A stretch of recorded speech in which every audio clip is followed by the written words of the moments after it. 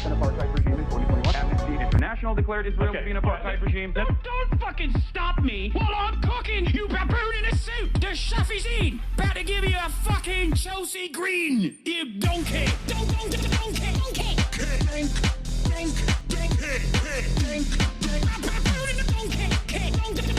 Listen to what I'm saying, and you will understand, perhaps, what I'm trying to imply. Patronizing.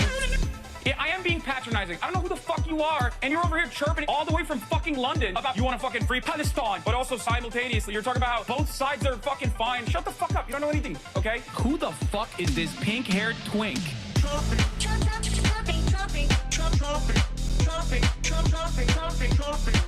Dissolve the apartheid. So what would you like to see happen, Hassan?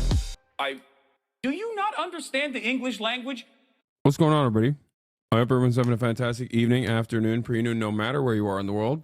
I'm Hassan Piker, and this is the HasanAbi broadcast coming to you live from not so sunny, maybe a little bit sunny, kind of terrible weather. California, Los Angeles folks, we're live and alive, and I hope all the boys, girls, and MBs are having a fantastic one because today's a beautiful day. Today's a wonderful day. Today is Saturday. Did you get a haircut, Azan? Yes. Oh my God. Everybody calm down. Yes, I got a haircut. It's fine. It happens. You know what I mean? Y'all are going nutty mode over here with the haircut. Anyway, this is the part of the broadcast where I tell you about my personal news about what's going on in the world of HasanAbi Piker in between the time period where I press the stop streaming button and press the start streaming button. It's Saturday, 1/18/2025. It is Saturday, January 18th, 2025. Why would you send me that Grimes tweet? Goddamn. Hassan, I want to share how much your coverage of Israel-Palestine empowered me to talk to my Normie family. My centrist mom asked about it over Thanksgiving, and we had a great convo, not only humanizing Palestinians, but also media/manufacturing / money and politics. Thank you so much. Hell yeah. Vivid mind. Will you wish my wife, Brooke, a happy birthday? Happy birthday, Brooke. Why did you cook your hair? I did not. I get the same haircut every single, pretty much on a monthly basis at the same exact time, and it looks virtually the same exact way. Okay? And that's what's happening right now. Anyway, personal news wise, this is part of the broadcast where I tell you about all of that, about what's going on in my world, in the world of HasanAbi Piker, in between the time period where I press the stop streaming button, press the start streaming button, and a lot has happened. A lot has happened, ladies and gentlemen. This is for all the parasocialists out there. First and foremost, I watched the Union documentary last night. It was amazing. It was a banger. Hopefully it wins an Oscar. Hopefully it wins all the Oscars. Okay? Hopefully it wins all the Oscars that are available. Okay? Now, other than that, I went and I had to go see my grandmother because she fell. So my grandmother fell. Unfortunately, it happens, you know, and she slipped and she fell. And she might have fractured or broke her wrist. And it was a tumultuous process in, of course, one of the wealthiest cities on the planet, in a private hospital to get her like immediate access in the emergency room. I found out at the UCLA hospital, apparently, according to Murad, who gave me some reporting from some field reporting, UCLA hospital still applies triage in the emergency rooms. They left the COVID level triage facilities in place. So they actually expanded, I guess, like technically not expanded, but they just kept the emergency room tents in place. All emergency rooms use triage. I've been to that emergency room. I don't remember it having triage facilities. I don't remember it having triage facilities on a normal time. I know triage is a normal part of ER, chat. No, you're missing. Okay. Emergency rooms, when there's like a lot happening, of course, have to do triage. It's not like it's a method. It's something that you need to do when you have an additional amount of need for healthcare. Okay. Normally, under like a regular, in the middle of the day, when you go to the ER in a massive city, in one of the local hospitals, like I didn't realize the UCLA ER still has like tents that were holdover from the COVID structure. Okay. And apparently that's what they do. And apparently my grandma had to still wait like a long time, even though she had fallen. She's, you know, old. and she might have even hit her head, and it still took like it still took them like a long ass time to finally get to her. And it's only after my my brother would like pull the doctor aside and was like, my grandmother is literally 80 and she fell and she hit her head. Can you please, like, what more do we need to do for her to get seen? And they finally did.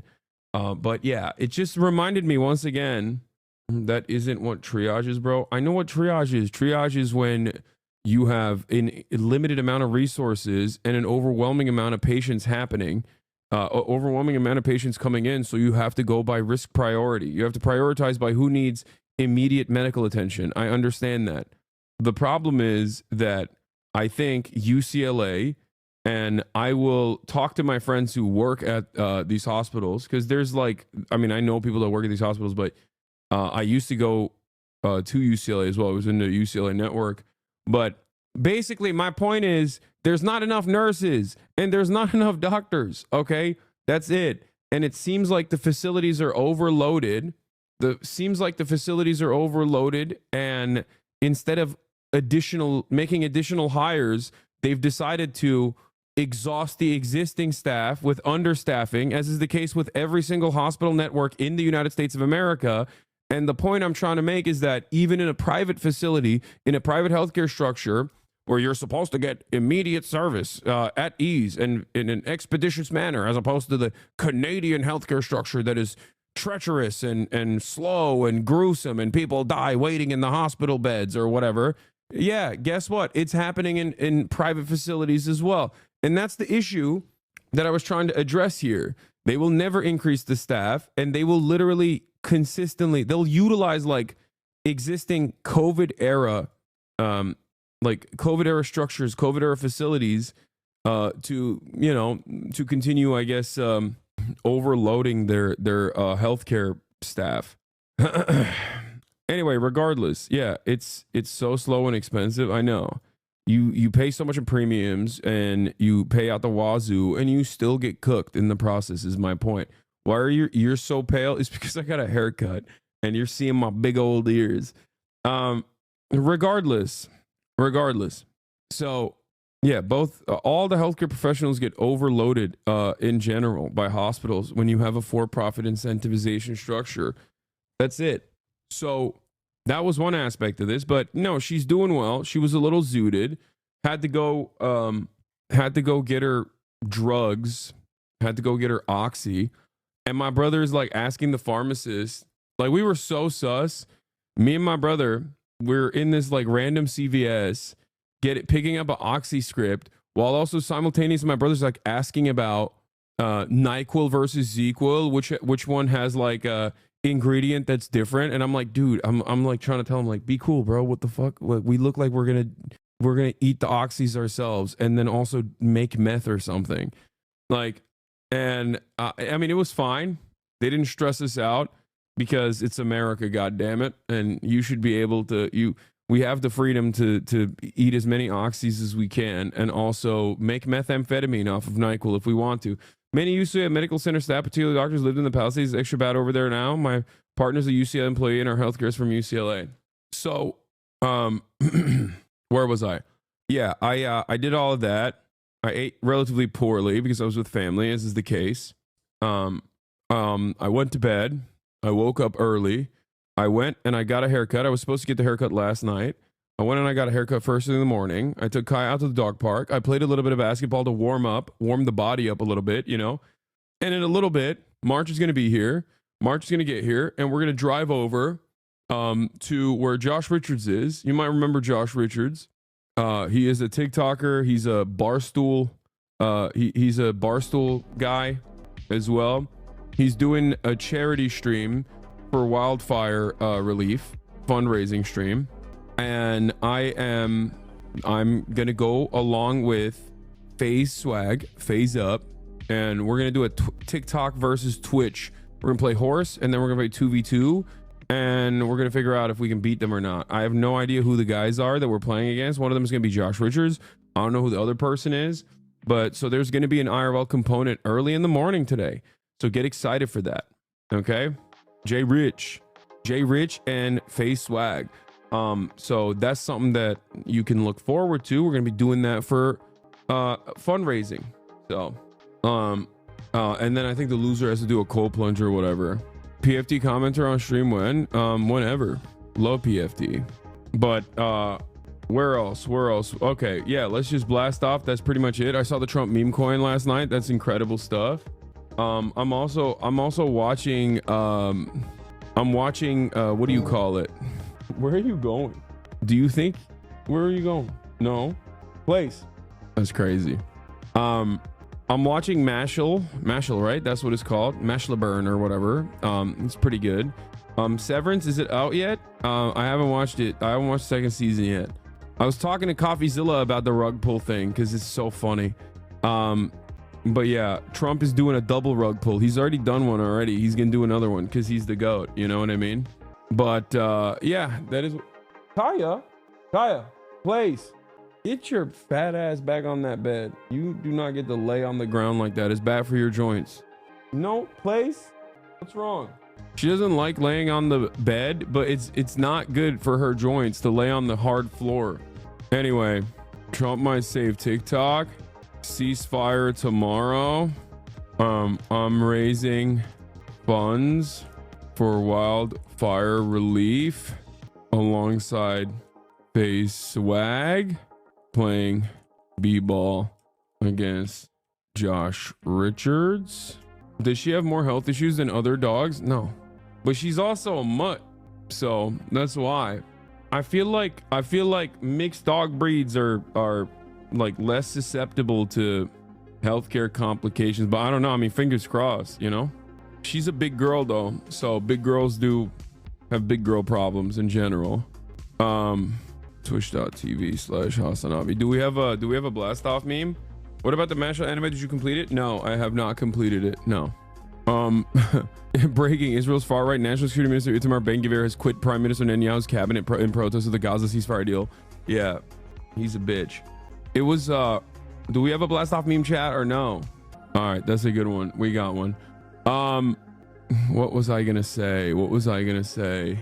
What are your thoughts on chopped chin? I have no idea what that is. No, you fell off. True. I've fallen off, dude. So hard. It's the worst. Abi yayın dışı ne yaptın? Her gün niye anlatıyorsun? Manyak mısın lol? Anlatıyorum abi. Fazla hayatımdan birazcık bir update veriyorum insanlara. Do you see sketch blow up? No, I didn't. Would you recommend Mashal? Yeah, it's funny. It's like silly. It's funny. Anyway, let's blast off. Have you heard about buying property in Egypt? What? No. Anyway, we'll talk about the Israel ceasefire stuff. I have a limited amount of time right now before I have to leave to go, play basketball and stuff. Your cam is bugging. Is it? I don't think so. But yeah, I have a limited amount of time until I have to like leave, but it'll be exciting to do something a little bit different. It's a Saturday, right? We'll also obviously talk about like the TikTok ban and numerous other things, but TikTok brain chatter, what does that even mean? I don't even know. BB's trying to pull we can keep killing people after the hostage deal again. We'll see what happens. New merch hoodie? No, this is Hidden New York. This is an old hoodie that I've had for years that I've never really worn. Will Phineas be on before Japanuary? Well, considering we have like very limited amount of time, I don't know. Maybe not. Yeah, I did. All right, you know what? Let's start with this one. First of all, my friend was the only girl at the hackathon and someone gave her this note. Hey, I think you're really cute and I love those two braids in the back of your hair. Let me take you out sometime. I'd love a lesson from you on how to hack, lol. Text me. Okay, can I just say something here? I think this is perfectly fine. Like, it's perfect. Like, what are you supposed to do? What's the expectation? Like, I don't know if Zoomers' brains have rotted. You're a dude. Yeah, I am a dude. And guess what, dude? Okay. I think this is a totally normal thing to do. Is it a little cringe? Maybe, but it's a perfectly valid, perfectly normal thing to do. The person that wrote this note didn't actually write a note that was like in any way, shape, or form creepy. He literally established that she is a better hacker than he is. Like, he's glazing her. He said some like seemingly identifiable trait of hers from afar was like, looks cute and nice. Like, this is the method. This is what you're supposed to do. Now, I don't know if this is because like Zoomers are so used to just doing TikTok Sigma Riz and skibbity toilet memes or whatever, and they're just like genuinely terrified of the prospect of being around other human beings and, God forbid, interacting with them, especially in a social setting. But this is kind of like the Faze Kason thing that everyone was like clowning on Kason for, just like shooting a shot at Pokimane, right? But he did it in a normal way. He did it in a polite way. He did it in a gentlemanly way. And this is precisely the same thing. And I think that regardless of my dude status, this is precisely what I tell dudes in my community to do. If you consider this to be creepy, then you consider all interactions in the wild to be creepy. That's it. Okay? That's it. Because if interactions such as this one is considered bad and wrong, or dare I say even immoral, if you want to take it to that degree, then you just don't want any interactions whatsoever in the outside world. Now, this is like, I have no notes even. I have no notes on this. He just like, he wrote a little note instead of like directly asking her in person, which I guess like that's the only difference there, is that he was probably a little shy to write it on a note rather than directly ask her, right?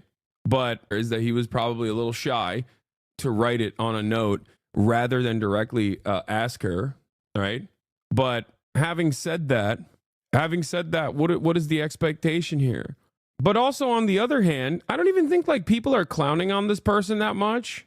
And what I have seen is like other accounts maybe clowning on this person a lot more for even posting this and blasting it. If you try to politely flirt in America, they publicly shame you in front of millions of people. I mean, this is funny, but it's also kind of true. It's like, like, what is happening? If I was being super critical, I'd say, let me take you out sometimes a bit forward. You can have better framing. That's crazy. No, that's perfectly fine and perfectly permissible in terms of being forward. What? You don't have to dance around the issue at all. Kind of related TikTok about you. Okay, Divas, can we talk about... Whoa, what is this? Why am I seeing TikTok decided to change its desktop notification system right before it gets banned? That's crazy. Why is it shameful to have ask someone out? It's not. When everyone is chronically online, anything IRL seems outlandish. Yeah, it's dangerous for future prospects if we consider any matter of like, if we consider all social interaction in IRL settings to be cringe, scary, immoral, messed up, grooming, whatever you want to call it, okay? Inappropriate age gap relationships or whatever people are suspecting from the outside looking in, then holy moly, that's terrifying. And maybe it's a I'm really old type situation. You know what I mean? I might be getting old. I might be getting up there, but like maybe there is a little bit of wisdom there in my age, but it's like this is the bare minimum. Bonus points for proper spelling and grammar. Also, that note's handwriting is 100% feminine. Yeah, that's what I was gonna say. The other thing that was like kind of sus. The other thing that was kind of sus is just like how good their handwriting was, I guess. And you know, Kai's on the floor. Yeah, I don't know why she just like doesn't want to be on the bed. I'm just gonna let her be on the floor. Whatever. If her joints explode as a consequence, is her fault. A hackathon isn't a professional event where anyone could be. It could be weird to ask someone out. A hackathon is a social event. No, that literally is the point. That's the other thing I was gonna mention. Like, it's interesting because this is what I tell chatters. One of the most common things that chatters ask me. One of the most common things that chatters ask me is like, how do I make friends in the real world? How do I meet girls or how do I meet guys in the real world? A hackathon is unironically one of those, like it's the type of thing that I explain to people is like common interest. A social event revolving around a common shared interest is what you're supposed to do. And this is it. That's what this is. So, you know, that is something to also consider, I guess. The irony there is that this is the method. This is the method being applied in in the real world, right? It's the method being applied in the real world, and yet, you know, maybe some people still think it's like lame. Divorced dads have dive bars, so you need to find your community space and make friends. Gen Z is used to using therapy speak to avoid challenging social situation. Asking them to leave their comfort zone is emotional terrorism to some. No, I don't think it's like that. I think it's not like that. It's not like that. We also saw this. I watched TikTok a while ago. I don't know why you just posted this. I don't know why you sent this to me already. We watched this on stream. I'm on your side, but one thing I will point out is, doesn't this not imply they haven't interacted at all and already being asked out? Yes. Yeah. That's chatter. I don't know how to begin to explain this to you, but that's very normal. That's like the most norm. That's incredible. That is the norm. That used to be, oh my God, that used to be the norm. Oh my God, is that not the norm anymore? Like, how do people date nowadays? Like, what? I'm getting old. I don't know. I'm getting too old, man. I'm getting old. I genuinely don't what? Gen Z loves talking for 5 months as a talking stage without days before going out. Okay, you guys are lying to me. Dude, it's weird. I'm 25 and I'm like one of the only people I know who doesn't date using apps. I mean, dating apps is fine. Like, it's not the best, but it's one method that people use, and I have used it, you know, quite extensively. Having said that, however, there are, and this might come as a surprise to many, there are other methods out there, which is, you know, going out in the real world and seeing someone in the physical space and going, hey, this person seems cute and cool, and I would like to get to know them better. And you go on a date and maybe it doesn't work out. It's fine, you know? It's just, Chad Vice should be Unk Vice at this point, you know? Goddamn. That's legit how they're doing it. Even people our age have adopted it. No, I'm just, like, all I'm saying is don't discount the way that, you know, the old school method, okay? You go outside in the real world, right? You go outside in the real world and you interact with human beings, and you might even take sometimes a shot in the dark and go, hey, I know you haven't seen my resume online of my sexiest, coolest moments where you can just like quickly swipe on and off, but like, would you like to take a crack at this, you know, dating thing? We could just go on one date, see what it's about. Maybe we like each other. Maybe we don't. It's not the end of the world, you know? I genuinely want to understand why people watch Twitch streamers for dating advice with respect, because I've had sexual intercourse with every single one of your mothers. Okay?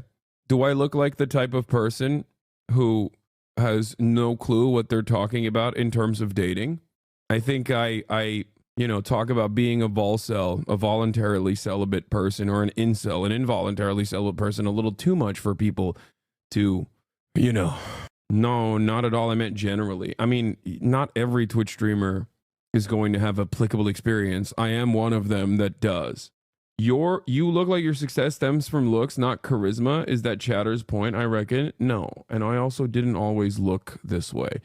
Put the lighter in the fire. Say, oh God, you put it in. Seriously. So what did these guys do? Did these guys start another wildfire? What happened? Someone was talking about how they blew up Sketch. Okay, did you just put the lighter in the fire? Say, oh God, you put it in. Seriously. Yeah, I did. No, you didn't. I should have. I didn't. I don't know. I did that. Did you? Oh, I did. Oh shit! I did not know. I did not know I was gonna do that. Oh my God! I'm so sorry. Oh my God! I thought you were trolling. Bro, Oh my God! Oh my God! Yo, I thought you were trolling. It's good. I can't believe they did that. That's crazy. Too soon, guys. Come on, too soon. Sketch threw a lighter in the fire, not knowing what it would do. What happens when you throw fuel in the fire? If only there was like a term for that people use, like throwing fuel to a fire, kind of. By the way, you're officially big bro and not unk status. No, I know. I already covered this on my community, on my Twitter community. I put it on my Twitter comms, where the new guidelines are official. Chat, technically, just so you understand, I am not unk. Please stop calling me unk. I am still, and for the next couple of years, still big bro status. Okay, 1324 is young. Okay, I'm not gonna say the rest of it. 25 to 35 is big bro, which is, you know, where I am still. Unk is 36 to 48. Okay, Unk is a vibe, not age. I agree, but all I'm saying is you have to abide by these abide by these well-defined guidelines. Okay, you have to abide by them, and that means I am not Unk. I'm big bro still. I love that at plus 49, your old head pops. Old school. Can someone make a white version so I can take something from white culture for once? No, white culture is on the pooper, dude. White culture's been at its lowest point, dude. It's been so bad. Drewski was on Hell's Kitchen and actually surprised Gordon Ramsay with how good his dish was. That's crazy. What hasn't this man done? Wit and Drewski, let's go. All right. Come on. Hope they drop it. How great would it be to see the ravioli on the rug? Don't get too comfortable. Looks gross. Looks terrible. Drewski, thank you. Yes. Have you ever made a ravioli or tortellini of that type? Never in my life. I had alphabet spaghetti before. Well, this is on a completely different level. I love the visuals. They're plump. Just like me. Love the filling. It's compact in there. Wow, they're good. The question is it better than Brandon and Jim's? They are better than Brandon and Jim's. Congratulations. Well done. Nah, that's fake. Why are you guys saying it's That's fake? natural. Get on up. Wow. Appreciate it, man. That's very hurtful. Appreciate that. Wow. Hate them both. I can't tell you how much I hate them both. They most definitely are keeping it on the show for ratings. Okay, I don't understand. You're saying for ratings, but like every single one is a celebrity chef. So every single one of the chefs are celebrities. So technically they're keeping everyone on the show for ratings, don't you think? No wonder the single rate is at an all-time high. Singledom has peaked. Number of unpartnered adults in America declines for the first time in 2 decades, survey says. American adults are looking for love, or many are reporting they found someone. For the first time in almost 2 decades, the share of unpartnered adults who are neither married nor living with an unmarried partner in the United States has declined. This decline coincided with a slight rise in couples who reported being married from 50 to 51%. Pew found, signaling possible change in America's relationships. Singledom has peaked. Dr. Richard Fry, a labor economist who conducted the survey and has worked as a research analyst for Pew for 23 years, told CBS News, you know why people are being forced into coupledom? Okay? You know why? It's because of the labor market. Like, the labor market is forcing people to be isolated, but it's also simultaneously purchasing power and lack thereof that forces people to have to couple up, like, so that you double up on your purchasing power. Otherwise, you're just so unimaginably cooked. So it is officially looped back around. Like it initially was making it impossible to find a partner because you're constantly working and everyone is constantly working. But now you're getting back into a situation where you're like, I can't pay rent. Like I'm working all the time and I can't pay rent. I need someone to pay rent with me. Polycules are the future of the economy. Oh God, I hope not. The poly meta is so funny because like there's a TikTok that popped off on TikTok that was like, why do all poly couples look that way? And then, you know, and then everybody apparently got mad and they were like, we don't look that way. And it was the most like looking that way as people that were yelling at the initial person who said they all look that way. It's hilarious. Everyone that was like, excuse me, we don't look that way. They did. They certainly did. It was pretty funny. And I know that's like, Austin would call that HasanAbi heads in the chat 100%. Austin would call that HasanAbi heads in the chat 100%. Austin would clock you in the wild as a fan of this broadcast. And the reality is like, yeah, you do kind of look that way. So don't start in here, okay? A lot of poly couples look like they are all subscribed to the HasanAbi broadcast, okay? Many of you are in here right now. And you're like, okay, I got clocked. It's fine. It's not the end of the world. That's my community. You know what I mean? I know my people. What is this? Oh, anytime someone says the word polycule, this is what I imagine. Oh my God, that is kind of true. And also, God, remember this video? I love this video. It's so good. God, what an incredible video. This lived in my mind. Aisha Esquire, thank you for the 5 gifted subs. This video lived in my mind for an extended period of time for good reason, because it's such a banger. It's such a classic. It's the best, the absolute best. What are you drinking? Coffee.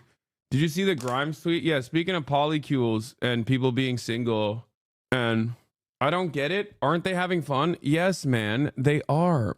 It's okay. Like it's all right. You can just like kind of, I mean, they are having fun. I don't want to, I don't want to do anything about it. I'm just laughing. Can I not laugh? Am I not allowed to like look at that and be like, damn, they're really invested in this? No jokes. It's still okay to be cringe, okay? Also, speaking of cringe, Grimes tweeted, just for my personal pride, I would like to state that the father of my children was the first American druid in Diablo to clear Abattoir of Zir and ended that season as the best in the USA. He was also ranking in Polytopia and beat Felix himself at the game. I did observe these things with my own eyes. There are other witnesses who can verify this. That is all. Chab be like, bro thought jokes would fly. That's my favorite meme. In awe of her brain. I'm not a communist. I'm probably a capitalist, but I think the incentives of capitalism are bad. And the dollar should be backed by something more meaningful, like trees. I know that's insane and likely impossible, but I'm an artist, so my job is to say things like this. Okay, look, I'm sorry, all right? Grimes gets to do this, all right? That's it. That's all I'm going to say because think about this. Here's my counter. This is it. This is my counter. Anytime I see a Grimes tweet, I just think like, well, her contributions to the arts have been great. It's too much of a banger. It's too much. I know the expectation is that she's supposed to be like cool, okay? I know the expectation is she's betrayed the classic like artist / thinker who is wise, well beyond their years and worldly and well-traveled and thinks about many different issues or whatever. Like someone who is capable of making such profound art should also be able to see the world in a way that does not resemble the opinions of a 14-year-old who has spent too much time on Reddit. But unfortunately, you can't have it both. Okay? You can't have it both ways. You just can't. When you're running by yourself, it's hard to find someone to hold your hand. As far as like, Mr. Not Music Listener, and you guys know I am not a music listener, okay? I am not a music listener at all. But if we're gonna be real recognize real here, okay? This is a banger. Man, Grimes literally got malnutrition for only eating spaghetti for 2 years. Why are you surprised? I'm not. Also, you know who's having the last laugh here? Remember who talked about annexation of Canada on the HasanAbi broadcast? Grimes and I did. And guess what's happening now? Many years later, as Donald Trump is becoming the next president of the United States of America in 2 days, what is going to happen? The annexation of Canada. So who actually had the brilliant foresight? Who did? Grimes did, okay? Clearly she's not. This music is horrible. Oh my God, Hasan, you broke my heart. Okay, dude. I mean, seriously, listen, I feel like this is one of those moments where like a lot of people will be like, oh, Hasan, you don't listen to music, so I'm going to automatically auto dunk on you on this. But saying that Grimes, especially her old work, is bad is insane. That song is like almost a decade and a half old. What are you talking about? It's incredible. March, can you defend Grimes's music for a brief moment here as the music understander? Yeah, it's crazy to say that her music is bad. Like that's her old stuff. I'm not talking about the new. I haven't really listened to any of her new stuff, but like, come on, dude, are you kidding me? No, I know we're clowning on her. That's why I played Oblivion because the worse her take gets, the more you have to. The worse her takes are, the older you have to go back into the library. You have to dive deeper into the library of content. March isn't even there, bro. Nice try. No, he is. He is here. He is here right now. He's setting up the bag because we're about to ride off into the sunset. Why are we taking this moment to defend Grimes like trees, bro? No, I'm not. I'm not even defending her. I'm just saying. I mean, this is like everyone expects her to be. Everyone expects her to be, I guess, like a worldly person, an intellectual. You know, the expectation is that maybe she does a lot more listening and a lot less, talking, and then develops a fully flushed out worldview. But the reality is, it's not going to happen. Okay, it's not. And I guess the only counter is like musicians only go in two directions nowadays. cryptocurrency enjoyer, bag holder / Varg. They only go which way, Western man?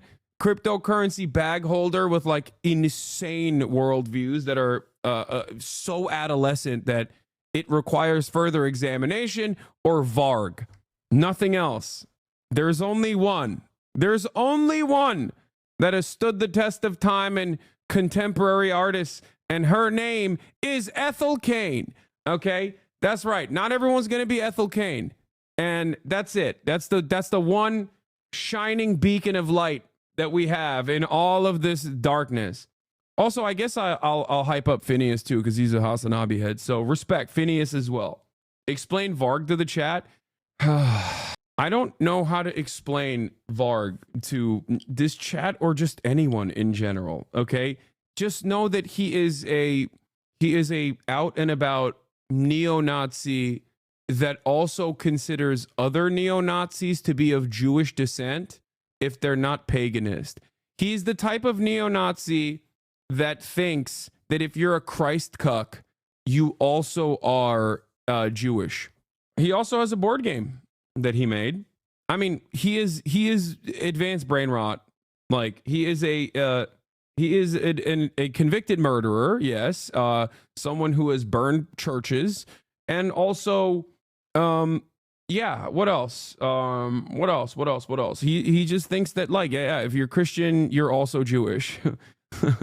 He regularly will tell other like Christian neo-Nazis that they're Jews themselves because they're not into the esoteric pagan Nazism that he's into.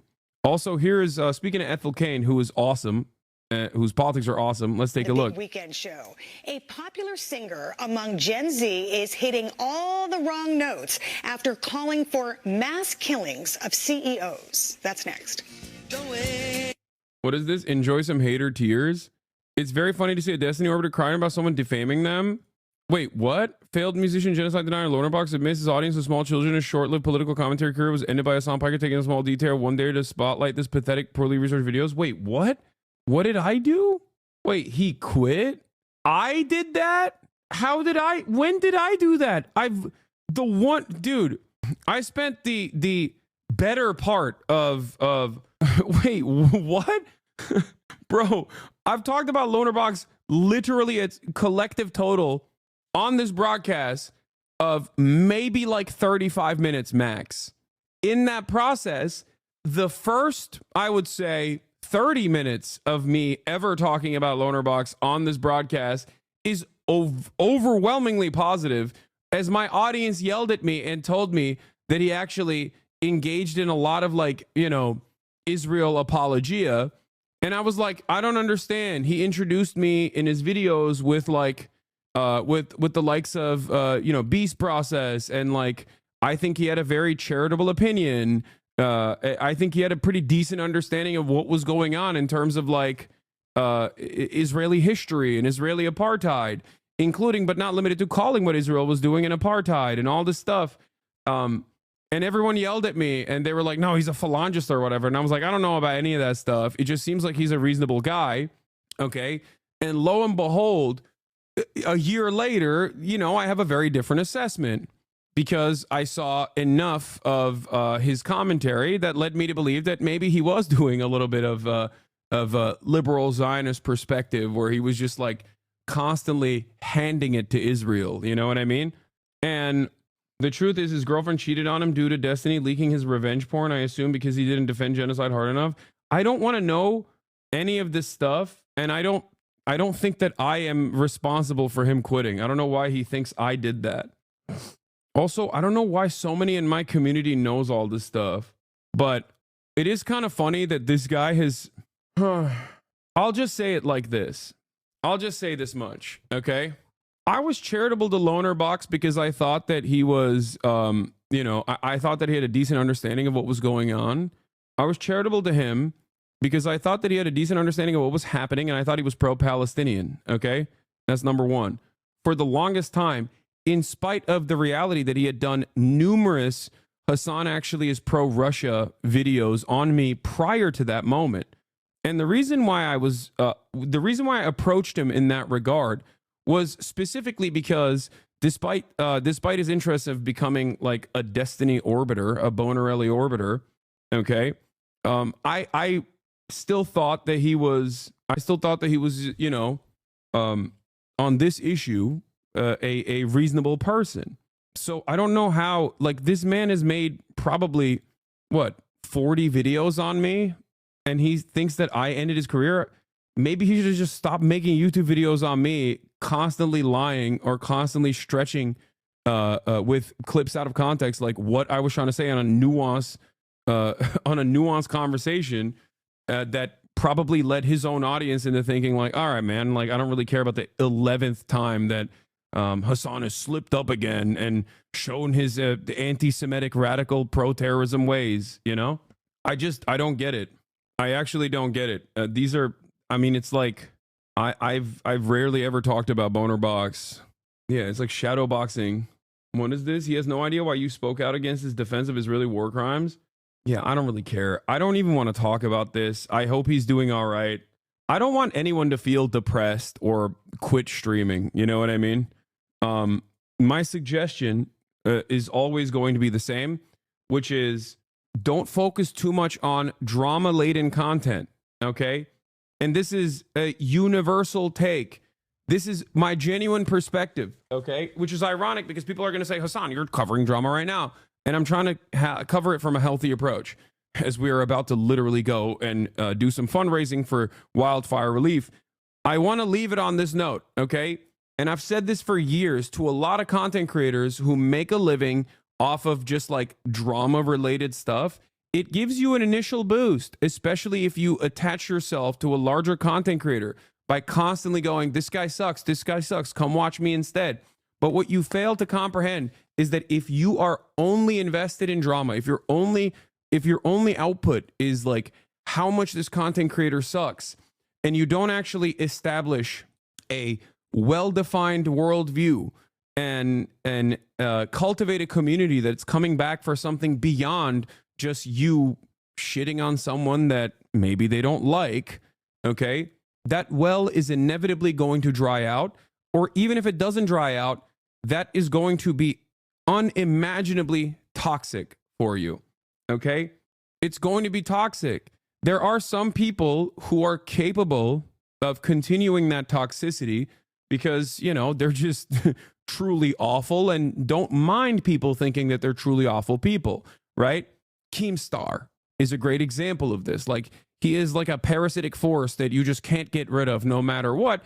And that's partially because he doesn't mind. He doesn't mind, you know, rolling around in the dirt and in the mud.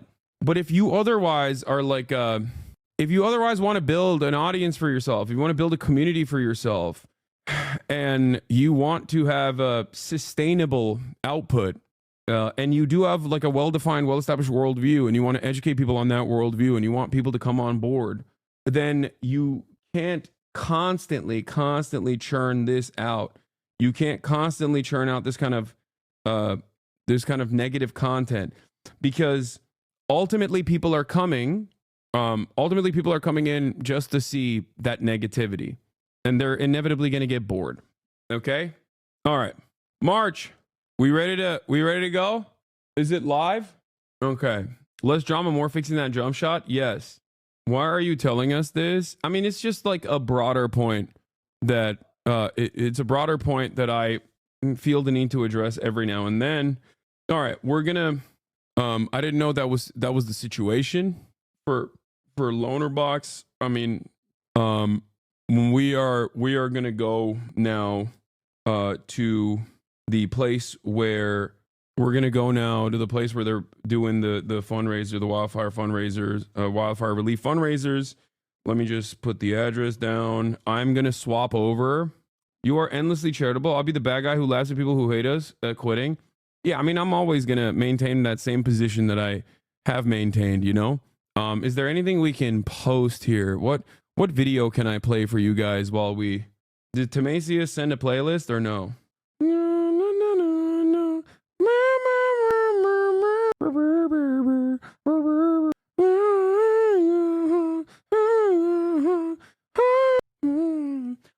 We can play the Sean O'Brien pod. Yeah, that's right. Let's do the Sean O'Brien pod. Great. Where is it? Damn, it's not coming up on the... What is it? Better Bad Opinions? Better Bad Ideas. Sean O'Brien. I'm Sean O'Brien. First episode. We discuss... All right, let's go. Mainstream media. All right. Discuss Amazon. Chat, we'll see. I'll see you on the other side in a little bit, okay? For those of you who don't know also, Hasan once the... You're not watching enough. Here's the thing. Once I'm on the road, I will actually flip the camera back to me in March. We're gonna play a little bit of basketball. After that, I'm gonna come back here. After that, I'm gonna come back home and I'm gonna continue streaming. I'm just letting you guys know. Okay? All right. Enough YouTube or Twitch. And today we find out who has a better bad idea. I'm Sean O'Brien, General President of the International Brotherhood of Teamsters. Put your helmets on, buckle your chin straps. It's a full contact sport. We're going to find out who has a better bad idea. So I appreciate you doing this, my friend. Of course. I didn't listen. I did not know that you had a podcast. I didn't either. You're coming into my territory now. This is... No, I appreciate it. You know, I obviously been following you, following your work. And where are you from? I'm originally from Turkey. I grew up in Istanbul and Ankara, but then I came to America when I was 18 years old to go to college.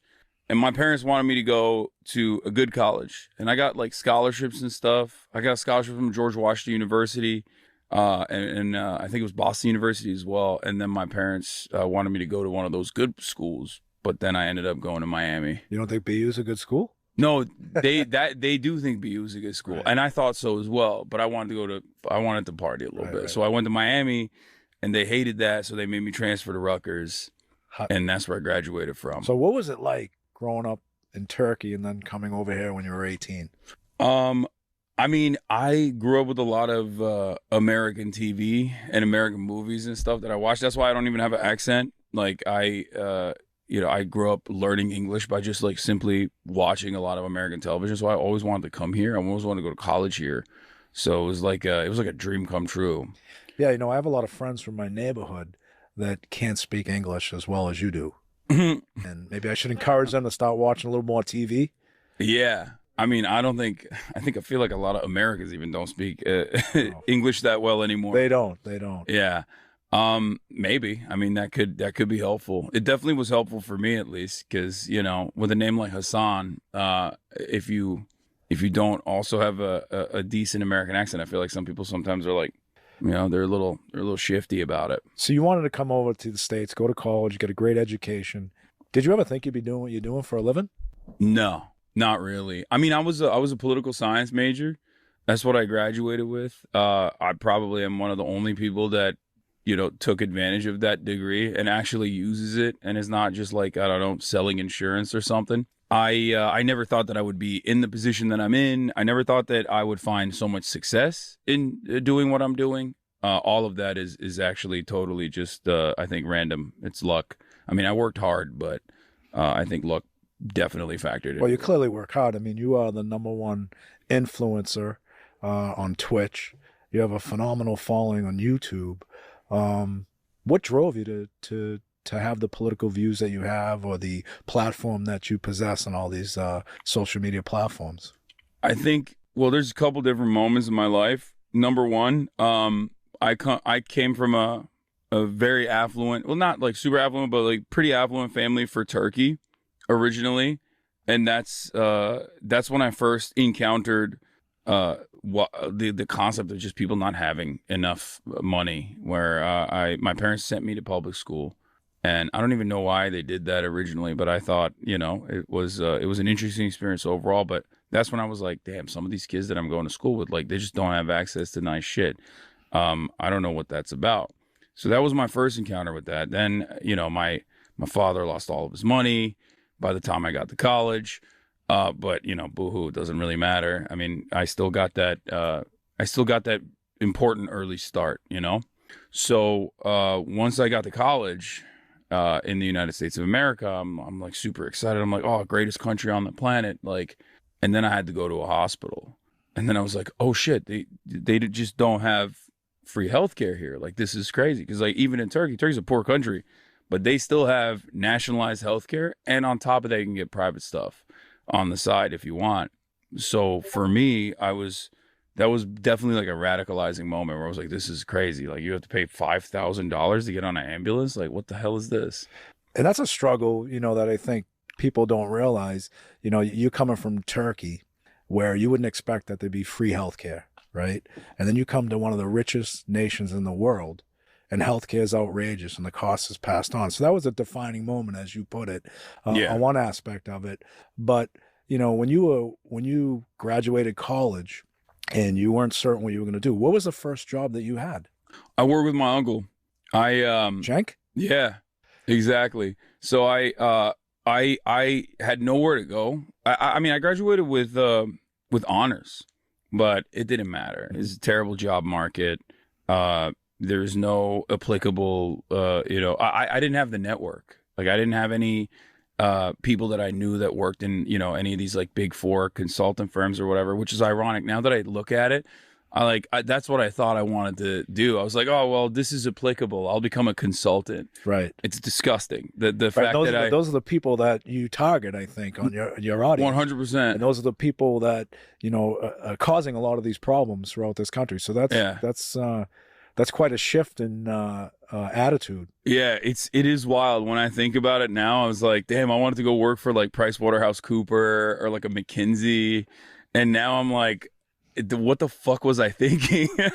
were you like taking gummies or smoking weed back then at all? Or what was up? No, I think, well, yeah, I guess for sure. But no, at that time, it was just like, I didn't have any sort of like serious principles. I was just thinking about it like, I want to make money and this is prestigious, That's what I thought in my mind.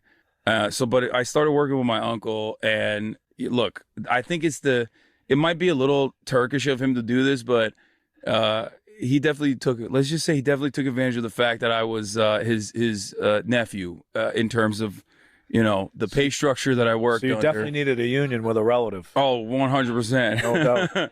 Exactly. They actually did unionize the producers, but that was after I had left.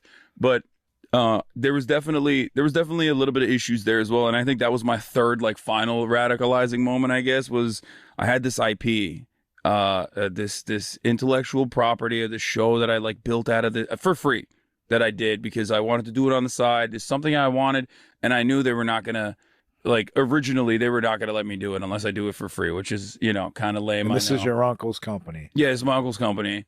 So I'm just like, I want to help.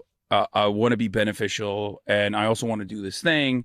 I'll just do it. I'll just do the extra work for free on the side and like maintain this thing so that like, I can prove that it's good. And so I did that. But it blew up. It got very popular. And instead of giving me additional funds to be like, here, let's build out the show more, let's give you a writer, because I did this in the supply closet, basically. I put a green screen up there and I started filming myself. They were like, oh yeah, we're going to take this IP and we're going to give it to all the other hosts so we can like make more of the same type of videos without spending any extra money. And that's when I was like, damn, I have no ownership over this. Like, I have no control over my hours. I have no control over this IP, this thing that I created, right? Like, this thing that I put a lot of thought and effort into, and I did for basically free. I don't control it. It seems like you're describing the third-party leasing arrangement that Amazon is using right now. Yeah, that's actually a great segue. You're a natural. You're a natural at this podcasting thing. Right. We'll see. Count on you to make me look good, man. All right. No, I will. I asked my friends that do a labor report, and they were shocked that you have podcasts. They didn't know that this was happening. Yeah. So this is going to be exciting. Well, I think like you, we recognize that we do have a lot of influence. More importantly, we have a lot of opinions. And I think it's important to sometimes step out of our comfort zones and create a narrative that is inclusive, that can have differences of opinions, like you do as well. But it's important to have programs like this that are uninhibited, unscripted. And, I think, segueing into something else, I think the mainstream media, and this is an unqualified opinion because I deal with them all the time, is not as effective or influential. It's more like a totalitarian rule when they want to control the narrative. And whenever you have a difference of opinions or you want to have a narrative that they're not comfortable with, they blow it up. So in your opinion, being a social media influencer is one of the best, one of the most brightest, based on your background, where do you see me?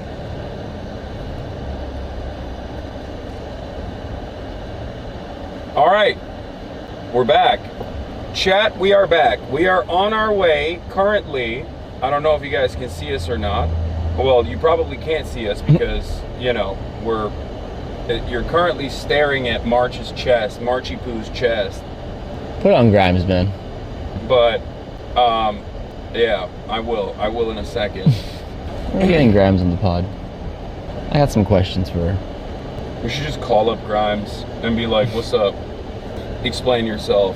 What do you mean by all trees? Of the things? What do you mean by trees? Dude, that's oh my god, now it's stuck in my head too.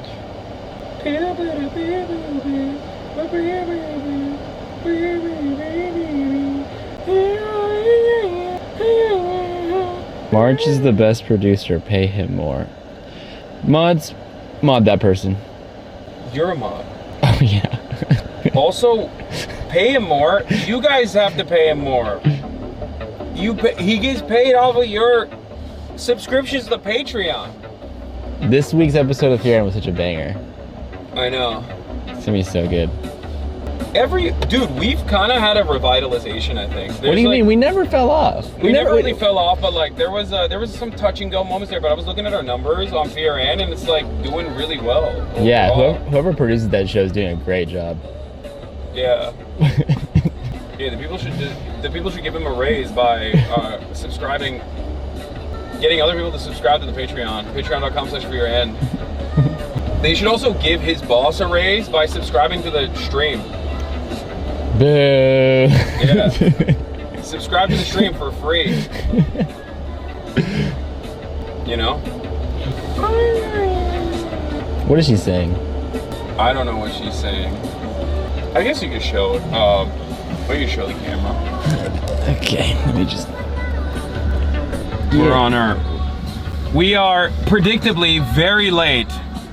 Ladies and gentlemen, boys, girls, MBs, we are currently on our way to an undisclosed location to play basketball, to play pickup basketball 2v2 in an effort to fundraise for the wildfires that have happened all over Los Angeles, California. We're going to be fundraising for wildfire recovery and relief efforts, for the firefighters, and for numerous organizations. Shouts out to Josh Richards, who is spearheading these efforts on his stream, and in an effort to cross-pollinate and collaborate.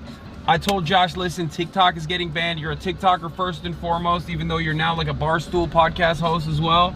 But Josh, I'm down. I'll be there. Now that the American government is taking away one source of your... What was that? That was my phone, sorry. Now that the American government is taking away one source of your income, I will also take away your pride by destroying you in the marketplace of basketball. That's what I told him. Except I didn't tell him any of this. And I don't even know if he's good or not. He might actually be a baller. Like, straight up. And I don't know. But I will say this. I'm going there. And my partner in crime today is going to be Faze Swagg. Faze up, okay? Faze Swagg, for those of you who don't know, plays COD, plays a bunch of different games. He is dope. I'm supposed to be on his podcast at a certain point as well, but it's going to be a Twitch v TikToker, Twitch streamer versus TikToker 2v2. We're going to be playing horse, and we're going to be doing 2-on-2s. Now, I'll be honest, Swagg is going to carry. Swagg is going to absolutely carry. And the reason why I say that is because he played college ball. The NAIA, I think. Not NCAA, but it doesn't matter. He still played college ball. So he played... He's a real one. I've heard great things about his prowess, his acumen, his skill, his game IQ, all of that. His competitive nature. These are things that I've heard about Faze Swagg. But most importantly, we have that Faze connection, right? Like, he's Faze Swagg, I'm Faze Hasi, and together we are going to not only defend the honor of Twitch, the video game streaming platform, but we're also going to be defending the honor of Faze. We're going to be phasing up and never really phasing down. So get excited for that. I hope you guys are excited for that. And on that note, March, you can flip the camera back to yourself. Okay. For a second, really quickly. Oh, okay. I just want to... Yeah, that was a really inspiring speech. I'm really hyped for basketball right now. How long until we get there? It's going to be 30 minutes. We have 30 extra minutes to get there. And unfortunately, the reason for why it's going to take 30 extra minutes for us to get there is because of the wildfires. So yeah, you can't get mad at me on that one. I did not realize, I did not foresee this trek taking this much time. Hi, chat. We can. We don't have to play it again. I think we do. Oh. No, we won't play it. Oh, we play it for 36 minutes straight? Yeah, I think same song. This is gonna be okay. We'll play something else then. So, I wasn't expecting to be on camera today.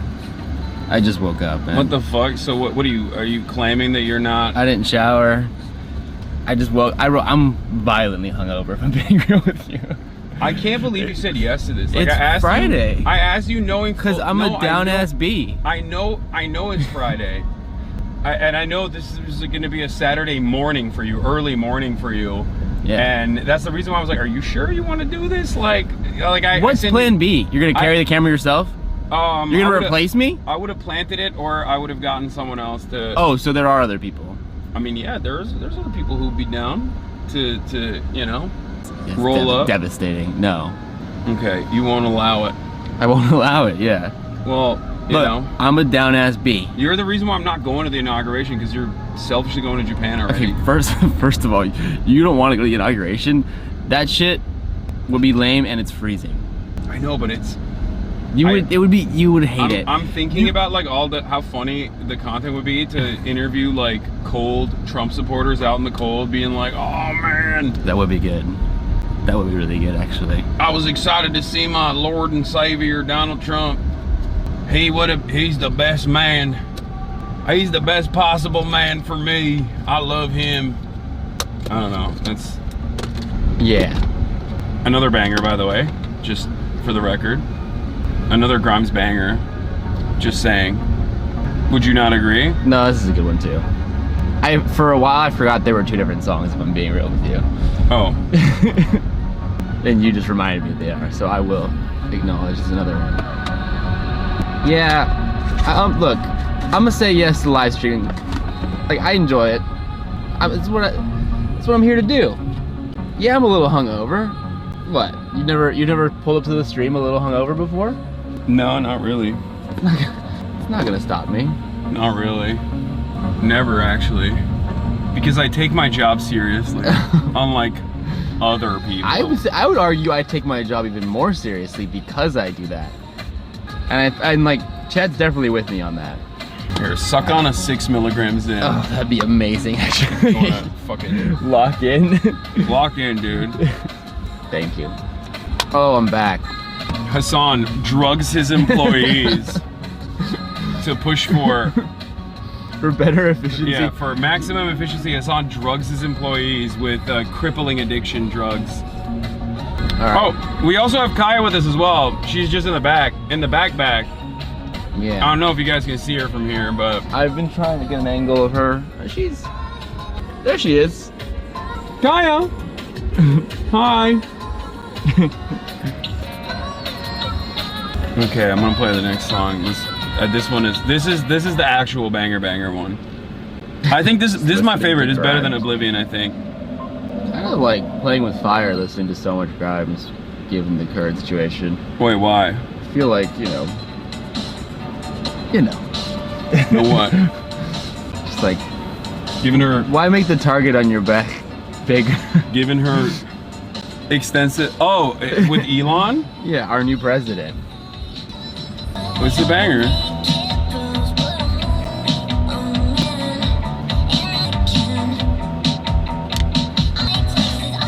I've never heard this one before.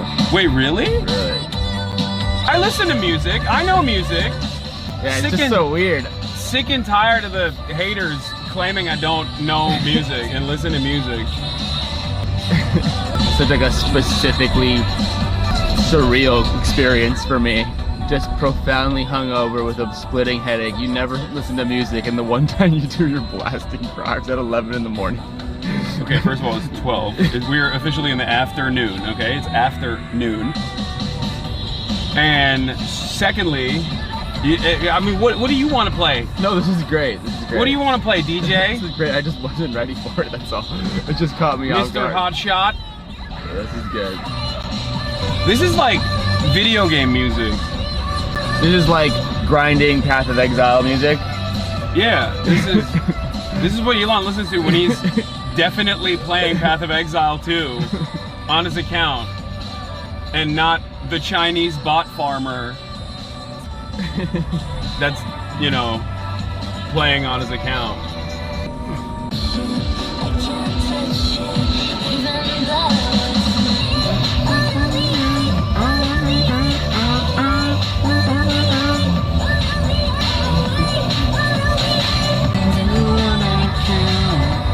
See, you're bumping. Yeah. March is not showing himself on camera, but he's literally going like this. It's good. It's good. Look, I like it. It's good.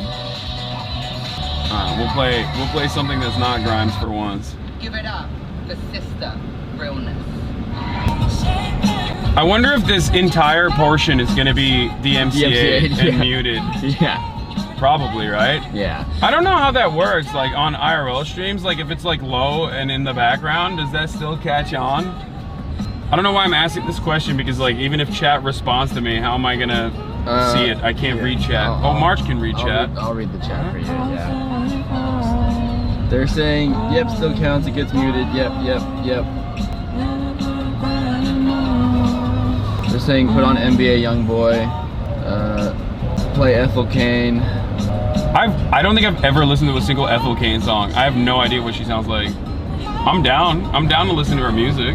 No, I've never listened to her either. March, can you pull it up on YouTube on my phone? What, Ethel Cain? Yeah. This is good. I'm vibing to this. Play the jungle. Oh, come on, after this. Okay.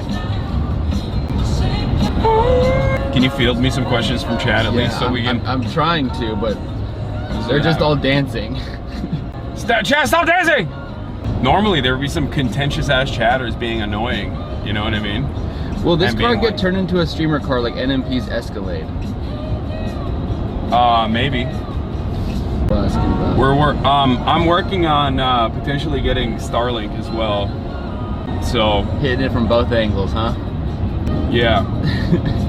Yeah, I'm just you don't choose sides in the divorce. Bro, I'm telling you, dude, JD Pondon, he is saving TikTok. He's gonna extend it 90 days, and then after that, he's gonna save it permanently. That's number one. Number two, he is saving Palestine. He did the ceasefire, okay? He did the ceasefire so hard that Itamar Ben-Gvir actually had to quit. You know, he's making the racists quit because he loves being a third worldist. In my mind, Donald Trump loves being a Maoist third worldist. MAGA, more like MAUGA, okay? Think about that. Maoists against government acquisition. That's what MAGA stands for, truly, in my heart. So, all I'm saying is, JD Pondon, he's doing the damn thing. Elon Musk, also good in my book, because he's the shadow president. Elon Musk, that's literally Shanghai Elon, okay? Tesla factories in China.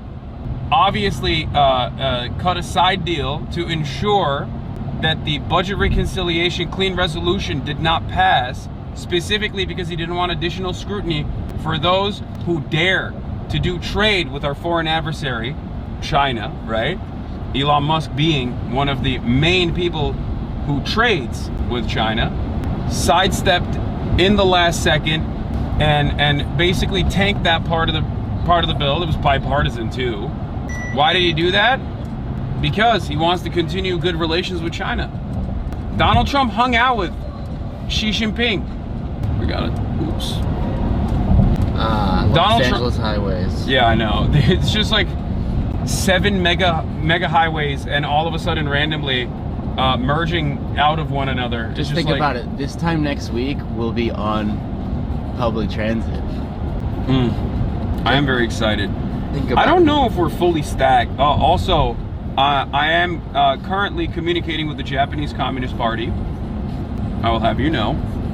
And communicating with the Japanese Communist Party to get a tour of their headquarters. Where is that? Is that in Tokyo? Yeah. That's sick. Yeah, it's actually, like, this is something that I want to do more, where when I do travel streams, I want to intersect my IRL content with a little bit more political stuff. Yeah. Like the firefighter stream that we did. Yeah. Like, where I want to use that as an opportunity to you know, show what other socialist movements look like in other countries. Like, what are the questions I'm truly curious about, are like what goes on, what are the daily struggles of, like, you know, regular working class folks in Japan. What is the Japanese Communist Party seeking to address, regardless of their, like, electoral chances or anything like that? Because I think that they're, you know, they're decent, they're decently sized. They're not necessary. I mean, living in the United States of America, I can't really talk. I don't have much room to be like, oh, they have no shot at, like, winning, especially considering that they're at least more, I mean, they at least have a functioning, historically relevant socialist communist party. So we don't have any of that here in the United States of America, at least in, like, contemporary American politics. So I wonder what their day-to-day looks like, what they're like, what kind of political initiatives they've backed. Because, like, obviously you guys have seen the "We are dun dun dun dun dun dun dun dun dun dun dun" the anime video that they came out with a while back. I want to also understand the demographic makeup of the party as well. Is it like the youth, the Japanese youth, or is it mostly just like old commies? Do they get government repression? Do they face any sort of, like, political repression in a place like Japan?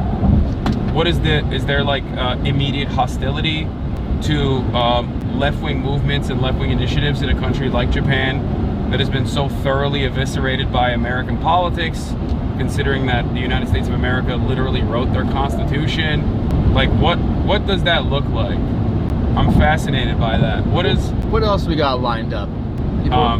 We're gonna do a Bushido stream, Kendo stream. We are going to do a katana building stream as well. We're gonna polish a katana and some sword mastery as well. We're gonna go pet some capybaras. We're gonna pet some capybaras, of course. We should go to Mount Fuji. I mean, we haven't actually fully fleshed out, like, if we're gonna travel inside of Japan at all. Well, Mount Fuji is luckily not too far out from Tokyo. No, I know, but I'm saying, like, if we want to, because I know that a lot of people are going to be in Japan. We've been invited to the Apex tournament, which is in Hokkaido. Yeah, we should go pop over for a day or two. We could do that. We could do that, and we could definitely do that, because, like, I also want to ball in Japan as well. I want to ball, like, pretty much every day if I have the opportunity to do so. All right, we're gonna hit some serious traffic here in a second, I think. At least that's what my Google Maps says, and it's part of the reason, I think, is because of the wildfire still. But I want to play basketball. I want to go to the One Piece gym. I want to go to all these gyms. There's a One Piece gym?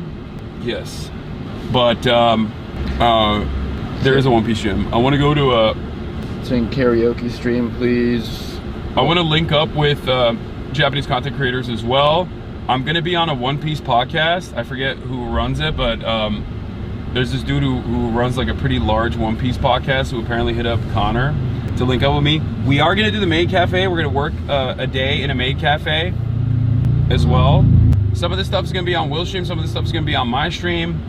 My plan in Japan is, just like I've done in the prior Japanese trips that I've done, is wake up super early in the morning, probably around 12 p.m. Pacific time, and go live, which would be like around 5-6 a.m. my time. Go live do a couple hours of news coverage, and then try to hit something early that is like somewhat politically relevant, like do an IRL that is like politically relevant, you know? And then after that we swap over to Will, and we continue with the fun, because that hits his hour, his time slot perfectly as well. Someone said stop ignoring Marks. What? The chat is moving so fast. I'm holding a camera with one hand and reading chat with the other hand. Why don't you? What do you want? Why don't you like try to place it on this thing? The camera? No, not the camera. Like hook it onto it or something. Potentially. And then you can turn it to yourself for now anyway. Oh, hold on. This might actually work. There you go. Oh? You don't need a car mount. Look at this. Boom. I got multiple though, just to be safe. Oh my god. Wait. Here, flip it over to yourself for a second. Perfect. I just gotta check the traffic and stuff. Oh my god. It's perfect. Almost. It's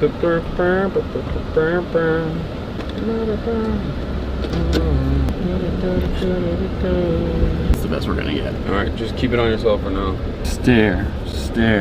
I'm gonna call Swagg real quick. Oh, Swagg's calling? No, I'm Swagg is calling. Will you pick up, chat? Yeah, yo. Hey, what's going on? You're on stream, by the way. You're on stream. I'm already driving up there, and I'm late too. You're good. Did you see the hoop? Oh, does it suck? I didn't see it. I'm driving. I was just looking. I texted it to you. It's like, I mean, there's no way we're actually like playing like a competitive 2-on-2. It looks like something like we had as kids. Oh, really? Okay. Yeah. I mean, it's for fundraiser anyway. Yeah, it's a vibe. These TikTokers, man, they cooked us. They didn't want to do it because they were scared, I think. They're already this is why TikTok's getting banned. I mean, this definitely, we're just gonna be shooting the shit. I mean, this is I'm not trying to roll my ankle out here okay on the outside hood like that. Okay. Maybe there's some courts in the area or something. We can just like drive over quickly.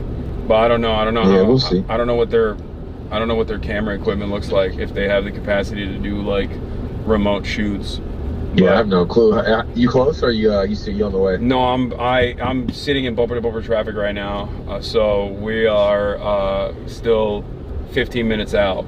Okay. All right. So I just got here, so just let me know when you pull up. All right, we'll do. All right, sounds good. All right, bye. Can I move it to you now? Mr. Why? Streamer? Are you uncomfortable?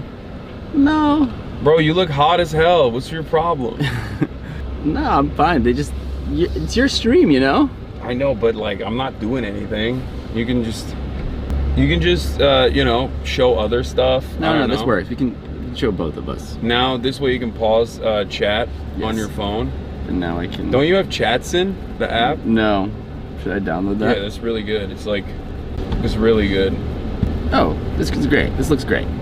It's a little crooked, but it looks great. This angle makes me look taller than you, which is kind of fire. Really? Yeah.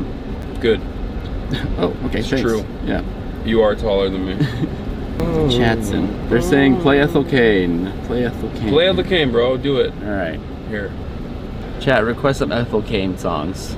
What are her bangers? What kind of music? Does she have bangers? What kind of music does Ethel Kane make? If you just search it on YouTube. They're saying Crush. Everybody's saying Crush. That's the one. First song that comes up is probably going to be a banger. I got you.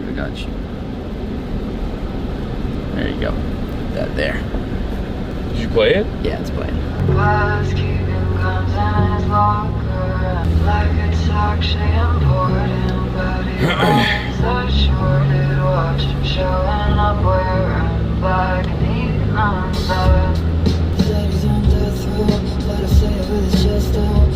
Okay. This is not what I was expecting. Yeah, given how she tweets, or given how she uses Tumblr and posts about like assassinating CEOs and stuff, I thought it was gonna be like darker.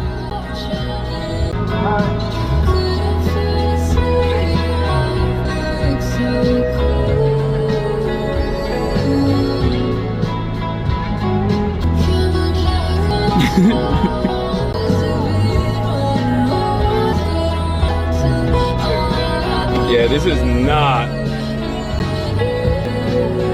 I like it. Yeah, but it's not the You don't vibe fuck for with now. this? It's not the vibe for right now. I want some hype. You don't hit PRs to Ethel Kane? Nah. Unsurprisingly. This might come as a surprise to everyone, but I do not hit PRs to this. Play some virtual self-march. Play Porter Robinson. You want to hang out with Porter Robinson in Japan? I'll take that as a yes. Porter Robinson. He's gonna be there. My mortal enemy. He can finally get you two in a room together. Stealing March from me. Should run it back. Do another podcast with him. This time with you actually on it. Keep talking about how you keep calling him Porter. That's his name. It's messed up. Not even using his full government name. I hope I don't pull a hamstring while I'm playing. That'd be really funny. Because my legs are injuring yourself right before Japan. Hey, Will texted me.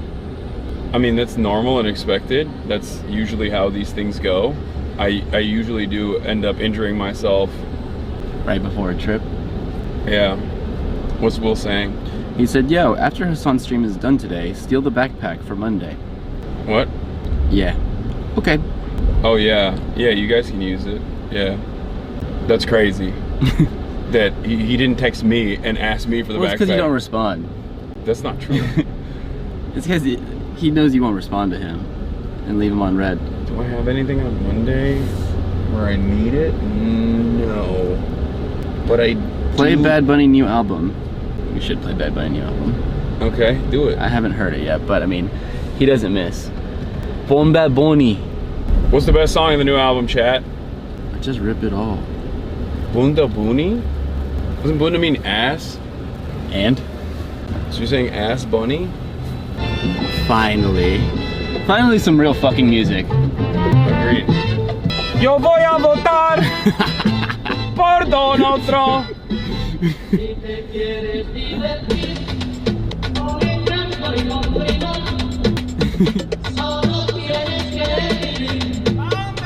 You hit PRs to this for sure.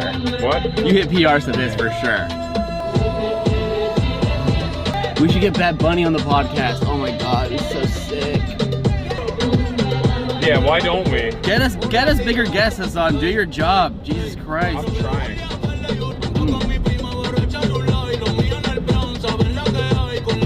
I like the idea that I have access to Bad Bunny of all people, and I'm just choosing not to. That is the truth. That is how I see. I feel like that's accurate. Yeah, definitely.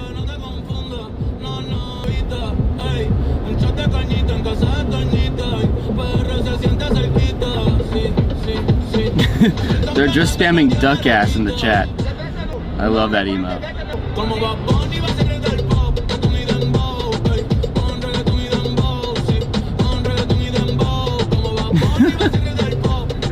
What's he saying, March? To be honest, it's kind of hard to decipher what he's saying. Even as a fluent Spanish speaker, the way he like speaks and raps, I'm like, damn. I gotta listen to it a few times. Damn. Classic Chicano shitting on Puerto Ricans, bro. You see this, chat? It's not. You see this? Oh, dude, it's just different, you know? I'm Mexican. Don't astroturf beef between me and Bad Bunny. Don't pit Latinos against each other. We speak the real Spanish, not whatever these Puerto Ricans are speaking. This is such a sick Range Rover. Look at that.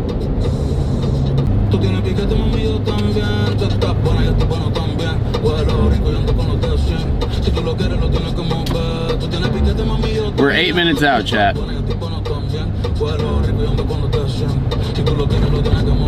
We're 2 Ethel Kane songs out.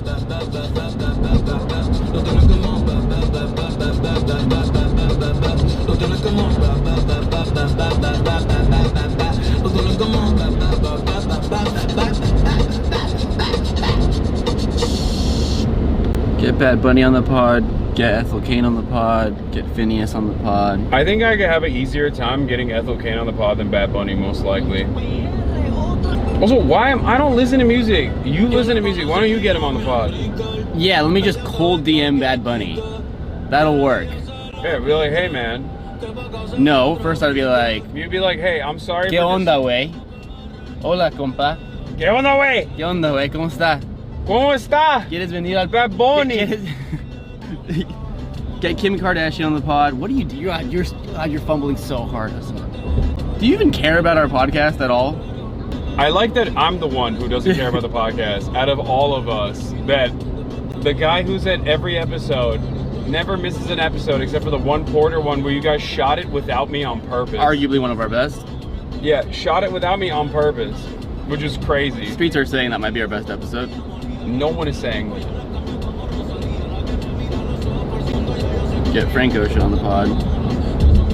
Frank Ocean unfollowed me, so. That's crazy. Is that real? Yeah. I'm sorry, man. I mean, many years ago. All I said to him was King Jezza. Because he was Jeremy Corbyn posting. I was giving him props for recognizing a real one. Oh, speaking of Jezza, I will be interviewing him soon. Chat, so there's something you can look forward to. Jeremy Corbyn interview soon, all right? All right, our exit's coming up soon. Should I hide the camera? I mean, I don't, oh yeah, maybe. Yeah, you know what? Yeah, flip it over. All right, chat, we're hiding. Scatter. Okay, calm down, driver's assist. Jesus Christ. I immediately turned that shit off. Frame one. I don't mind it normally. You're gonna tell me an AI knows how to drive better than I do? Like, brake assist is good. Like, you know. What happened to life before the screens? Who remembers life before the screens? It's literally the computer is trying to tell me, like, don't merge yet, please. It's too risky. Your bitch too bad. They'll kill you if you merge here. You swerve too good. They'll kill you, Unk. I'm not Unk, dude. Didn't you see the new rules? I did, which made me feel really good because that means I got like 6 more years of fucking, what was it? Big dog? What's the second one? Big bro. Big bro, big bro. Your big bro status, and so am I. We're in the same status right now. How does that make you feel? Like It's a mentality, honestly. That's cope. That's cope. That's like you coping because you're also potentially Unk territory. The only thing saving you, the only saving grace, is my incredible genetics. No, your only saving grace is that you're surrounded by people who are even older than you are, old ass. Yeah, I do that on purpose. That's it. I very carefully crafted my inner circle to be a bunch of older people. We're 1 minute, chat. Oh yeah, we're here. I don't know if this is an Airbnb or like what it is, but what it is. There's got to be a ball court around here, like a real one. You know what I mean? Are you gonna take over the stream and be like, nah, we're playing over here, make everybody relocate? Potentially, yes. I mean, yeah, low key, but also high key, yes. Okay, don't say things like that. You're too old to be saying things like that. What? Low key, but also high key? That's not that like. All right, Unk. Sure. It's big bro, bro. It's big bro. Okay, chill. It's big bro. All right, we're here. All right, don't show the outside yet. Yes. I know it's gonna be difficult. No, I'm a professional. But because I don't, you know. Yeah. I don't know their situation, but you can just go inside actually. I don't know where, but yeah. Can I show Kaya? Pissing on the sidewalk? Yeah, go ahead. Go piss, girl. Okay, we got food. Oh god, it's so blown out. Oh, crap, this is it. I think that house is it. I'm pointing at the floor, chat, intentionally. I think this is it. It looks like it. There's a lot of this house is influencer Coded stench all over it. Yeah. Definitely is. Hey, what's going on? Hi. Big dog. Chris. Hasan. Pleasure, dude. Nice Hi. to meet you. Mark. We're streaming already. We're live. Oh, we're already gone. All right, yeah. Where we go? Come on in, guys. Kaya, sit. Let's see if we can Don't get show that. the address or anything, right? We've got 3 big ones. There's only No, it's all good. She loves big dogs. Hey! Hey! It's okay. Guy, come here. I need one more. I need one more. Yeah, that was. Put her. No, it's all good. They'll play. They'll get used to one another if they're. I don't know how the other dogs play, but she's very. She loves to play. I think Ant's more nervous about his, probably. That's on us. That's on us. It's not on you. That's more them, if that makes sense. Well, I thought that it would be fun. I asked ahead of time. I wouldn't have brought her if I thought there was gonna be issues. She could have stayed at home. We have plenty of room. You know what I mean? We got plenty of room. It's all good. She looks so majestic out there. Yeah. Wait, hold on. Let me go. 1 second. Oh, that's a big. That's a big dog. Yeah, he's nice. What's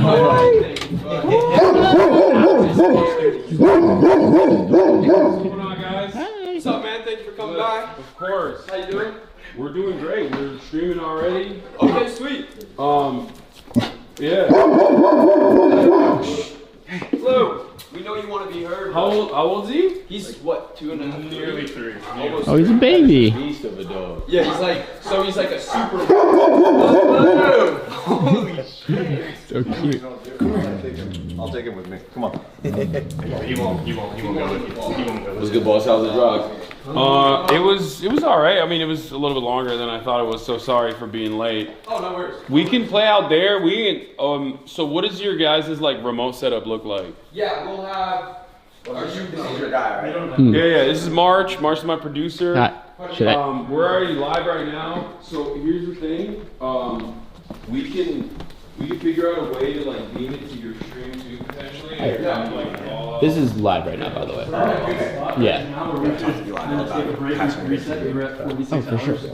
So like we'll read like for the 48-hour reset. Oh, perfect. So then I think that's a perfect time for us to transition in. Yeah. All right. So does that mean like, are we gonna end on both platforms then, Eli? Sorry? Will we end on both platforms? Just tell people to come back, kind of thing. Yeah, I think you guys can still be streaming, but we're gonna end on our platforms. side. Yeah. All right, guys. So on our side, Okay, we're gonna cool. be ending for like what? 5 minutes. 5 minutes. So everyone just come going back in 5 minutes. We're gonna be doing a little 2v2 basketball. Should be a fun time. So we'll see you guys all in 5 minutes. Can I take a take break? Quick break. Gotta just reset at 48 hours. Also, can I bring her in? Yeah. Well, I guess let's just bring Blue if you can. Yeah. Right now? All right. See you guys in 5 minutes. See you later. Okay, I won't let her in yet. You said what? Leash or something, Anthony? They let the dog outside? Yeah. Wait, there's a third dog. There's a husky too, right? Yeah, my husky. I just put her in the room with my girlfriend, so she could chill. Look at this big boy. Yeah. Alright. Dude, be quiet. Nice to meet you. Thank you again.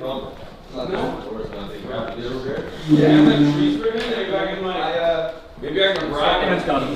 What's up? Hey man. So we're running out of Stream Link and Streamlabs, and they just said that you might know how I can. Oh, I was gonna stream his POV off this backpack if that works. But I think we're gonna like have your feed on our channel as well. Right. Sure. How do you want to do that? So like. You tell us. Like we're counting on you. I mean, it would be a situation where I'm not sure how you want to display it, but it could really be as simple as you guys, capturing the stream from his stream. That's what I was thinking too. Yeah. So like the best way is just like take your Twitch link, right? Exactly. Okay. Yeah. Outside of that, I mean, that's probably the easiest way to set it up. Yeah. Let's just go for it. Okay, cool. And if you run into any issues with that, we can figure it out.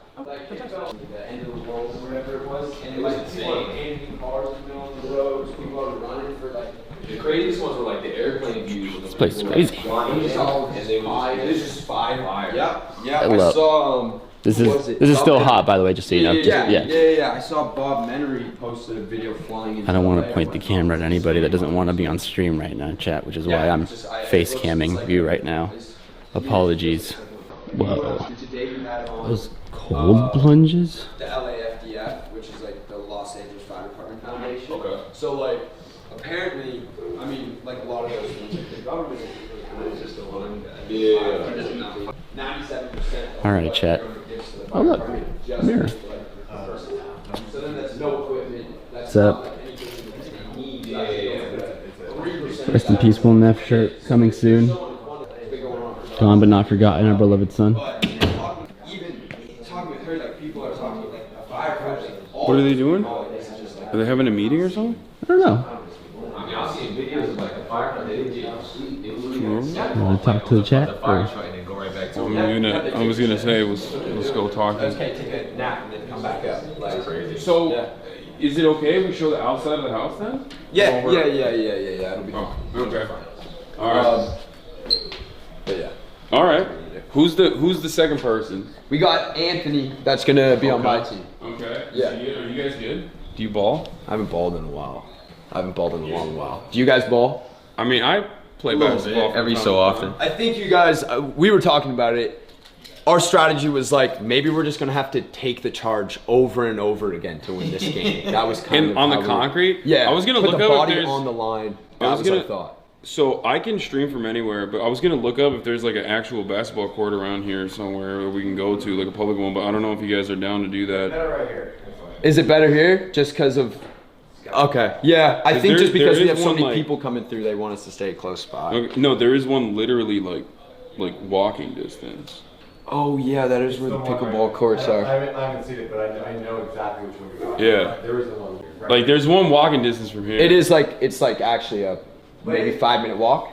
Yeah. In the parking lot with the old people. No, it's like No, it's a community park. Literally. Yeah, it's fine. I mean, I've live streamed in community parks a bunch, like playing basketball. I'm open to it if you guys are cool with it.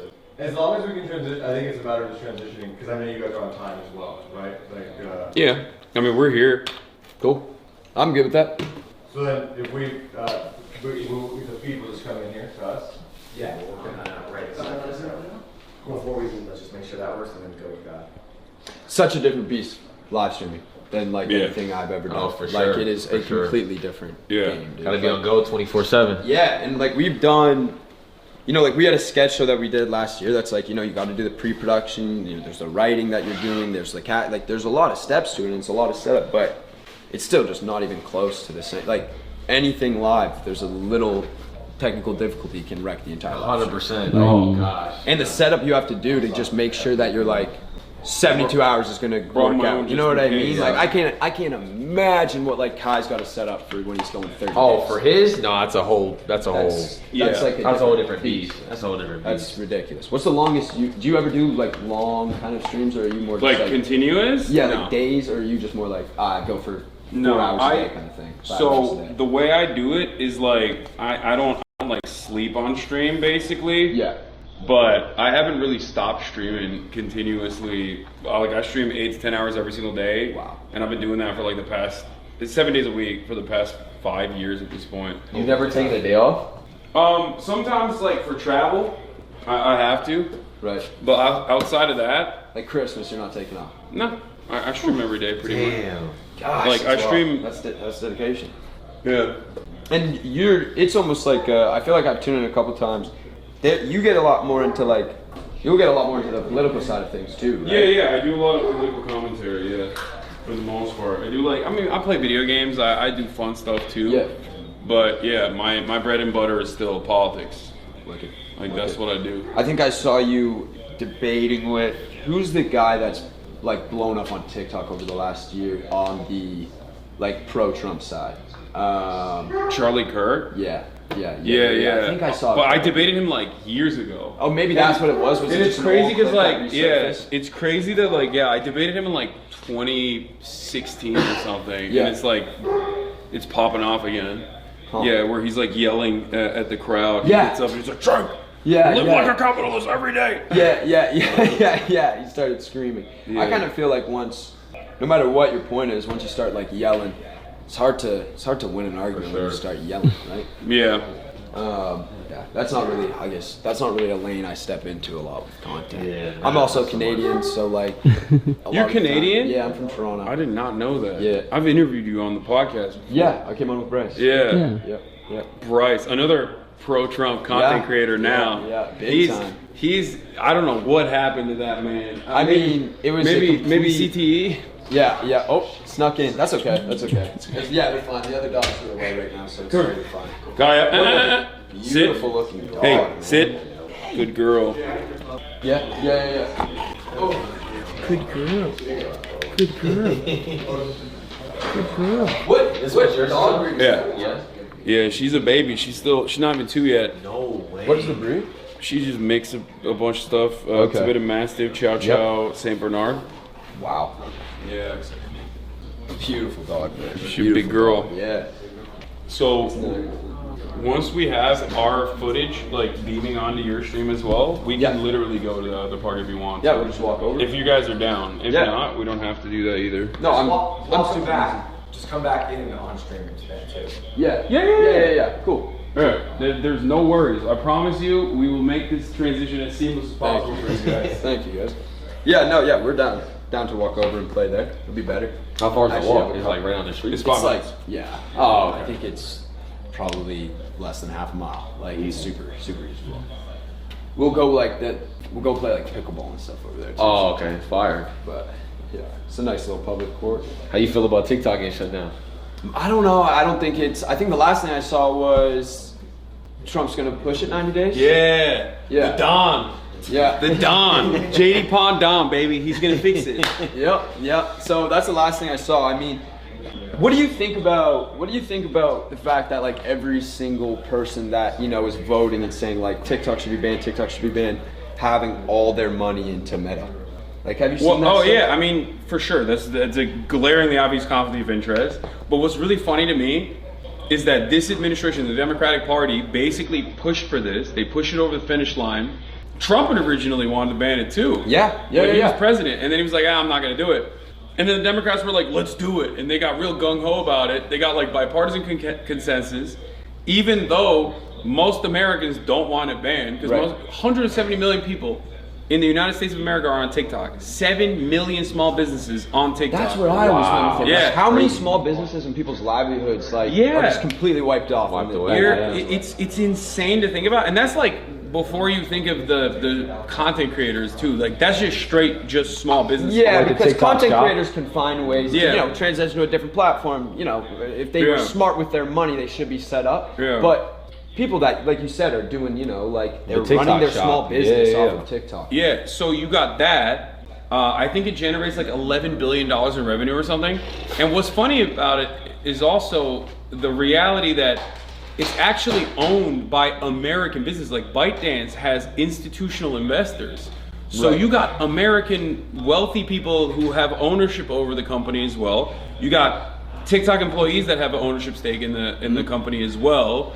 And there's a bunch of American people, like American citizens that work at TikTok that have ownership over TikTok too.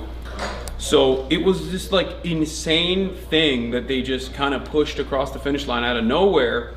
And then why are they banning? Like, what they say the reason why is? I mean, the reasons is because it's data like thing. Yeah, they were like, oh, it's a Chinese company, and it's like you're giving your data to the Chinese Communist Party or whatever. But it's like they already claimed like, oh, they don't actually do anything with it, but one day they might. 2, our data is bought and sold by every company. So that's where I was went. To me, it felt like it was just like, I feel like Zuck wants to be the one that can sell my data instead of TikTok. I feel like that's what this battle's all about. It's just they want to make the money off of selling my data. Yeah, Zuckerberg wants everybody to be stuck watching Instagram Reels, basically. That's what it is, like, because they stand to benefit because they see TikTok as a market competitor and they don't like it. Of course. There are definitely people though that don't like that TikTok has like less restrictions on what you can and can't say, specifically around like Israel, Palestine, for example. Okay. So that was like a big deal for a lot of people. They like a lot of like the ADL and all these other like groups that were pro-Israel pushed Congress to be like, the kids, they're saying stuff about Palestine on there. Like, we have to stop it. We have to stop it. Yeah. So that was like a big deal too, because then technically, if it's not owned by like an American or an ally, I guess, then you don't have like a lot of control over what kind of messages go viral on there. So they don't like that either, Too much Luigi Mangione posting on there, and people go, right, we need to deal with this. Yeah. The kids are getting a little too excited at the prospect of like wealthy people, getting dumped. So then that was another reason why they wanted to ban it. But yeah, you're right. It's mostly like Meta, Google, like all these guys have competitive products. Like YouTube has YouTube Shorts, Meta has Instagram Reels, and like they don't like that TikTok has eaten up so much of that market share. And because they can't beat it with a better competitive product, they're just like, let's ban it all together. So all those forces came together. The Democratic Party pushed for this bill, and then it was obviously immediately brought into the courts. Went all the way up to the Supreme Court. The Supreme Court unanimously, 9-0, including the Democrats, like the liberal justices, said we're following on this ban. And then yesterday, the Democratic Party comes out and is like, all right, my bad, we actually messed up a little bit. We're gonna try to save TikTok for 36 hours. So they said they're gonna give a stay of execution basically for 36 hours and then allow Trump to deal with it once he's president. And it's like, okay, you literally already you pushed to ban the company and now you're saying, oh, we don't wanna ban it, actually, my bad. Also I'm hearing myself. So I guess, are you guys good on that front? Audio's good. We're just gotta get we just have to get him launched back in on his phone. Okay. All right. Do you need me or are you good? I'm gonna need you in a second. Okay, let me know. So all of this, they did all this, and now they're like, oops, we fucked up. Sorry. And now Trump is saying he's gonna offer like a 90-day protection. Problem is, the way the legislation is written, it's a 5-year period.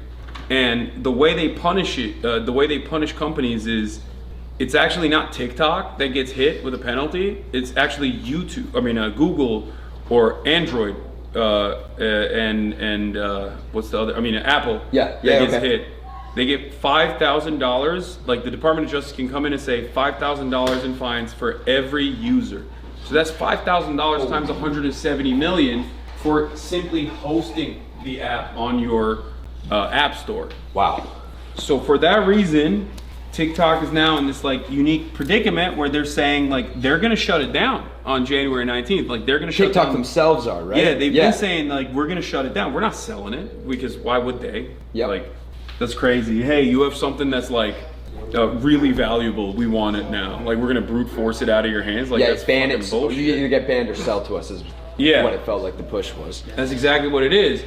So now TikTok is saying like, okay, you're saying that like we're gonna be in this legal limbo for 90 days, but the legislation states clearly that they could just restore the ban at any moment and just fine us. Like Trump could say, I like TikTok, I love TikTok right now, but 2 weeks from now he could be like, just kidding, I hate TikTok, and just boom, immediately hit Apple with this like crazy suit. Wow. And then cause them a bunch of legal penalties, or because the length of the ban, the length of the legislation is 5 years.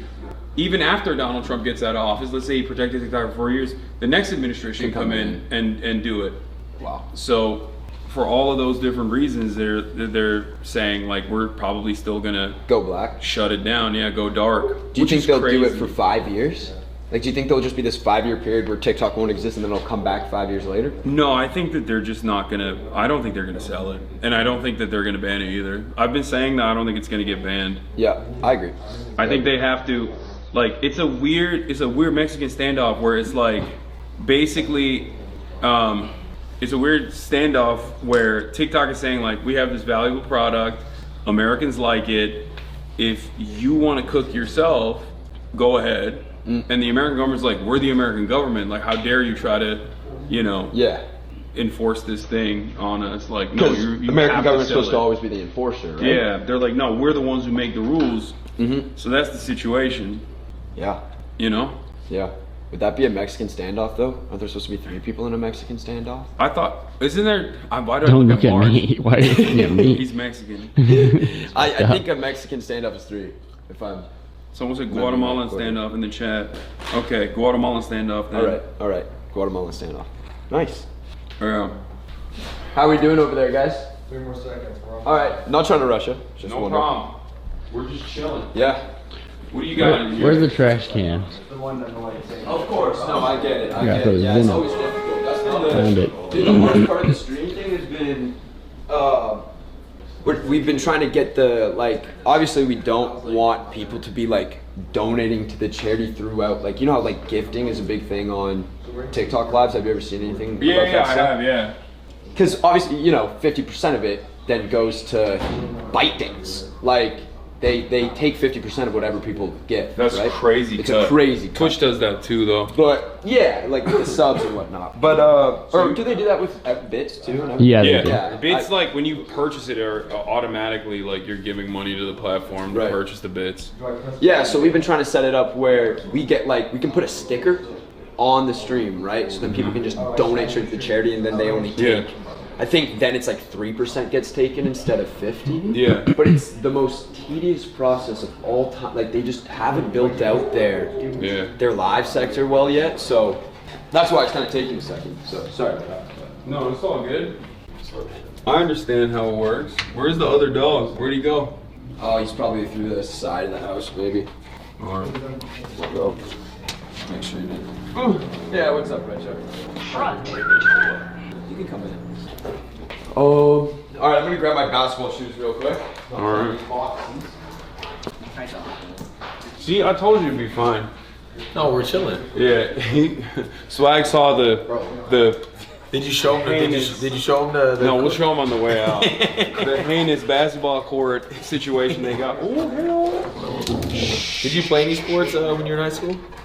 Dude, I was a show jumper. I was a horse rider, equestrian. That's not even a joke. I know everybody. I was much smaller back then. You gotta be short. Yeah. I mean, for show jumping, you don't have to be like that much shorter, but it's not like a jockey. But it's still better if you're smaller because your horse is jumping up over obstacles. So you didn't play like any football, basketball? I didn't grow up here. I grew up in Turkey. Oh, okay. When did you move to the U.S.? I came here for college when I was 18 in 2009 because I'm old as hell. How old are you? 28. Okay, you're also breaching UNC status. Yeah. What age is UNC status though? According to the new guidelines, okay. I'm hearing it's 35. Yeah, it's up to 35. It's like 25 to 35. You're big bro. So we're in big bro status. Okay, we're big bro. We're big bro. Okay. Yeah. Under 25, you're I'm not gonna say what it is. YN. Yeah. I don't feel comfortable saying it. It's okay. It's okay. So 35 to 45 is UNC. Yeah, 35 to 45 is UNC, and then past 45 is an old head. Yeah, old school, OG. I don't know. Yeah, what was the other? There's a bunch of other things.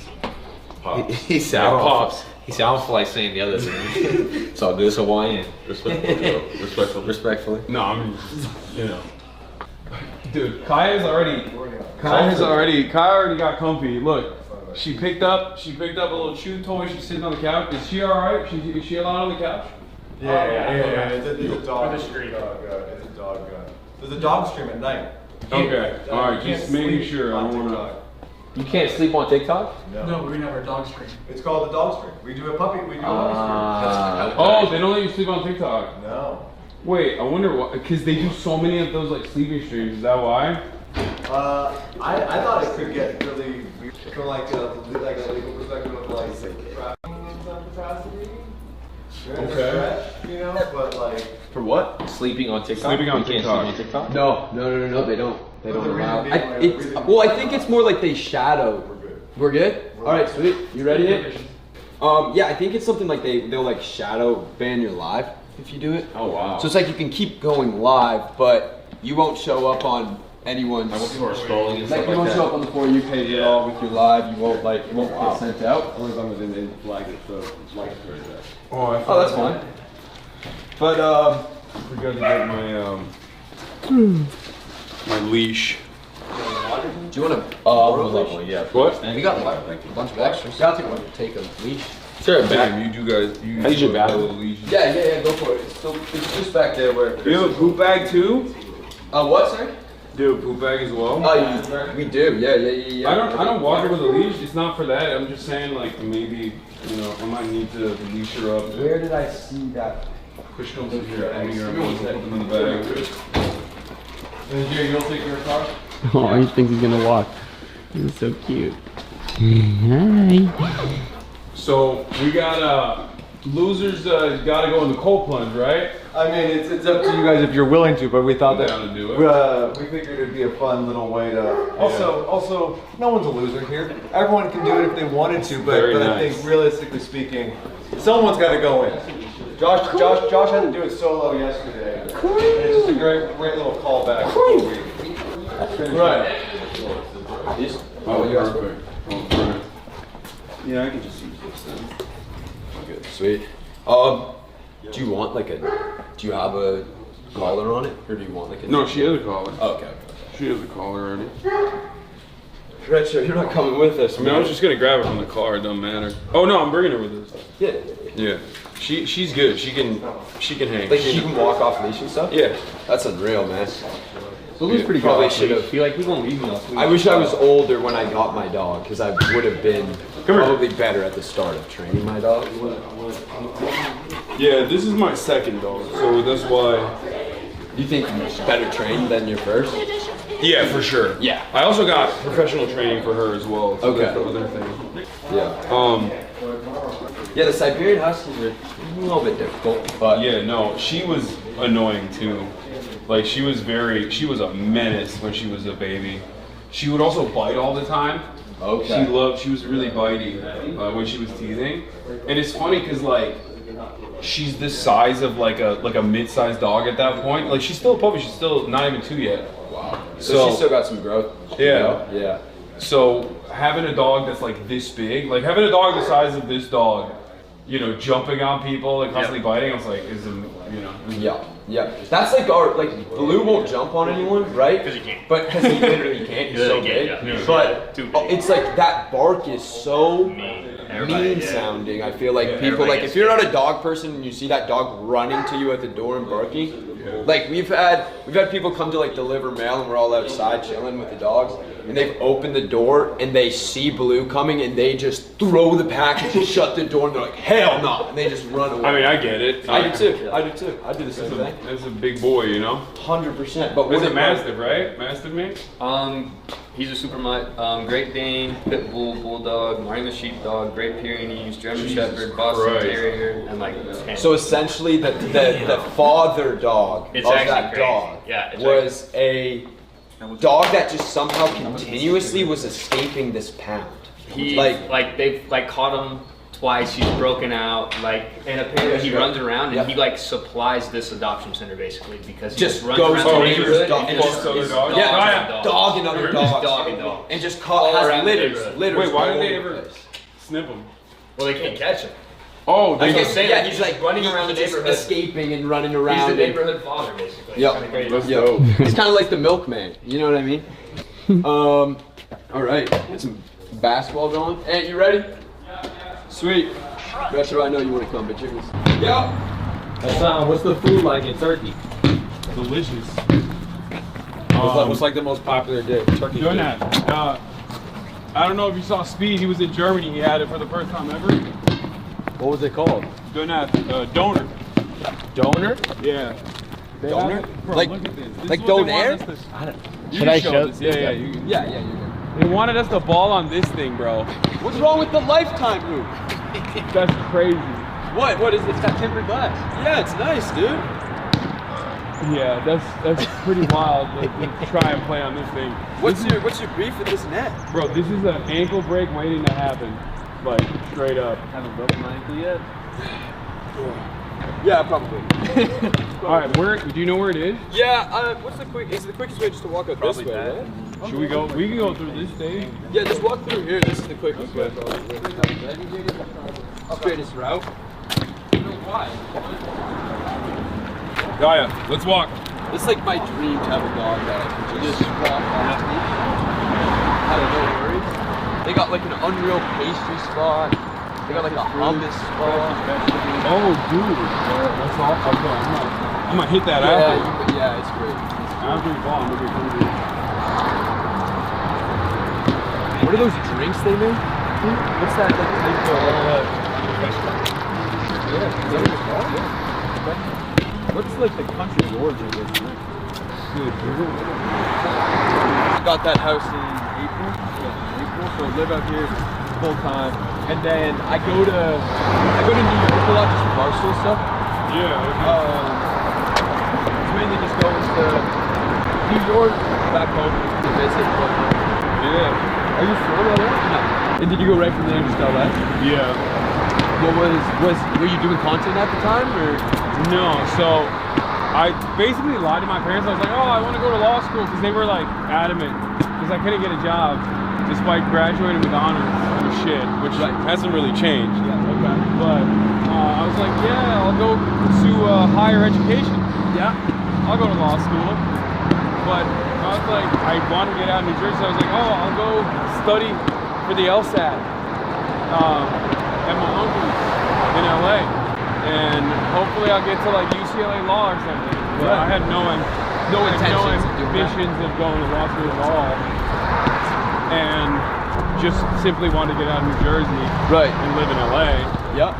So then, you know, I got an internship there at my uncle's at the Young Turks. And then I started working there. They closed.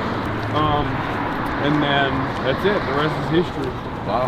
And was it, what got you into the social media?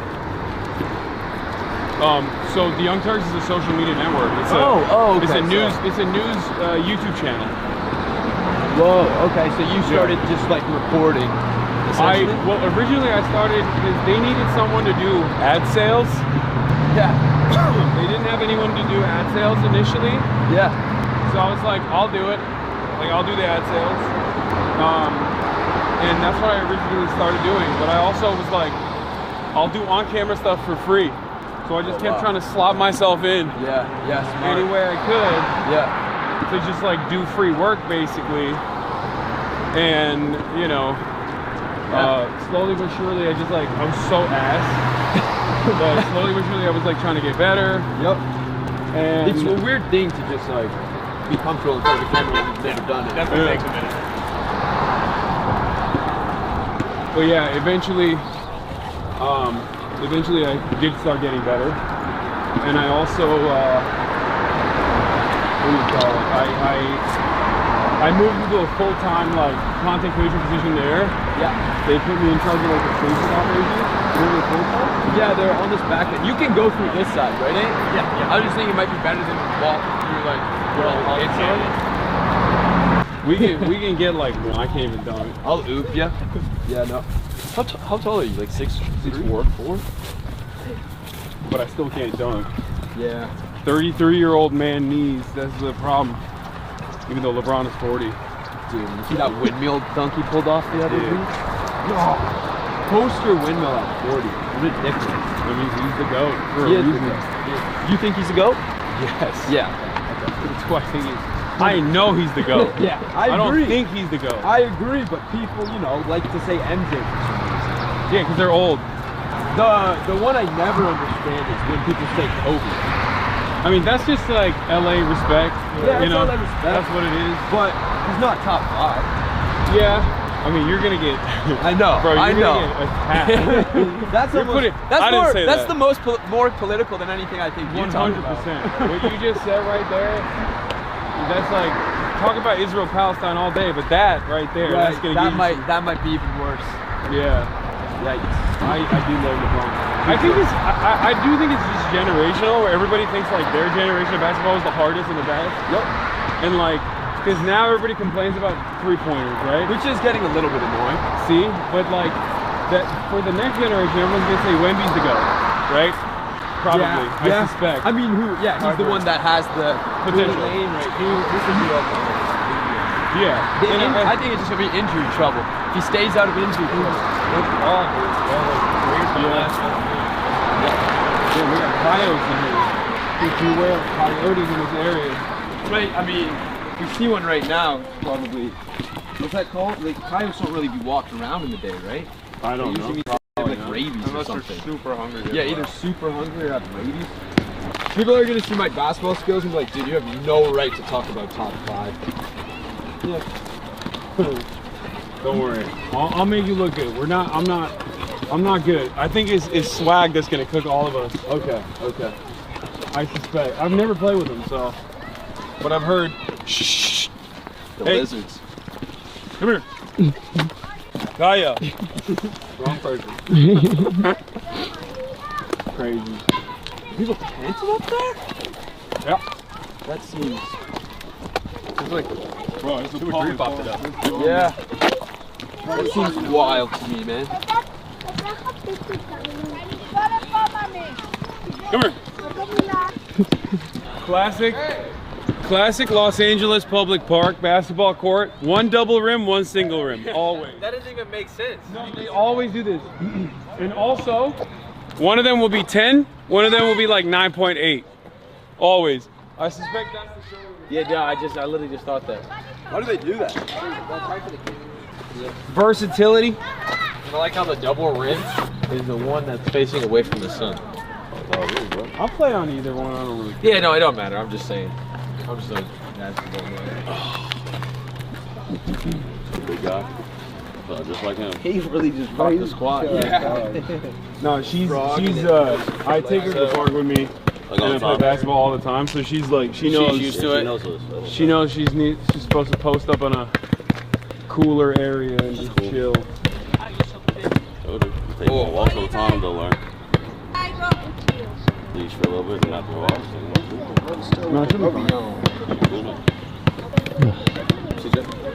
You guys need to pump your balls or no? I have a pump if you want it. This one's cool. Yeah, this one's good. Here.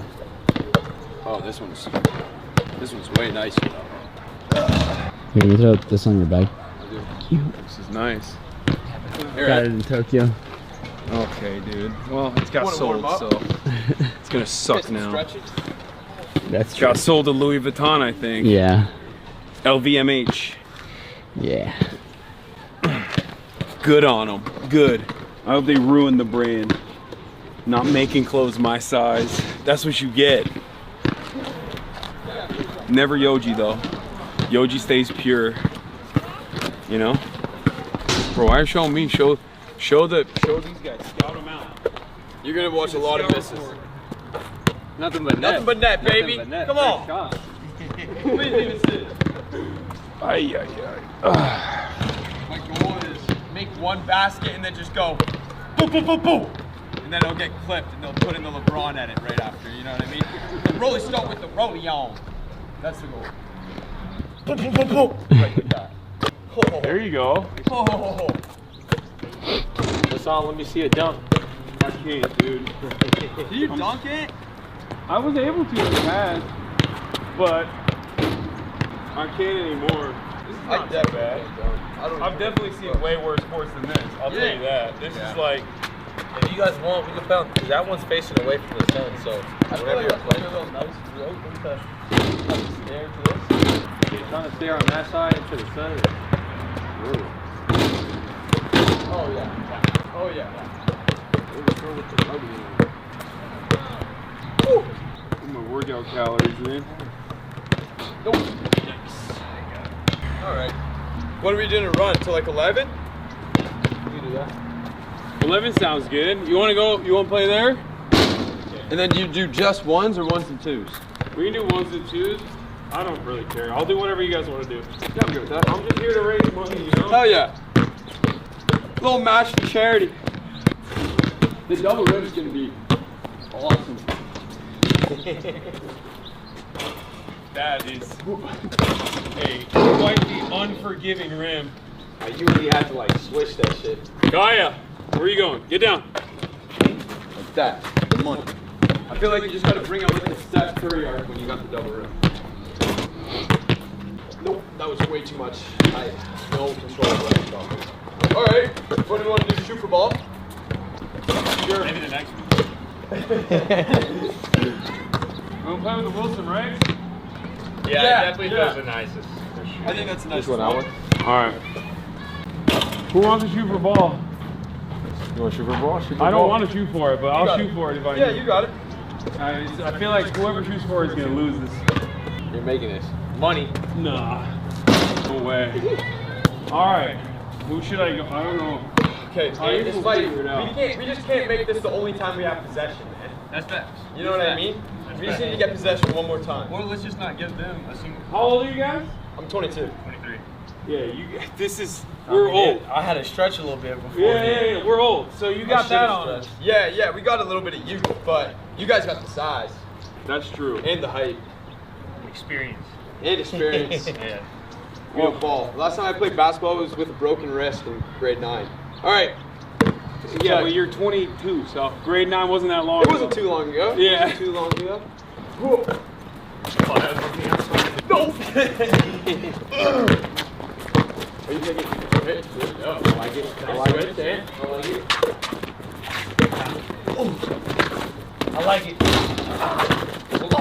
Oh. My bad, eh? It was off then. Yeah. What? I tired you. This could be a really long game. I know. That's why I was gonna say we should probably play the single room, even though it's like in the sun. Even though it's in the sun, because. Okay. Oh wow, that was that was insane. That's what I mean. Oh. I guess I probably should have went to the rebound, right? Yeah. Start selling like your Steph. I can't believe what I just saw with that double ring. Yeah, that was nuts. I was like, I thought you just big bodied me, put the little Kareem over my head. I just had to heat. I had to heat test. I had to shoot that so high. That was 2, right? 2, yeah. All right, 2 set. Like it. Nice! Oh. Can't make anything. This is what I mean. No way you like it. No, it's your ball. I mean, I blocked it, but I think I might have. Whatever. No, Take the generosity. Yikes. If right coming.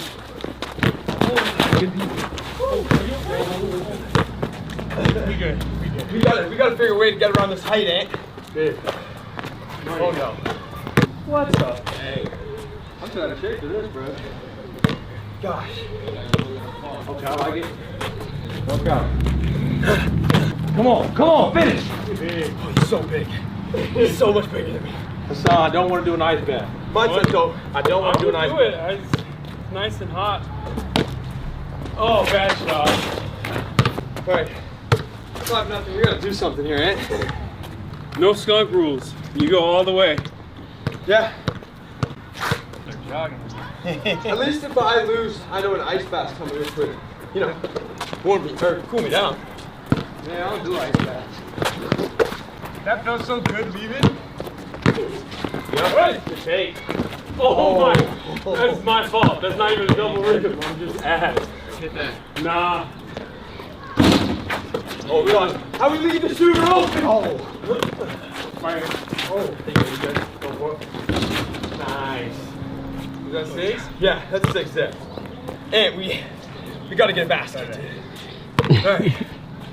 Yeah, I'm ready. I like it. I like it. Yep, good take. Good take, finish. He's got the Targaryen out. Yeah. Hats off. Hats off now. Okay. Oh, not bad. Reverse. Tough to airball reverse. Hand. I'm not even there. It's just. Bro. Keep it off. It's not like it was helping me.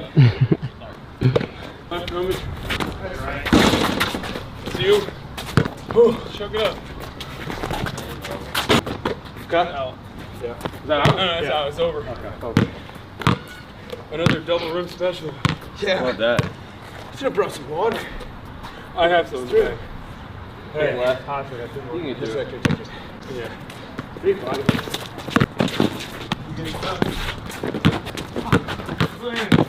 Yep. Holy cow, I'm getting ragdolled out here. More of a horse. Hey, we're getting our asses kicked for charity though, eh? 7? Getting our ass kicked for a good cause. Is it 7? Yeah. Ooh. Hey. Could have been in the league, Hassan. He could have been in the league. In the fatty. Pull it, Steph. You're good, you're good. Hey, yo. Look like Hakeem out here. Dang. You look like Hakeem. I have 100 pounds on him. Yeah, I was gonna say at least 100. Maybe if I'm soaking wet, you got 100 pounds on me. Damn, bro, it's double joint. Right now? Probably like 150, maybe 148. Pretty light, yeah. Almost do have 100 pounds on you, quite literally. Yeah. Put up. It's left. Nice. Yes! 8-2. There's a basket, dog. Count that as a win. Jonathan. Put it up. Hold on. That's old man ball. Technique. Man. Get back. Technically, that's old man ball. You gotta put on the line. I sound like an unk. I sound like an unk in the park. Ball. Unk ball. Unk ball. Ah. That would have gone in. But it wasn't a double rim. Take a lap. I like it, Josh. I like it. No, all good. Good ball. What's up? Oh, you can go. You take it. From a circle, I respect it. I respect it. You might as well dunk that next time. I can't. Too wet and heavy. Might as well dunk that next time. What's that? Game. Oh, they're at 10? Yeah, we're at 10. Oh, okay. Same point? Yeah. We can play at 15 if you want. No. You guys are coming back. Super good with 11. You guys are coming back. Very good with 11. Super good. Good shot. Oh. Terrible shot. Woo. We're also outside. We need to get up the cardio, man. It ain't working. No, yeah, he's right. It ain't working. Preserve those ankles and tendons. Yeah. It ain't worth it. Loose ball like that, it got it. Okay. He's so big, he's always in my way, man. Yeah. Can't even get open. And I got 0 dribble. Dang! On my bronze shit. I need to buy a bunch of VC. I need to get a bunch of VC and upgrade my player.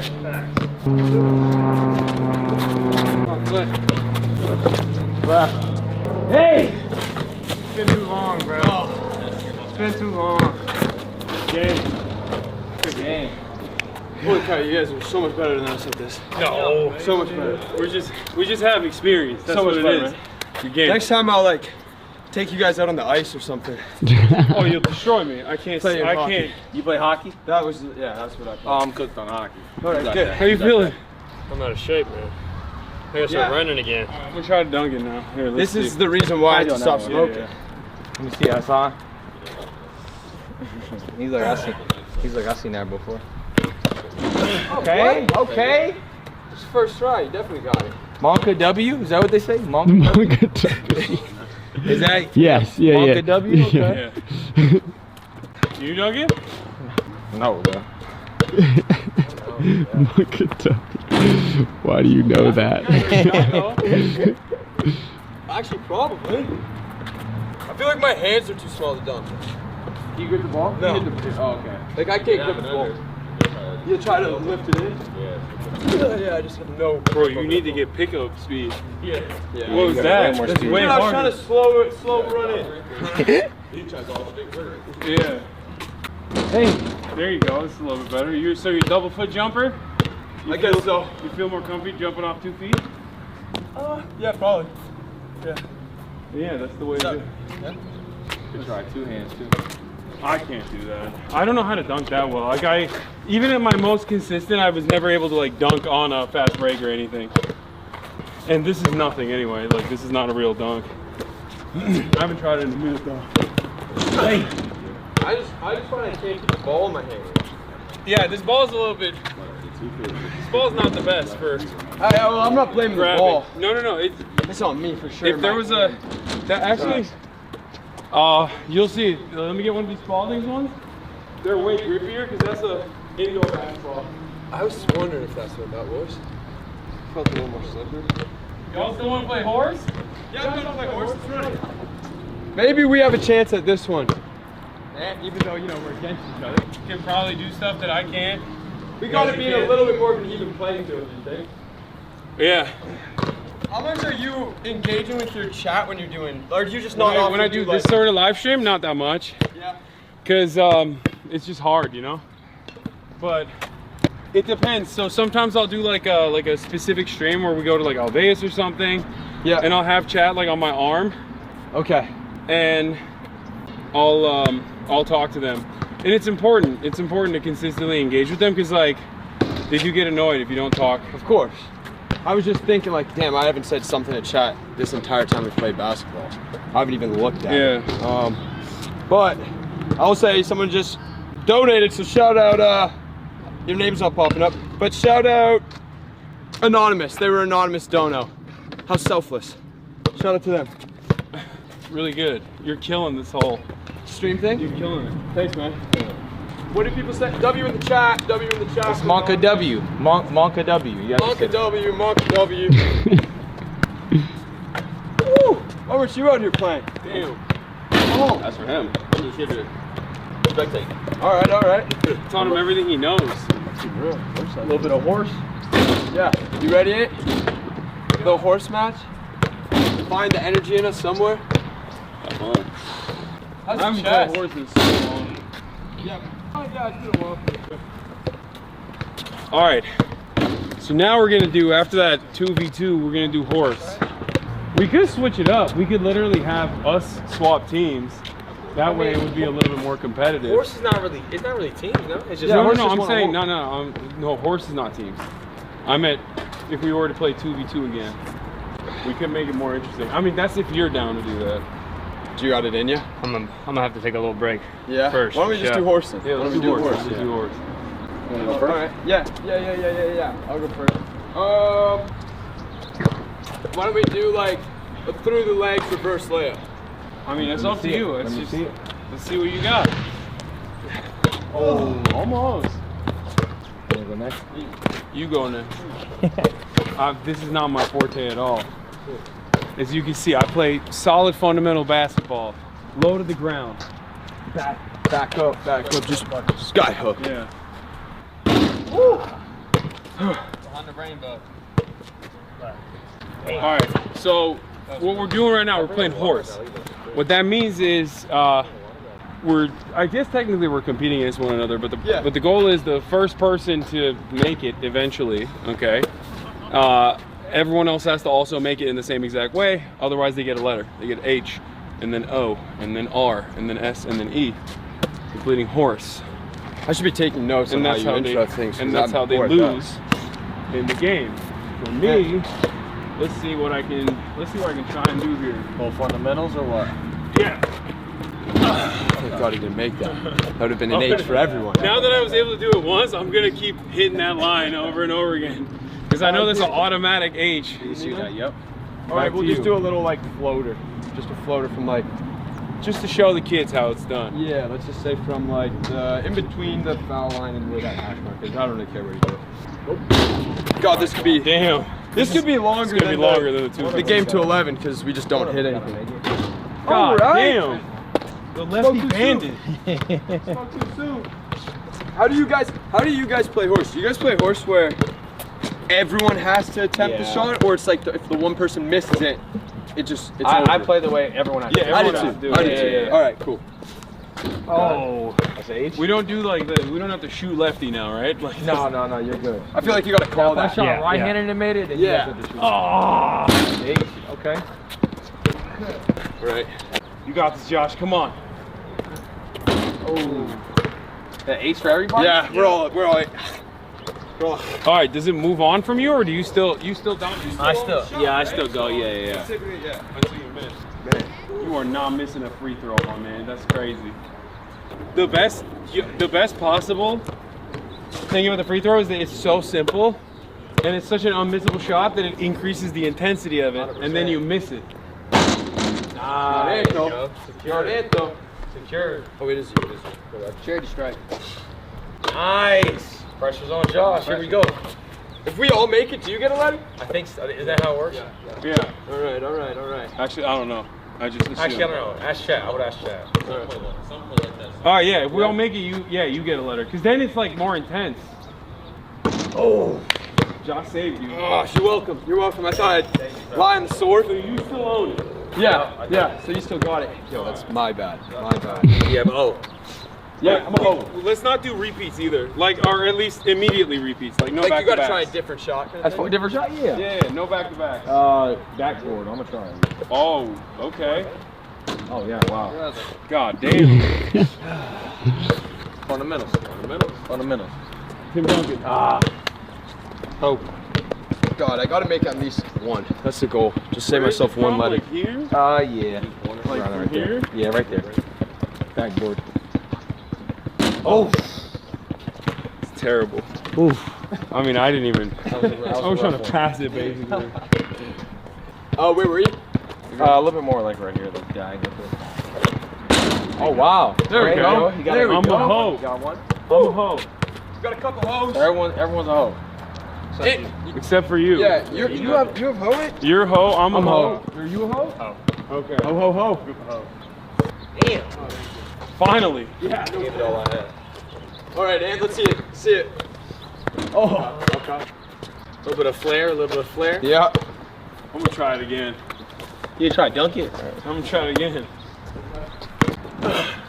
That's not a dunk. But you gotta touch the rim. Okay. All right. It wasn't a dunk. What do we think?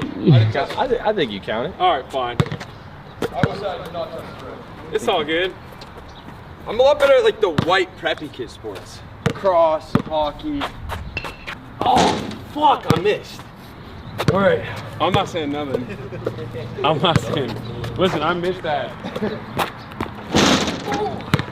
Okay. So you're a huh. We're both hoes, and it's my turn again? Yeah, you still got it. Okay. You still got it. Do you think this like goes down in history as maybe one of the most boring, least impressive horse games of all time? Maybe. Yeah. All in the spirit of charities. But it is for a good cause. Yeah. From behind the net kind of thing. I respect it. I respect it. Actually, I'm gonna go to Oh. Actually, not a bad shot. Needed like just a little bit more on it. Like an interesting shot. Yeah. Damn. Just trying to make it a little less boring. Yeah. It doesn't work when you don't hit the shot though. I know. That's why I was going for the easy one. Way to keep that in, eh? It's an effort play right there. No more dunking us, huh? No more dunking. It's not a dunk anyway. I couldn't do it. I mean, I'm just like thinking, what can I do that's interesting? That windmill. I don't know how to do it. I can't do any of that. I mean, I guess I'll just do like a. Okay. All right. Yeah.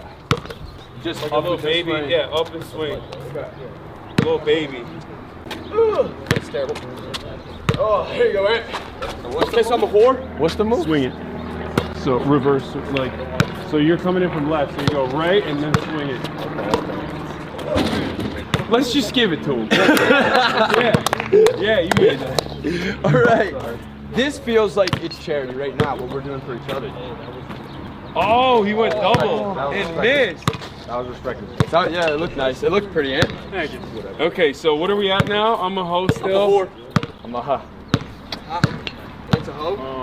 Or whore, too? Or a couple of whores? Whore. Nice. Let me see. I'll just try it from back here. He's taking my shot. He's taking my shot. Copyright. I wonder if I can shoot it above the backboard or just like directly from here. You know what I mean? I think you just got to get in the basket. So, this would be a little bit more interesting. Why don't we just do like, you'll toss it off the backboard, just like a little self-alley, not a dunk, but, you know, put it back in kind of thing. Okay. That's respectable. That's respectable. It's not, yeah, he's trying something different. That's respectable. Just want to make it creative. I get it. Swagg's like, not me. Yeah, do what you're good at. Your turn? Yeah. All right, Ant. Ooh, that was. I wouldn't even have tried it. I just gave myself a letter. I just gave myself I don't a letter. even know what the fundamentals of that were. Man, I want you to hit something like that creative. I'll get it again. Give it at a least few more rounds. Something for A someone few more to look rounds. at. I'll go back and do it again. like going maybe from the right side, but then do up. One of us got it here. Yeah, one of us has to do something here. What if it's just like jump 360, put it in, kind of thing. Okay. It's that YN stuff. Okay. I can't do that, I don't think. So we'll see. Oh, fine. That's that young stuff. 360. That's that young stuff. Yeah, that's too much hang time, man. I can't do that. I'm not just getting letters, I'm giving letters now. Oh. Whew. I lost that hoe. So you're a horse now? I'm a hoe. S. I don't even know how I would do this. Like, I got an ass, bro. Hey! There you go. Oh! There we go. barely. There we go. Puts it in. Can I do a shot I've not hit? Like if I didn't get it, can I do it again? Yeah, I mean We're running out of shots. We're running out of ideas, so yeah. Yeah? Sure. All right, I'll just go back to the first one with the through the legs, reverse leg. Oh, here we go. Now that I've made one drop, I feel a little bit better on this. There it is. Oh, god damn it. I'm not making that. I'm not making that That was a chat. big jump. I feel like I'm. Wait, it's not my turn. It's me. It's me. It's me. Woo. Oh. Okay. So we got. Clutch. What letters you guys got? He's out. That's put it? him out. That's it? Oh, wow, that's out. You're done? That's crazy. I got Hort. I don't think I've ever tried to put the ball between my legs like that in my entire life. This is gonna be the first time I'm trying. Careful them knees. Careful them knees. Yeah. Wait, should I go from the right or is it better to do it from the left? Those bands are working overtime for this through the leg shot. Yeah. Almost broke the backboard. I tried. All right, let's see what else. I don't know how many more. I'm a horse. I got one letter left. What did she do? Oh yeah, she's fat. She's a fat ass. I know. I get scared though. She was like choking on one. I got scared. No. All right, we'll do a little half court shot. Who's up? Who's up next? It's me. Yeah. God, that Bro, was, your shoes are untied again. You said what? Your shoes are untied. That would have been awesome, man. I feel like I want to do that. He's gonna make it now. You gave him an idea. Yeah, I know. We're good. Phil decided bad ideas. I mean, not the. This is a logo 3. Okay. Ooh! No wind up either. Yeah, you can wind up. It's fine. Standing, if you can, for extra points. All right. It's me, right? Yep. This is for an S too. This is a big shot. Oh wow. I'm Horrors, yeah. That was a Monka shot for sure. Yeah. For sure. Oh! Almost! I thought you had that one, to be honest. This is deep. That's like an NBA 3. Let's go! You think that's like NBA 3? It seems pretty far. This is an NBA 3. Prof, right? I mean, it's also a 9 point. Yeah. It's definitely not the same. Alright, I mean, where should I shoot from now? Let's go. This is fine. Yeah. Back from behind the yellow line? Yep. What do you got, Hassan? I'm Horrors. I got one letter. Nah. Okay. Nah. I respect it. I respect it. Imagine that goes in. Oh my God. Chad, are you guys enjoying the show? I don't know. It's a very cozy stream. It's Saturday. Alright, mine again? Yeah, Saturday. I'm on day 3. I'm kind of getting low energy. I need like a Celsius or something. Oh. Are you guys like football guys? Like, are you watching NFL playoffs or not? No. I don't watch any football. Okay. I don't watch any sports in general. I have no normal hobbies. Really? It's messed up. Not like a golfer or anything? Anime. Oh, really? What's your top 3? Right now, I'm watching Mashal. It's pretty good. Watching Zom 100. Remember that one? Yeah, that's the one with the zombie apocalypse. Yeah, zombie apocalypse where the guy's like, I hate my job. Life. I hope that there's a zombie apocalypse so I can be free. Yep. It's pretty sick. Have you guys seen Hunter x Hunter? Oh, yeah, of course. Yeah, that's my favorite one. My number 1's Full Metal Alchemist Brotherhood. Yo, check this out. Oh, no way. Yeah. That's sweet. Yeah, that's my number 1. And then number 2 is Naruto, like, for me. Naruto's pretty good. Yeah. I like Jujutsu Kaisen. I like them all. I got like Itachi's crows up my arm. Like with that Sharingan, like that's kind of what I drew So up on. sick. But yeah, I love anime, man. That's my like number 1 consumed TV probably. Yeah. All right. What am I gonna do? What are you at? I got an S. HOR. You're a whore. I'm a whore. We're just gonna go. You're just whores. backwards. I'm whores. Just go back. Josh, what are you at? I got an S. Yeah, whores. I might have to just hit a shot to get you up. Oh! Great one, honestly. Dude, Very close. All right. I feel like I'm real close to all these shots, but they're not quite dropping.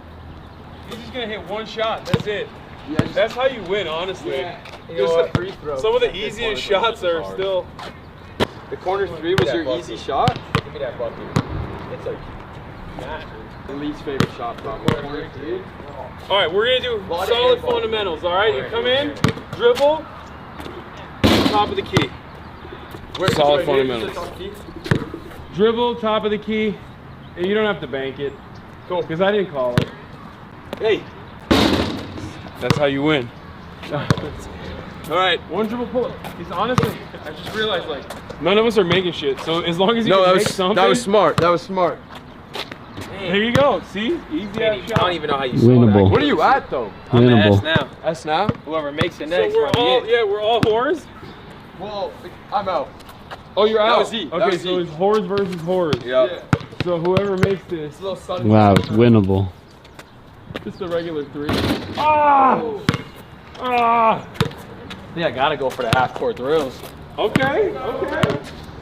That's my forte though. But you gotta go for the half court. Oh my gosh! Oh my gosh! God damn! Oh my gosh! God damn! What a way to end. No, you don't make it. Short. Oh, short! Ah! What a win. Monka W's in the chat, ladies and gentlemen. Monka W's. Hey, good game. Good game. Still, at least one of the old heads won. All right. The Unk ball on top. They kind of cleared us, eh? Yeah. That would Yeah, like a but our bitch. home That was court, a they straight came here and bitch. absolutely cleared us. In the bucket. Yeah, it went in. 2-0 Nice. them. Smooth. In every way. That's back. That's back. Would have been a cleaner, would have been a better swish. All right, we done? Yeah, yeah. We want to head back. I kind of want to go visit that little. The little shop. Yeah, let's do it. Let's do it. The horse game like at least allowed me to catch my breath a little bit, which was nice. We didn't even sweat. That's crazy. So thirsty. Yeah, yeah. Let's see. 36 minutes, 520 total calories, 438 active calories. It's not bad for a little bit of cardio in the middle of the day. I would never have guessed that burnt 500 calories. I mean, probably not for you. Right. Remember, it's just, I'm lugging around 100. Imagine you just played With a 100-pound weighted vest on? weight vest on. We're Yeah. at like 90. But you probably got like more muscle to support that weight too. Yeah. Kaya! No, hey, leave it. Where did you find that? Get out of there. What even is that? It's just Oh, what's candy. it, candy? Someone just like discarded their candy. Oh, You go, March? Try to engage with this chat a little bit, I guess, eh? Yeah. That I paid zero attention to. Shout out Anonymous for another donation. Appreciate you. Guys, we're gonna go check out this little like food market kind of thing. It's almost like a, what do you call those, eh? The little, It's pop-ups. What are they called? It's not a flea market because it's specifically for food. I don't know why I'm blanking. But do you know what they're called? Farmers market. Farmers market. There it is. There you go. There it is. There we There go. it is. We'll go walk by the farmers market. That's up every Saturday. They got unreal juice, man. Get a juice. But yeah, and then we'll go back to the crib, continue the stream. I gotta get in a cold plunge. yeah, you do. It's like, damn, I hate that. It's like, it almost feels like when you get in, like you can't breathe, I feel like. Really? Wow. Like, because it's just so cold, like your body almost goes into shock. But it's just controlling your breath. Once you like control your breath, I feel like, and you get over that 2-minute mark, you can stay in there for quite a while. But you're only supposed to do it for what, like 4 minutes, 5 minutes or something like that? Yeah. Do you guys want water? I found one, thank goodness. Thank you, man. Did you do any of like the red light therapy stuff? Me? No. Yeah. I see you got bands. I didn't know how into, health and fitness you were. I'm definitely into health and fitness. It's just, I don't do any like cupping or anything like that either. Right. I mean, I'm not a big cucker either. I hate that. like it just depends, right? Like physical therapy, some of the stuff is really good. Some of the stuff is a little bit pseudoscience, I think. Right. But for me, I do a little bit of physical therapy. I mean, I stretch and stuff. Yeah. But the bands are, I don't even know if the bands are placebo, honestly. But they feel like they give me an extra security, basically, like, because my knees are so busted otherwise. Right. But I feel more secure when I'm. Also depends how much you put. When I got the bands on. Yeah. No, that makes sense. All right, we're ready to go? Let's go. Start with the rowdy on. I didn't even get to make a basket in the 2v2 and hit the pop. Now there'll be no clips. I guess. Still do it low lights. Yeah. The most embarrassing highlight reel of all time. Just me It's getting just like me back blocking into you. the paint over and over again, getting ragdolled. That's the stable Ronaldo effect. Yeah. Yep. If you can't get the highlights, you gotta get the lowlights. Yeah. Find something. Maybe if I play him in basketball, I'll win. Oh yeah. No, you guys are great. You him. guys are good. You guys are like, I think you could probably beat Jason. He's pretty good. Max would probably cook you guys, but yeah, he's like pretty great. Yeah. Isn't Lacey low-key kind of? Like I've never played shooter? with Lacey. Maybe I can see that. I've seen one clip of him from like shooting from like the balcony, and he just makes like a crazy shot, like a trick shot. Yeah. That's the only thing I've ever seen him shoot. But yeah, I played Max and Jason with me and Ludwig. Oh no way. Yeah, and we beat him. Oh wow. Okay. Well, you guys probably got some.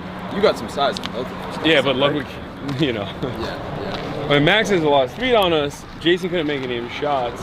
Right. If he could have, they would have stood a chance. But what is Jason like? He kind of looks like he's a little bit on the shorter side, right?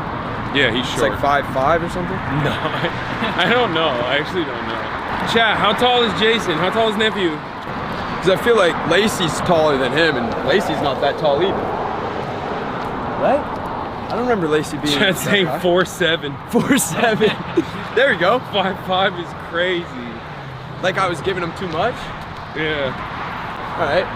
Chad, this is the white boy from Barstool. Yeah, he's the white boy from Barstool. Yeah, that's me. Which isn't by they're the way, all white boys I was from gonna Barstool. say, it's not a very urban company. So yeah, shouts out to PFT. Love him. Yep, he's the man. They do have. That's the only Barstool media product that I've been on. Oh really? So I think. I don't think I've done any. Have you ever done anything with Dave or no? No. No. Never done anything with Dave. What are your thoughts on Portnoy? I don't think he'd like me too much. Yeah. I feel like I make fun of him too much. Yeah. I think Dave is a fascinating person. Yep. I think he's very funny when he's like, listen, I don't know anything about what I'm talking about, but I'm still gonna fucking tell you. All right? Yeah. These guys are getting out of control. All right. Yeah, I like he's Mr. Pro-Abortion. That was cool when he came out and he's like, you guys are getting out of control with this abortion stuff. Yeah. People should be able to do abortions if they want to. Yeah. I like that. All right. Yeah, I feel like he's definitely someone that isn't afraid to speak his mind, you know? Yeah. You're not gonna censor Dave. No, you're not. Which I mean, I'm in the same boat. Yeah, you are. You are. But I think like anyone on social media that I think like will just say what they think. I got a piece of respect for them. I feel like you're navigating like tricky waters when you're always just gonna not please the masses. I mean, look, I've seen his TikToks with little Pitbull. Yeah, I love that dog. Yeah, Miss Peaches. Yeah. He's I used to have a Pitbull. I love, he's a little pit dad. Yep, it's fine. Yeah, I would always I'd get those videos coming in my feed and would go to the comments and people would be like, I hate that I'm starting to like Dave Portnoy now through his dog. I get there that. There would be the comments and they're being like, I can't believe he's pulling at my heartstrings with this That was me. I was writing that. Yeah. On my alt accounts. Like, damn. That's funny. Yeah. What do you think about him selling the company and then buying it back for $1? I'm not sure what happened. So what happened there? So I don't know the exact details. Don't quote me on this, but this is what I believe is what happened. They sold to Penn National, right? Then he had an acqui-hire in the contract, right? Like he had to stay at the company for another 5 or 7 years after it was sold because they knew Dave he's the key man. He's the key man. So they needed time to find out what the transition was going to be and everything. Then Penn National sold to Disney during this 5-year span where Dave was still at the company Barstool. Yeah. Disney didn't want anything to do with Dave. They didn't want to be buying into Penn, which owned Barstool. So Penn had to get rid of Barstool. That actually worked in his favor 100% because he sold it for $500 million or a little bit over $500 million. and then bought it back for $1. How much was his ownership at that point? I think it was. I think it was something like he got. I want to say it was over 150 mil he took home from it. He's so goddamn rich. Goddamn. Yeah. I think he took over 150 from it, and then bought the company back for $1. And then in the clause, I think it's something like Penn National will get 50% if they ever sell again, but he's never gonna sell it. Why would he? He already sold it, made all this money, and then now he has like this toy. That's his company that he can just do whatever he wants. Yeah. That makes sense. Yeah. I was like, oh, if I was in that position, that'd be sweet. Oh, they're closing up shop. Oh yeah, they're done. They're might done. be too late. They are done. You guys still have stuff that you're selling or no? Oh. It's mango? I wanted some of that hummus. I know, I think they're all done. Oh, yeah. We were late. No. That's on us. 1:30. I'm a big fruit guy. I wanted that hummus though, but it's all good. Thank you guys. Sorry. No, I'm good. Thank you. We're all good. Thank you so much. I thought they went till like 2:30. 3. They're done? Yeah. Just missed. The Boosas? Bro. That's sad. Yeah. Devastating news. That is devastating news. So do you do a lot with Faze then? Yeah, I mean, I link up with them a lot. Where I, for the most part, am doing, what is that? What is that? Cakes and savory things? You think they still got stuff on there? We can always go ask. Let's go ask them. Let's see. I'm in a unique place on Twitch where, like, because I do politics, it's just like very, I don't really collab that much, but I play video games with everybody virtually. Okay. Do you guys still have anything that you're selling? Or you closed up shop already? What do you got? Popcorn cakes and they're vegan? Oh my god. You have to do a trusting thing because most of the samples are. No, I trust you. Okay. I trust you so much. How are you today? Good, how are you? All right, let's do it. Let's get So your diet is vegan or? I'm not eating anything right now. No, I just wanted to to get something from you guys. I don't even. What do you guys got? Not. So the popcorn is ready to go. It's a Hullis popcorn. We have several flavors in the popcorn. We have sea salt, kettle, spirulina green. We have blue spirulina. We have my favorite, which is called something like cheese. We have a Jamaican jerk. Wow. All right, I'll get a Jamaican jerk one. Now that's really spicy. And then your favorite one. Okay. And then also, what do you got for? Cakes and cookies? Yeah. Which one? Both. Okay, so let's start with the cookies. You have a favorite? We have chocolate chip, we have oatmeal raisin, we have banana chocolate chip walnut, which is one of my favorites now, but my absolute favorite is my flourless peanut butter oat chocolate chip. Hit me with that and the chocolate chip. Just a couple of them. What'd you guys saw? I'm just whatever. He's pretty much getting 2 of everything. Okay. Yeah. Jerky and jerky and cheese. What size cheese do you have? We only have one size jerk, which is 11. She's big chillin'. He's chilling. He's so cute. Big chillin'. When I get my cane course, y'all will be fucked. Top gym, Joan House, strip club, everywhere. What do you got? I got brown turkey to cook. It's great. That shrimp may be gone, so you crushed it up. It's gone? The shrimp ain't gone. It's open, right? Oh, dude. This guy's famous. I get down with everything. Thank you so much. I don't discriminate. All food is food. If you have any stuff you're trying to get rid of, just pull it out in front of them. But like that's just. But Let me see. you can eat it warm, right? Yes. Like it's fine. Now this cookie here, this is the peanut butter chocolate chip. When I like them a little cold and almost frozen. Okay. So you want one of these, and you said a couple of chocolate chips. Yeah. A couple of chocolate chip cookies. There you go. We're gonna do the review. Okay. And all the other stuff we have The mukbang. are frozen. We have a chili that's one of my favorites, and the vegan nacho cheese is. I mean that's a little. You don't want to do no work. Yeah, I don't want to do no work. I just want to eat it. You know. I'm hungry. I want to just. Ready to go now. Yeah. Can I steal this bag? Is that okay? I have a bag for you. Oh, okay. Perfect. Oh, is that a new one? I mean, it's not used, is it? No. Okay, go for it. Kaya. And there's a banana chocolate chip walnut cookie that's actually Sure. Put it in there. How many you want? 2. Let's do 2. Okay. Let's get some more. So the chocolate chips are vegan or no? Yeah. Oh, they are vegan. Yeah. Wow. And we have a couple of keto. Anybody in your group keto? We have. You don't have these. We don't have these. Okay, good. Okay, cool. And then, yeah, this is good enough. And you said chocolate. Somebody wanted the zucchini. Yeah. We don't really look like a keto group. No. What?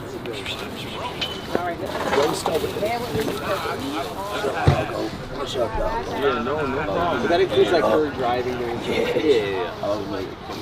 So I'm having like the private on my board. I asked them to help me like make it all. Yeah. Such a big head on this dog. I'm trying out the pumpkin pie bread right now. That I got for free.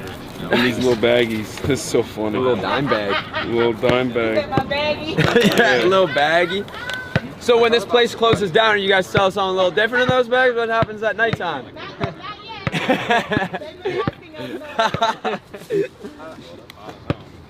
Delicious. Yeah? One bite, everyone knows the rules. Yep. 2 chews. Like some? Sure. This guy's leaving with the whole bakery, man. Buying them out. No, I think we got enough. I know, but I don't want to. You realize he's dug himself a little. I don't want to keep you in the daylight out here. Just shake it up. This is the peanut butter chocolate chip one that's not vegan here. No, they're vegan. No, this one is not. Oh, it says so vegan. Yeah. Wait, which one's not vegan? The cake. Oh. Cream cheese. The banana No cookies? All the cookies are vegan? All the cookies are vegan. Oh, all right. And I'm gonna give you this to try, but you gotta do some work when you get home. Take my number and I'm gonna talk to you for you. Basically, just gotta heat it up. Okay. And only in a pot. She just But get your trying to just get nachos that ready. number. All right. I will. Or your That's what she's vegetables or trying. your salad. All right. Thank you. All right. You want to tally it up? Tell me what the damage is.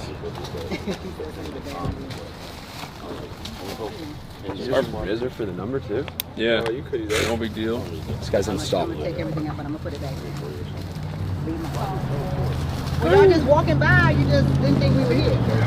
No, we were in a heated athletic competition. How'd it go? Well for one team. Yeah, really well. Yeah. Went all right, you know. Yeah. Didn't go so well. We did a smaller guys. Yeah. We did an uncle nephew hand-to-hand combat situation. Yeah. I just recently watched that. With that movie you talking about, Uncle, with Shaq and all them when they were older. You just said something reminded me of a movie. No. Oh, you know is what I'm that talking about? Uncle Drew? Uncle Drew. Oh, yeah, Uncle Drew. Yeah. Kyrie, no? Yeah, Kyrie. That Yeah. movie was good. Yeah, Kyrie's the man. Yup. I forgot about that movie. That's crazy. I forgot about that movie. I didn't even know there was a movie. I thought it was a commercial. No, they made a whole. Yeah, it originally started as like a YouTube video, right? Yeah, like it was a little bit. Like and a then they skit just where he follow. Who's this old guy? Yeah. Just take it off. All right, you got it. That's a good thing sometimes, packing up slowly. Wow. Yeah. Are you a child? No. Yeah, What are you? she's a bit. She's got. What kind of dog is she? And what else? Great Dane or something? And a mask there. A mask? What is it? Cool. Oh my gosh. It's just like. What is it? She's pretty good. She's like. You guys right here in the sun. Oh, thank you so much. Appreciate it, man. For food. Someone pay for this. That's crazy. Damn, you got free food while I was paying? What'd you get? Wait, what is it? Just dropped a bunch of pastries. Oh my God, God blessed. What is it? Genuinely blessed. Like some croissant. Get the hell out of Show, here. bro, I ain't chat? got Can no you show food chat? like this.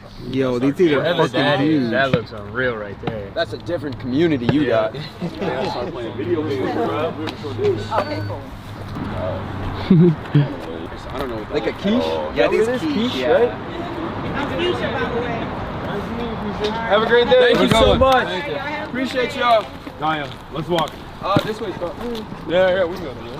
I'm gonna hide camera for a bit. Yeah. We're already here. Never really had to eat. How does the darkness feel, chat? I just, you know, I thought it'd be. This is what happens to all of us eventually. Yeah, the local. It's just all black. That's usually like local enterprise. Yep. That's usually what our Saturday like routine is. Wake up, walk over there. Over there? Yeah. Nice. It is great. It's great. They have like crazy like the one guy that sets up on the corner here who's already left. They have like crazy like parts. That's the real Monka W. Stuff like that in the morning. God, they're good. Okay, go. Go. Yeah, rip around. Just kidding. Go potty. No, go potty. Oh, big boys. Big boys out? Yeah. Hey, you want to just go in first? Yeah. You can just take care of it and then we'll follow. Gaia, sit. Hey. Oh, it's dark, my bad. Sit. Sorry, hold on. It's dark still. Huh? You can show. We'll start with the rodeo. Yeah. Just trying to be a little cautious. Oh, it is? Oh. She was not wrong. It literally, she was like, "Oh, this bag's not gonna hold." I was like, "No, it'll be fine." I feel like the jerk popcorn is gonna be the best thing in that. Yeah, I want to try Probably. Oh, we'll good? try it. All right, we're good. All right, come. What's the score right now? 6-3, tough game. Woo! Wow, in the second, it's only 6-3. I got you guys cookies and stuff. Yeah, we got some vegan snacks. I was curious with the. Well, usually there's like a lot of people over there on Saturday, like the little kind of farmer's market. Yeah, they usually do, but they were closing down when we got there. Everything was gone. It was like We got the were cream getting cheese pound cake. We were getting the leftovers. Yeah, come on, man. Yeah, we Do you were have just getting all the do you have a leftovers. knife? Yeah. I want to try it. Has it been all field goals? Yeah. They just missed the field goal. I'm gonna. Oh, okay. That's bad. Actually, yeah, that's like really smart. Yeah. Probably should wash the hands. Gaia, leave it. Gosh. Don't go over there. I'm gonna pee, chat. Go back.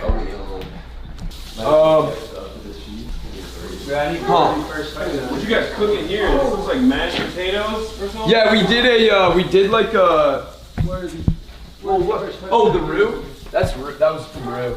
We did like alright, sweet. Right back there, All the the way in door the all the back. way at the end. In the right corner. All right, we're gonna try. What's going we're gonna first? try the cream cheese pound cake. All right. This is a non-vegan. This Chatters is a non-vegan food. Oh damn. I just think my wanted to. bracelet fell off at the park. No way. Yeah. Was it like Hey. a nice one? Yeah. Hey Chris. Yeah. I think one of my bracelets fell out at the park. Can someone go look? Yeah, we can do that, right? Cool. Like if you just go through maybe from the. I thought you were gonna say we could sing. I was like. No. But it's like, kind of nice. It'd be nice to get it back. Because I came back and I only had one on my wrist. Which one, the happy face or the? Yeah. Yeah, the good one. Yeah. There you go. All right. What is this? Cream one cheese again? pound cake. That's dense. That's pretty good though. Yeah. There's dense. Yeah, that's good. That's good. You guys want to try this? You want to try this? Swagg. You want to try this? What was it, Lucy? Cream cheese pound cake? That's actually pretty good. Is it smacking? Yeah. Yeah, I like that. You want to try the jerk? Yeah, let's do it. She said it was really spicy. What are your like spice levels? Like, I can eat spicy. is Turkey a place that does a lot of spice in food? Yeah. Yeah. We got mad spicy food. This one is the Simply Vegan chocolate chip cookie. I'm gonna try this one too. And he's trying the Jamaican jerk. Yup. Is it spicy? Yeah. Like bad? It's not bad though. I feel like maybe it's one of those things that if you keep eating it. That's really good. This? The pound cake or the jerk? Pound cake. Pound cake is good, but this is. Try this Jamaican jerk. It's weird to go to sweet to maybe Jamaican jerk. Is it salty? No, not very salty. It's got some spice to it though. Yeah. You're not big on that one, are you? It's all right. It's different. It's just different. Yeah. It's like I popcorn with a spices on it. Yeah. I mean that's what it is, but I'm saying like it's not my favorite so far. I think the pound cake was like excellent. Let's try the vegan chocolate chip. It's a little hard. Is it? Oh wow. Okay, not bad. Yeah. Banana chocolate chip, you said? No, just regular. Oh, regular? These are the non-vegan ones. Let me come around this way. I mean, for a vegan chocolate chip cookie though, that's not bad. Good. This is what I want to try, the Sakatimi coffee cake. I'm a big coffee cake fan. I feel like any coffee flavored things that I can get. For sure. Yeah. You do coffee in the morning? Oh yeah. Yeah? Oh yeah. Or like, I like to start, if I'm going out for the night, I usually like to start with like an espresso martini. Okay. Get a little energy in me. 100%. And I just love the taste of coffee. Like, Let me get that knife. Yeah, here you go. See, this looks... And this is not vegan, right? No, this is not vegan. And neither was the cream cheese cake. The cream cheese pound cake wasn't vegan either. Well, that might explain why it was the best one. Yeah. Let's see.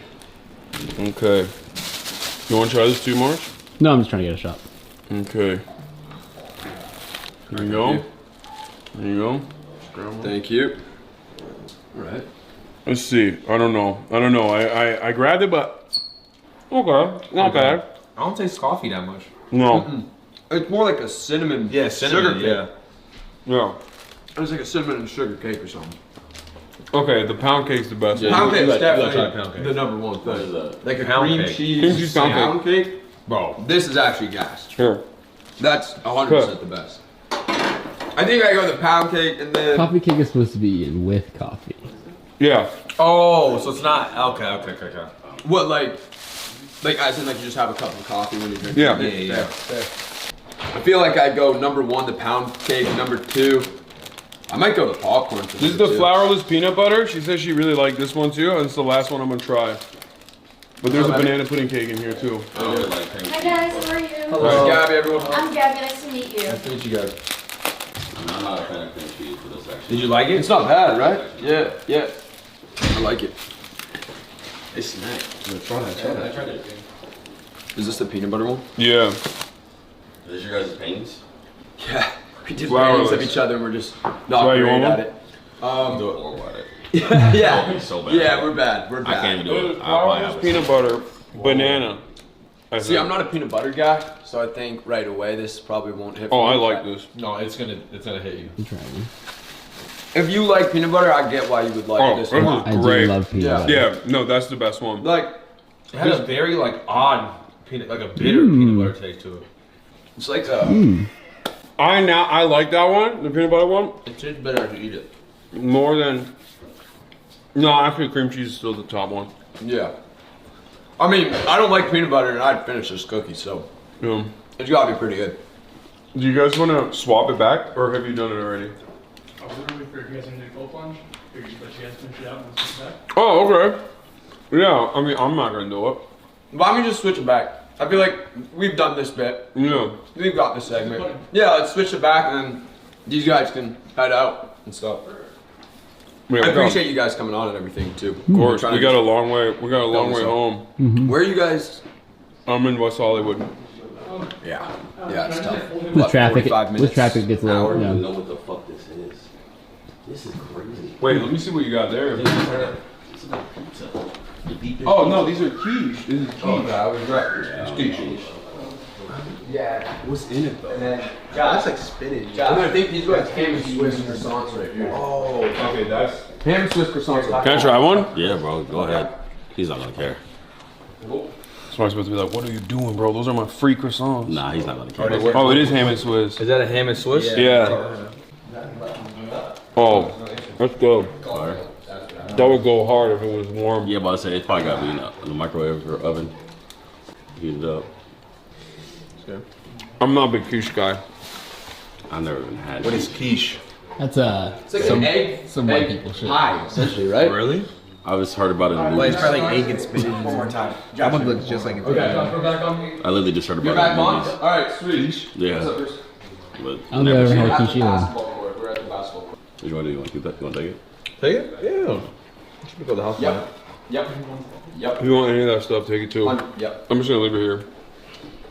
Go through your bag. Yeah, I'm gonna Up to you, old boy.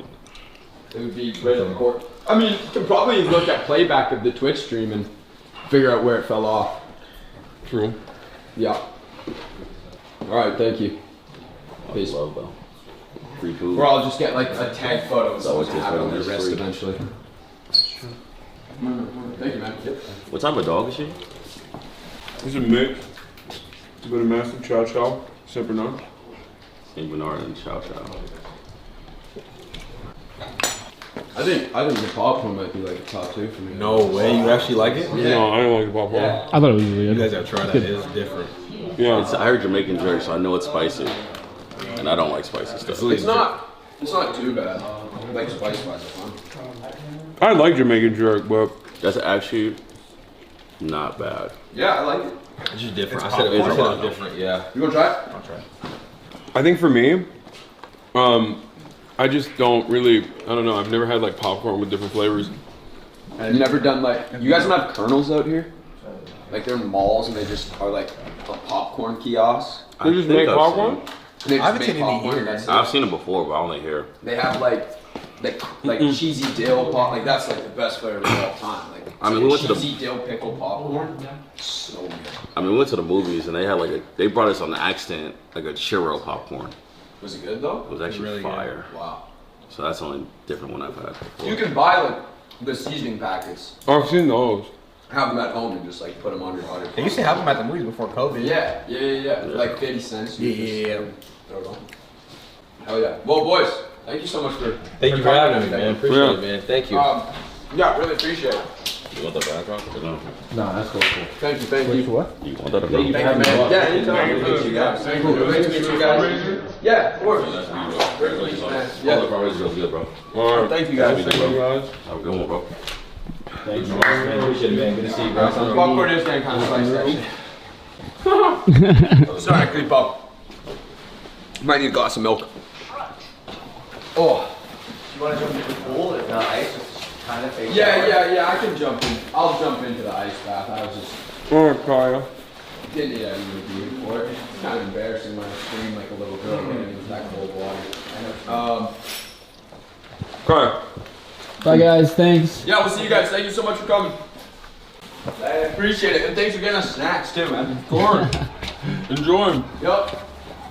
Oh. Well, What's the damage on the battery? I mean, they're both still charging, so it seems like they're still plugged in. Well, I don't know. Weird. Here, check that one. What? no, bro, it's at 28%. Oh, so it got cooked. Yeah. That means it ran through the battery and its internal battery. Yeah. Oh. Dude, this is like, this might be a problem. Yeah. Like, I have an extra one in my bag. Yeah. I mean, I think we'll make it home.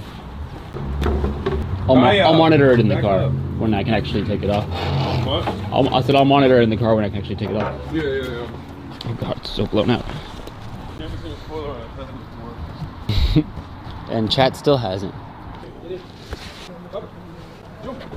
Good girl. Dude, I'm freaking starving. I don't want to say it there. If you order food now, it'll get to your house by the time you get there. Oh, that's true.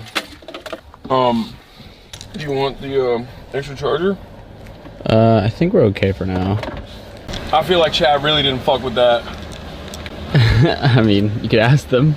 Chad, did you fuck with that? It's fuck with me Were Friday. y'all rocking with that, Chad? It's fuck with me Friday. Y'all fucking with me? 26%. Damn. Yeah, maybe I'll just pop their battery in, just to be safe. Yeah. That's kind of crazy, guys. Because how long have we been out? It's a little bit troublesome for sure. Yeah. Sorry, chat, I know. Not the best angle right now. Is this actually dead? Oh, They yeah, can't see anything either anyway. This is cooked. Wow, it's actually completely cooked. It's insane. Oh my god, the route back is even longer. Alright, it's charging again. It's been a good test for us though. Yeah. In terms of like... How do we fix that? Alright, don't show it now. Hold on. Oh no, we gotta talk to the team. We gotta talk to the guys to see what the deal is there. Cause it's like, and maybe Nick, I guess, cause he's the one who's like We might have the newer version of the bat, which might be more like power intensive. Yeah, I don't know.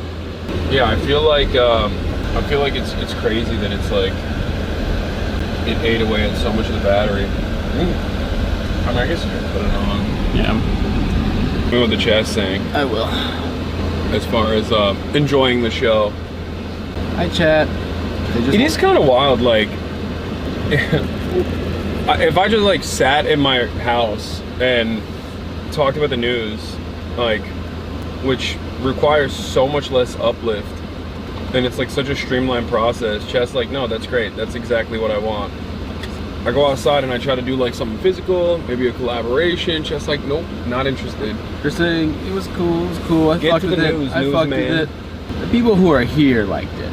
Yeah, of course. Yeah. Yeah, it's a little tough to, I think, keep that super engaging. This is somewhat of a devastating prospect for Japan streams, is what I'm worried about. I'm not as worried about that. I want to make sure that like chat is conditioned, the community is conditioned into enjoying things that aren't immediately like political commentary. Well, I think the thing with Japan is like it'll be a lot more novel. I don't think so, but it is what it is. Enjoy harder. What? They're whipping themselves into shape. They're also saying I'm right. No, this is the same as like the copium session surrounding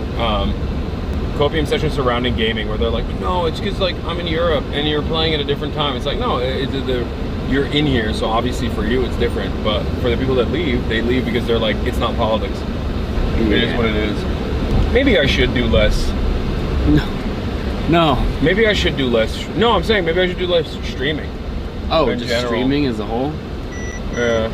Japan's, I mean, how were the Japan IRL streams last time, numbers-wise? I feel like they were consistently good. No, there was I think there was a period where it was like 40K, but that was because I think like someone was botting me and like Miskiv and Pokimane. It was during the kick drama. So I think they were like consistently probably like 20K, which was lower than average, but then it was like 30 to 40K because people were like, someone was like botting us. I see. Literally just the 3 people that were outspokenly against kick mysteriously got like a viewership boost. Or maybe not, I don't know. What are people saying? They're saying that they're all saying Japan IRL will be goated.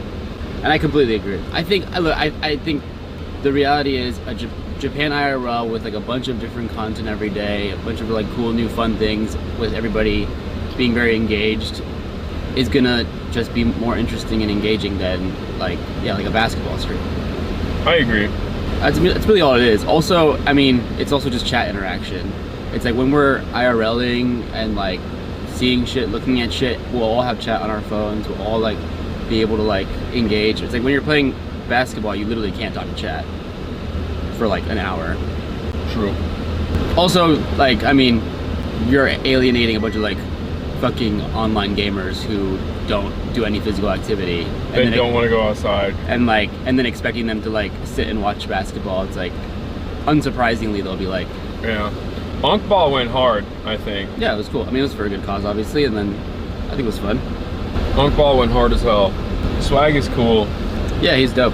The Beamer, the original electric Beamer, the i8 or whatever it's called. There's one over there. Do you it like looks those? like a. I love those. They look so sick. It looks like an actual supercar. Yeah. But you can get one for like 30 grand. Oh, really? I think because it's like the first generation electric vehicle. It was the first. I think it was the first ever EV that BMW ever made. I think my friend had one of those. And it looks sick. I mean, look at it. Yeah. Marge, tell Hasan it doesn't matter what poly nerds want when he's doing IRL, he's appealing to an entire new audience. Yeah. Also, you're just a lot happier.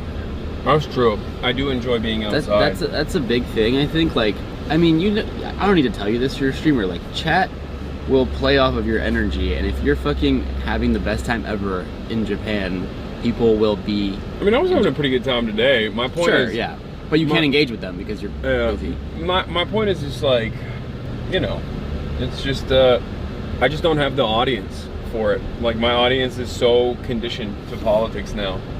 And look, I'm very fortunate. I just know what it is. Like, the reality of the matter is, for Twitch streaming in particular, you could have 2 different content creators do the exact same content in the exact same way. One would have a ginormous audience because they're like, you know, an IRL focused community. One has a tiny audience because there's like a smaller content creator. It doesn't matter. The audience will stay for one and not for the other. I need to do more variety is what I'm saying. Because I think like the variety community overall is much more interested in like unique. Yeah, I mean that's the other thing. You just have to like train that audience. Yeah. Which is like you just have to do it. Like there's gonna be like a growing period. Yeah, I've just been slamming politics.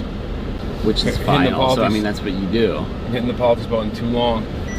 That's kind of your job though. I know, but because whenever we do like politics related IRLs, people love that shit. Even then, there's less people that watch it. Like, think about it. Even the firefighter stream, like that's there's less people that watch me actually interview the firefighters than people who were listening.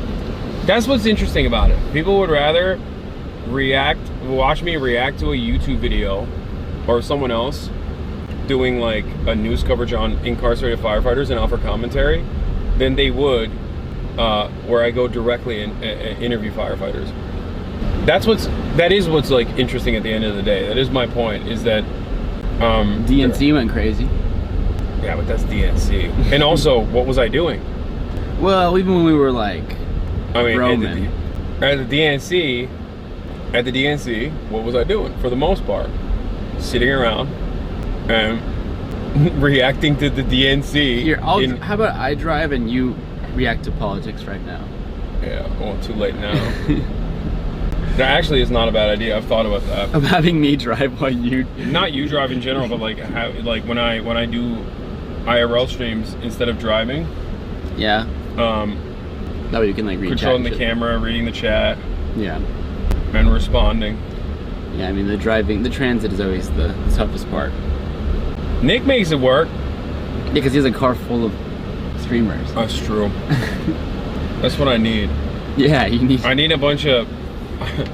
I need a bunch of Asian girls. Yes. In the car. That's what we've been saying. Decked out. That's what we've been fucking saying. And I keep telling them that I want to smell their feet. Yeah. I'm playing. That's the method, dude. I'm all for that. Not in like a weird way. It sounded like you're all for it in a weird way. No, that's not what Explain I meant. to me how you can do that in an unweird way. I just like making new friends. So yeah, I just like making new friends. And smelling their feet? No, I never said that. Oh, okay. Obviously not. I kind of felt like you did say that when you co-signed on the foot smelling thing, but okay. What do I just feel like you kind of... Nick's whole car is a streaming studio. Yeah, how about we do like a road trip stream? Those are hot right now. Okay. I do wanna do a stream with Nick though. Like I wanna do I wanna go on a travel stream with Nick. Maybe to China. China. Feed pics go international. Visiting the People's Republic to get as many feed pics as possible. Feed pic heaven. Poor guy needs water. She got water in the house. Oh, she did. Yeah. March Fear End episode in Puerto Rico with Bad Bunny. Yeah. Yeah, we do need to film a few Fear Ends in Japan. I saw somebody asking about that. How many do we need to film? 2? 2 at least, preferably 3. Uh-huh. Oh, are you planning on staying? I'm gonna stay a couple days later. Just a few. I already extended my trip. Hang out with my boy P Rob. Porter Robinson. But yeah, I mean, who should we like? We're gonna do Trash Taste Boys, or we can get the guy, we can get what's his name? Sim IRL. What's his name? Cole? Japan Sims? Oh yeah, Cole. I butchered his name so hard. I'm so sorry. You didn't even try. I'm so sorry. Damn, look at this car. Aston Martin. It's an Aston Martin SUV. Interesting. I don't really like the color. I don't like. It just looks weird. Yeah. Kako Shibuya. We should have her back on. Oh, we definitely will. We'll do for Fear and. Yeah. Oh, we could do that too. I mean, her last episode did great. And yeah. It's not like we can't repeat guests. People love That was so chill, though. That was such a funny combination. I think like Cajo and Skara together was we a fantastic need to combo. do more like weird crossovers like that. Those are the best ones. How many hours have we streamed? Have we streamed today? Today. You're at 4 hours and 12 minutes. But I guess in the car probably like 2. I think we left at like 12. Okay, so like 3. So only 3 hours and we burned through 3 batteries? Yeah. That's not good. That's a problem for sure. That's really bad, bro. The old backpack would go for... We have the new juice one, but we just put this battery in, which will probably give us another like hour and change. So I'd say total we have like 4.5 hours. But that's 4.5 hours with 3 batteries. Yeah. 4.5 hours with 3 batteries is not... I guess the idea, the best solution would be find a way to charge the batteries while they're not being used. So if we had some way to like charge this... I don't think we can charge those without... While we were using, or just get a bunch of them, I guess. That's part of the reason why I wanted to do this today, chat, was because I wanted to... We're limit testing. Yeah, I wanted to see what it looks like. Like, I wanted to see what the bandwidth looks like, if it's like interrupted at all at any point. Just get a little bike for March to pedal and charge the batteries. Yeah, that's a great idea. I like that. That back-breaking labor that is this job. March does need to work out more. I do work out. I agree, chap. What is this bumper-to-bumper traffic, man? But yeah, so Cajo Shibuya, maybe a little Sea Dog action. Right, we can do a Sea Dog one. Maybe we do a Sea Dog Cajo one, and then we'll go film it in Austin's Fuck Palace. Yeah. Which they don't know about that yet, but they'll find out. We talked about yeah, we that's a little spoiler for the next Fear and pod, where we talk about our Japanuary experiences. Oh, Chris Broad. Can we get a Broad in Japan on the pod? Oh. We haven't done anything with him yet. PewDiePie. I mean, that's okay. You're gonna piss me off because that's like, you need to do that.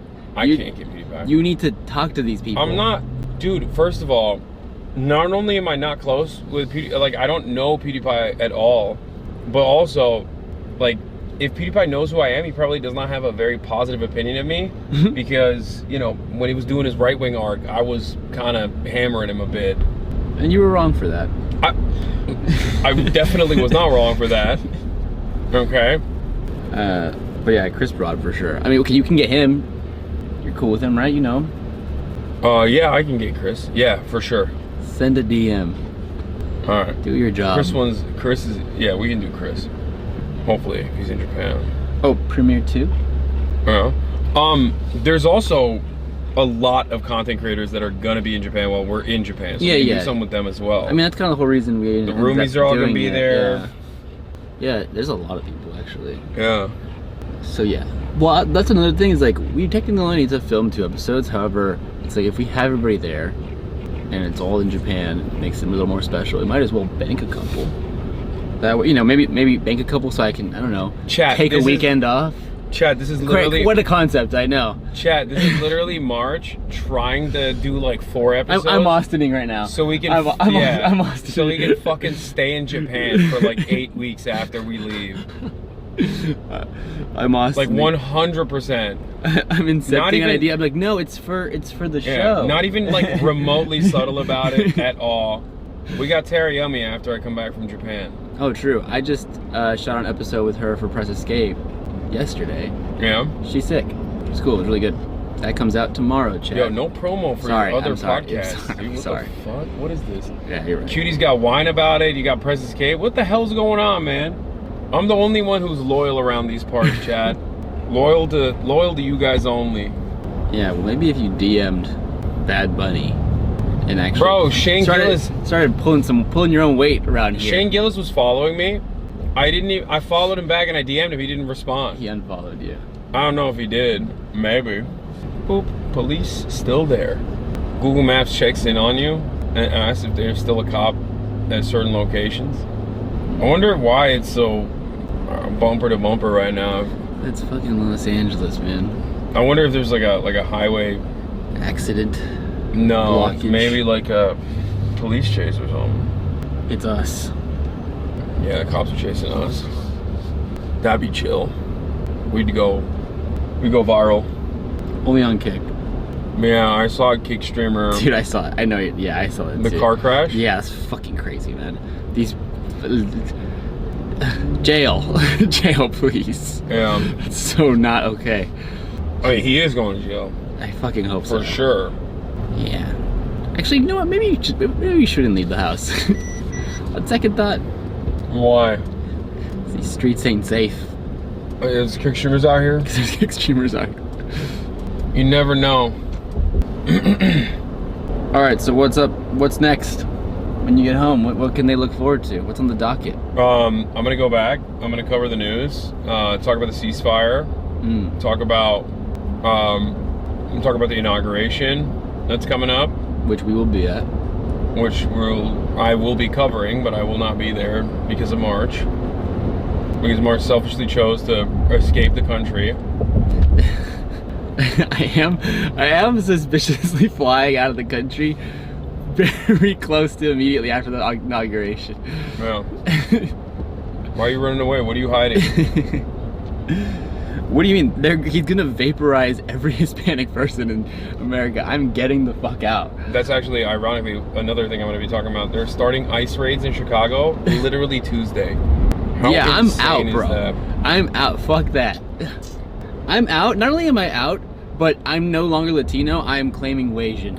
Yeah. Unveil the beauty of Wasia. Bro, you look Wasian. You look Wasian as hell. My favorite country, Wasia. Yeah. The problem is they're gonna be like, okay, speak Japanese right now, and you're gonna be like, and I'm gonna be like, okay, go ahead, spit some Japanese right now. I'm the immigration authority. Konbanwa. All right, boy, you better. You looking real Asian to me, boy. But maybe you got a little Mexican in you. All right, you don't got your papers on you, okay? It says here your name's Mauricio. I don't Miranda. How about no Miranda rice for you? Leaked. Why are you doxing my government name, man? Yeah. No Miranda rice for you. Okay, go ahead. Sumimasen. Prove to me you're Japanese. Watashi wa Mauricio desu. Because you can't be Wasian and Chinese, because then you're cooked again. Because then it's like... Yeah, for sure, for sure. Yeah. Yeah. No, I'm definitely... You can't be like, ni hao, shusha. You joke, but I have been taking Japanese and also I know, that's why I keep asking and you. doing Duolingo, and like it's like I'm not proficient to the point where I can just spit it, but like when I'm there, you guys are I'm gonna be so locked down. I'm gonna be reading shit. I'm gonna be like, you are not gonna be doing anything. I'm gonna be locked the fuck in. Oh my god, there's gonna be so many pop-up moments. They're gonna be clips. There's gonna be highlights. People like, oh my god, Wasian boy with swag. Yeah, we got a Pure and Duolingo sponsorship too, so. No, Rosetta Stone, but oh, my bad. It's okay. Okay, so that I can't. And you actually killed it on that ad read too. Yeah, people love that one. It was really funny. They said they're all believing in me. Thank you, Chad. If no one got me. Oh yeah, Chad always has you, but that's the worst group of people to have you. You don't want them having your back on this. They don't know. They don't know anything. Konichiwa. Where's that guy? Can we get that guy on? Oh, God. They keep saying that guy knows the Yakuza guy, like personally. I wanna interview a Yakuza guy. Yeah, that'd be sick. But I don't know how I'd be able to do that. I guess I can only interview a former Yakuza guy, but then it's like I don't speak Japanese. Yeah, do we get in trouble with Japanese authorities for like highlighting that? How does that work? No, people have done it. Like anime guys done it. Fear in Yakuza. A bunch of people have done it. I don't think it's like that. Birds. Now you got it in my head too. What happened to Kojima? What happened to Kojima? Tell them what happened. No,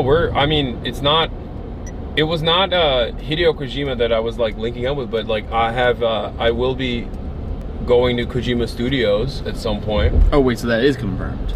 Yeah. Kojima Studios extended an invitation. I'm assuming they don't want that streamed though. I don't know. I'm gonna try to see if we can. That's sick. Yeah. That's another thing that we're gonna be doing in Japan. They're gonna put you in oh god, what's the new one called? The new game, I forgot already. Death Stranding 2? Death Stranding 2, yeah. That'd be amazing. If I got mocapped into Death Stranding I would let 2. him mocap my feet. Easy. He doesn't He doesn't mocap men's feet, I don't think. Also, I'm not famous like that. Hideo Kojima loves like Hollywood celebrities. Yeah, you did fall off. That too. Yeah. That too. Hideo's gonna be like, Chotto chotto. Chotto matte kudasai. Chotto matte, chotto matte. Nandatte boyo. Nandatte. God, I can't wait to go to Japan. It's like, don't you remember how happy we were, man? We're gonna have that back. No, I'm gonna be very happy in Japan, no matter what. I already know that. There's so much to look forward to. It is my place of happiness. And also, it's like we don't have to come back. Like, you're rich, you can just be Japanese. Just stay there and be Japanese. Yeah. Get like a extraordinary talent visa or whatever. I Yeah. think they're offering those to white boys now. Yeah. To swagged out. There's a Why do you need to come back? There's ship Kai out. We're good. There's a swagged out white boy. There's a swagged out white boy visa. Send Kai out on Bark Air for people who demonstrate white boy swag. Put Kai on a boat.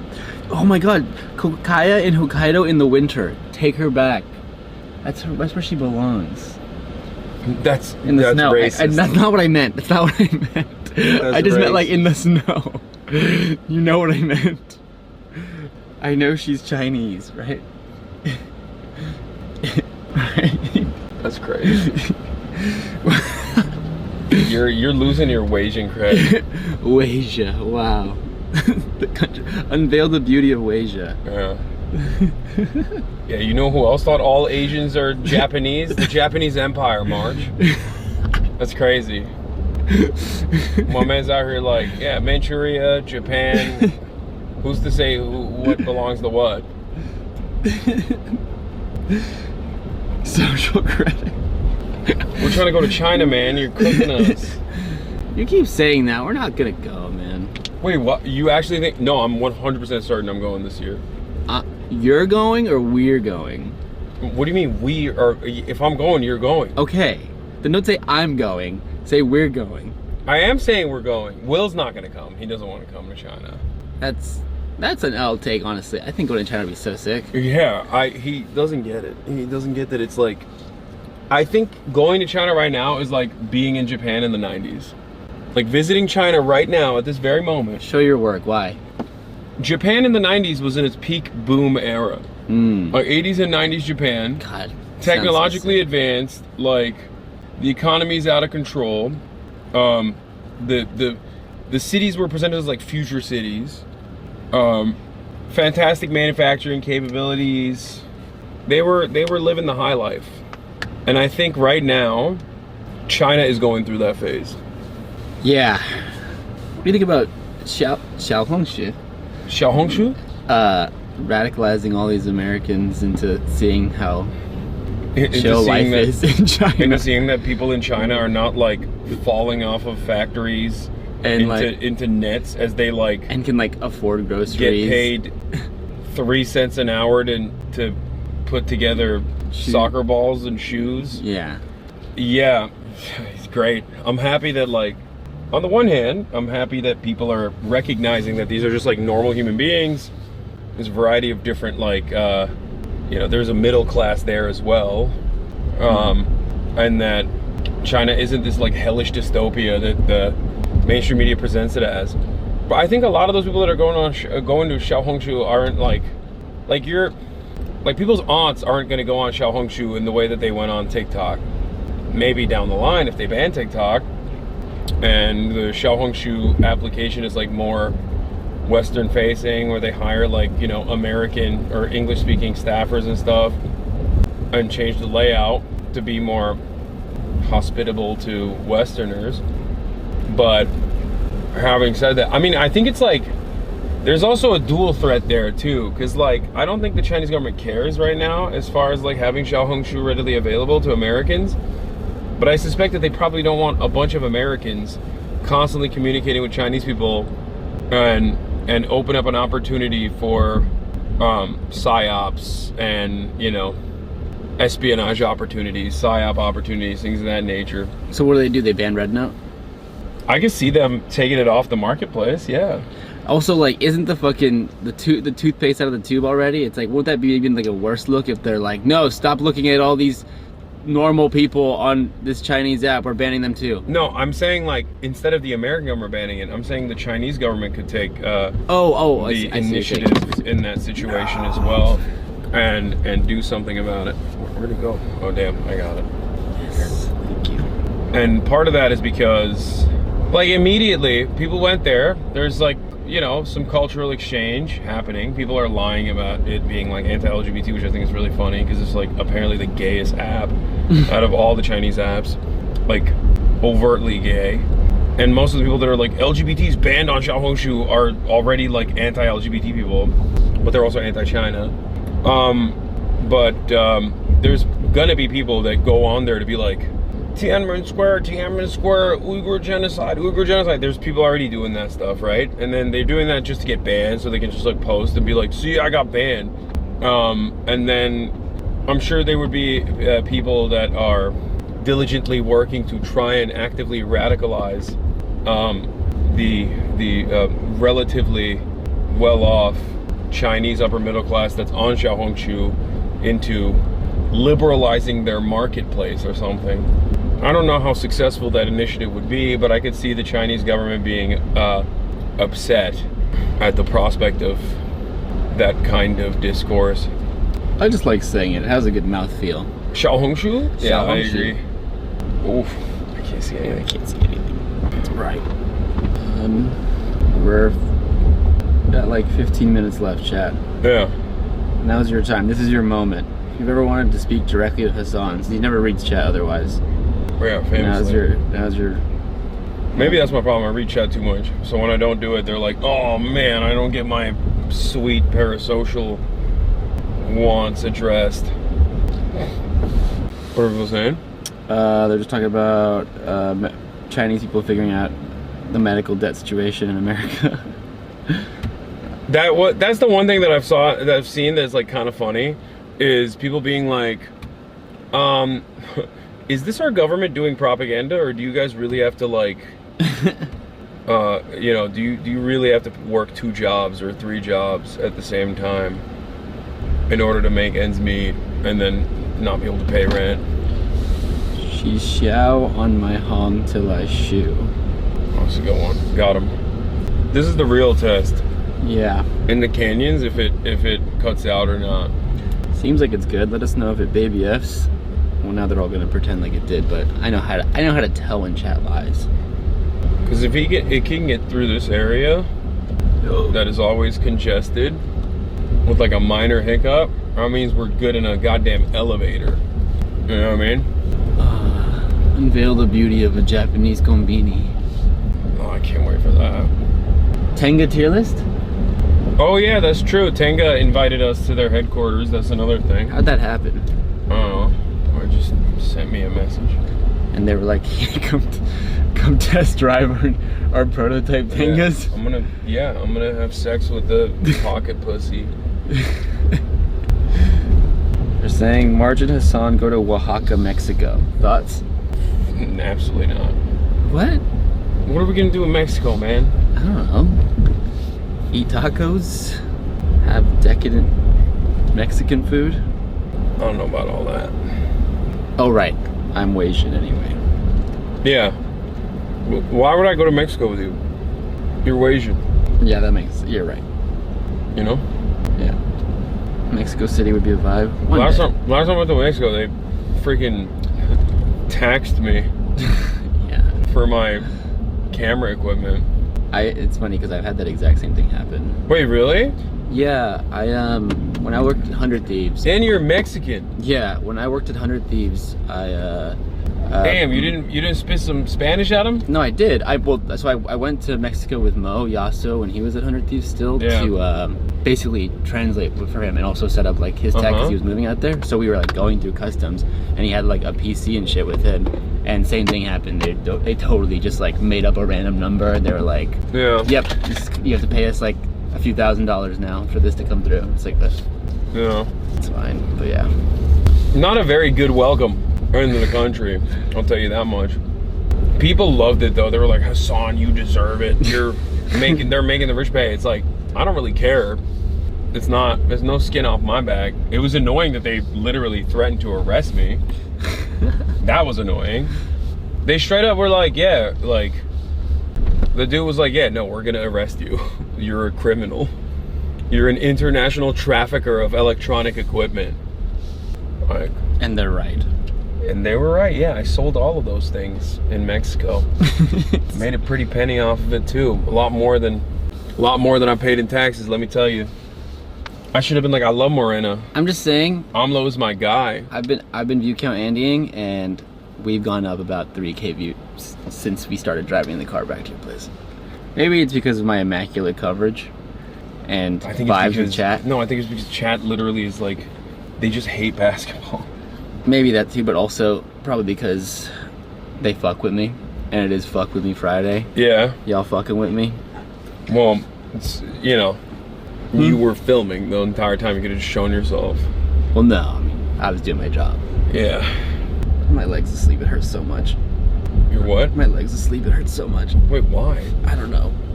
Bad circulation, probably. Because I'm frail. That's crazy that you're just like, you're so frail, you injured yourself sitting in the front seat of a car. It's crazy. I'm also kind of cramped, you know. How are you cramped? I have a backpack at my feet. Bro, that's on you. You could have moved that around. You want me to move it around? No, we're good. We're almost there. It's fine. All right, yeah. They're saying, yes, we hate basketball. Yes, we hate basketball. And they don't fuck with that. No, they don't fuck with me. That's what it is. They don't fuck with you, bro. It is not Fuck With Me Friday, ever.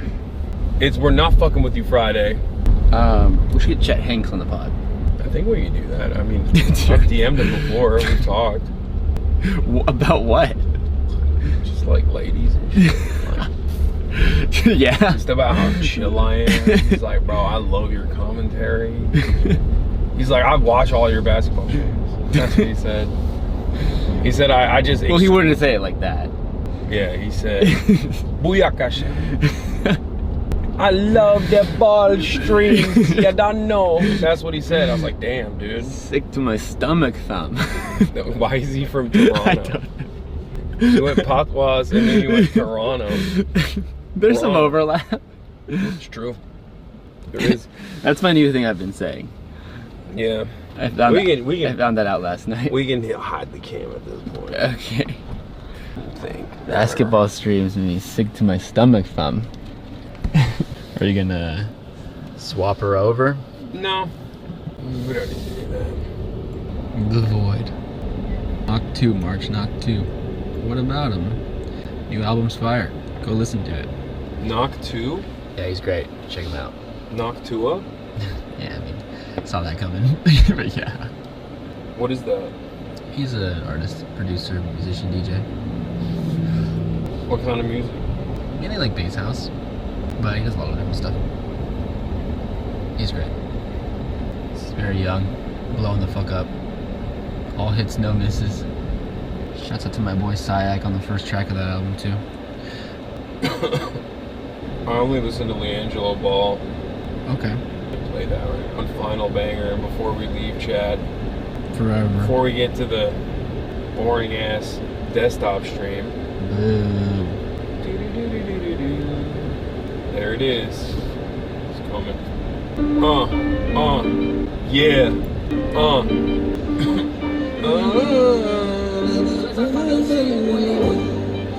Okay.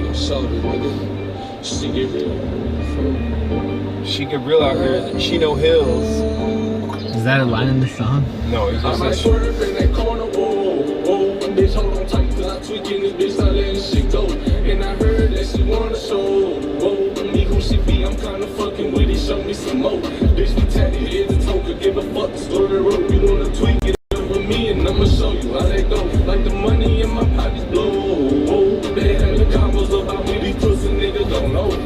Tell me what they talking about. I ain't fucking listening. Let your thoughts run your mouth, but ain't touching dividends, nigga. I ain't from the south, but kick it with my Memphis twin, nigga. I can't take a loss. I'm always going for the win. I been geeked up in this booth. I got my blood pack for the starter, nigga. Don't be acting. Know that put some hoes all through your body. I'm like, oh, it's cool. Let them in this bitch water. See a nigga acting bothered. Got my green light to red dollar. If you spot me, oh, I'm sorry. I can't take you, ain't getting all that. Look like your nigga want smoke, but we gon' do this shit regardless. And I started from the bottom, I'm just like you, but I was hard. I had motherfucking soldier. Nigga, shout out to my father. Shout out to my father. He made sure I make it farther. He made sure I make it farther. He's right. Bars. I might swerve in that corner. Whoa, whoa, bitch, hold on tight, cause I tweaking this bitch, I letting shit go. And I heard that she wanna show. Whoa, me who she be, I'm kinda fucking with it. Show me some more. Bitch, we tatted head to toe. Give a fuck, the story wrote. You wanna tweak it up with me, and I'ma show you how that go. Like the money in my pocket, blue. Whoa, they having combos about me, these pussy niggas don't know. With my evil twin, all black hoodies, we hit the streets again. He don't like attention, he'll tweak and get the reaping shit. With your ass is fat, we drove the hallway in a demon, bitch. He'll pop out, won't think twice and make you greet. I feel like Cutie would really like this song. Yeah. She's tweaking. She's always tweaking. Yeah. I can see the lies all on your face because your eyes are switched. The black ski mask all on our fucking faces. Be disguising shit. I'ma have my way with your baby. You wanna crash shit. Raise my back against her fucking waist. I got some powders in. She my bitch, not my opponent. My story, no, the bitch you rap with me, the rap with me. But I'ma keep it real, she loves respect. I'ma swerve. I might swerve in the corner, whoa, whoa. Bitch, hold on tight, cause I tweaking this bitch, I letting shit go. And I heard that she wanna show, whoa. Me who she be, I'm kinda fucking with it, show me some more. Bitch, we tatted head to toe, give a fuck, the story wrote. You wanna tweak it up with me, and I'ma show you how that go. Bars, banger, masterclass. Oh, 2 in a row. You ever listen to Lil Peep? Yeah. Nice. He's a Marxist. Really? Yeah, he was a Marxist, yeah. That's awesome. Yeah, his grandfather was like a communist or something. He had like a Free Palestine tweet in like 2014. Oh, he was base as fuck. Yeah. Windows ain't tinted, can't even see me. I done missed a couple plays, my shit on D&D. Put me in the fucking game, I'm an MVP. Take you out of Yoda, put you in an AMG. Bitch, I count chicken. She know I'm the rawest, nigga. Too slippery entertainment, come step in my office, nigga. Take a nigga, bitch. She say, D-Lo, you be saucy, baby. Tired of fucking with them lanes. Come for with some bosses, baby. She don't want no puppy, she want a big dog. Wash my clothes the other day, found a 10 ball. Flip phone for the jewels, it's a throwaway. I'm riding with some shooters, we look like Golden State. I'm Mr. Too Slippery, nigga. I'm with the fucking sharks, you with the fishes, nigga. Man, just Flying on my neck, your house. 60, nigga. Wayne Mullen was. I didn't know anything about him. The first Senate hearing that I testify in front of, he attacks me. And I'm like, I go right into mode, like neighborhood where I grew up mode. I'm like, fuck you, dude. Yeah. Like, I'm not afraid of you. And we got into it. We get into it real good. I get off. My mother calls me and she's like, I just saw you on TV. And my mother is awesome. My mother's like a beast. I go, oh yeah, what'd you think? She goes, oh great, you just got us all fucking audited. That's nice, right? So after that, you know, there's again mainstream media perpetuating this controversy over and over. So of course we're responding, he's responding, whatever. We go into a second hearing. Again, it blows up. And it was funny because, you know, I didn't really care. I don't sweat anybody. And we got into that controversy. Now stand your butt up. Like, all right, okay, if we're going to throw down, I'm not taking my ring off. I'm going to use my ring to dent you real hard, right? and I'm looking at him, and then I'm having fun with it.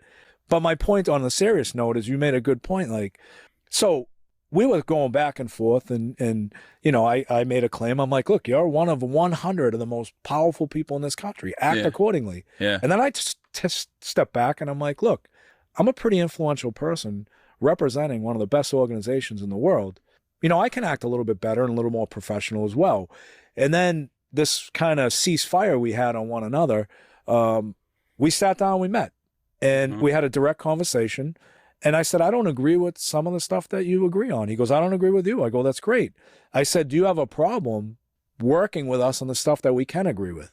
He says, absolutely not. I would love to do that. Now, you know, we haven't collaborated a lot, and I'm not certain what's going to happen moving forward. Yeah. But I am having conversations. Yeah. Look, my best friend in my whole life grew up in my neighborhood.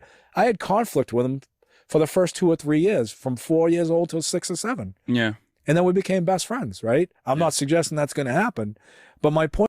He's not suggesting that's going to happen. All right, we're back. What? Yeah, it's in here. It's over here. Oh, this was so good. Oh, hell yeah. I'm glad you guys liked it. Reblast off for the filthy levers? Nah, probably not. I'm not going to do that. I don't really care. Fuck them. If they don't want to watch, they don't. If they're not fucking with me, we're not fucking with them. You know what I mean? Ugh, my nose. UFO disclosure? Yeah, that's not happening. I'm not watching the UFO disclosure. Are you gonna meet the Tokyo Sims guy in Japan? Yes, I am. Let's see. Wait, hold on. You turned it off, right? All right. I think you underestimate the okay. All right. I think you underestimate the amount of audio only listeners do in IRL and gaming isn't very audio friendly. No, that's what I'm saying. That's why I said it, for a multitude of different reasons. It's just what I've trained my audience.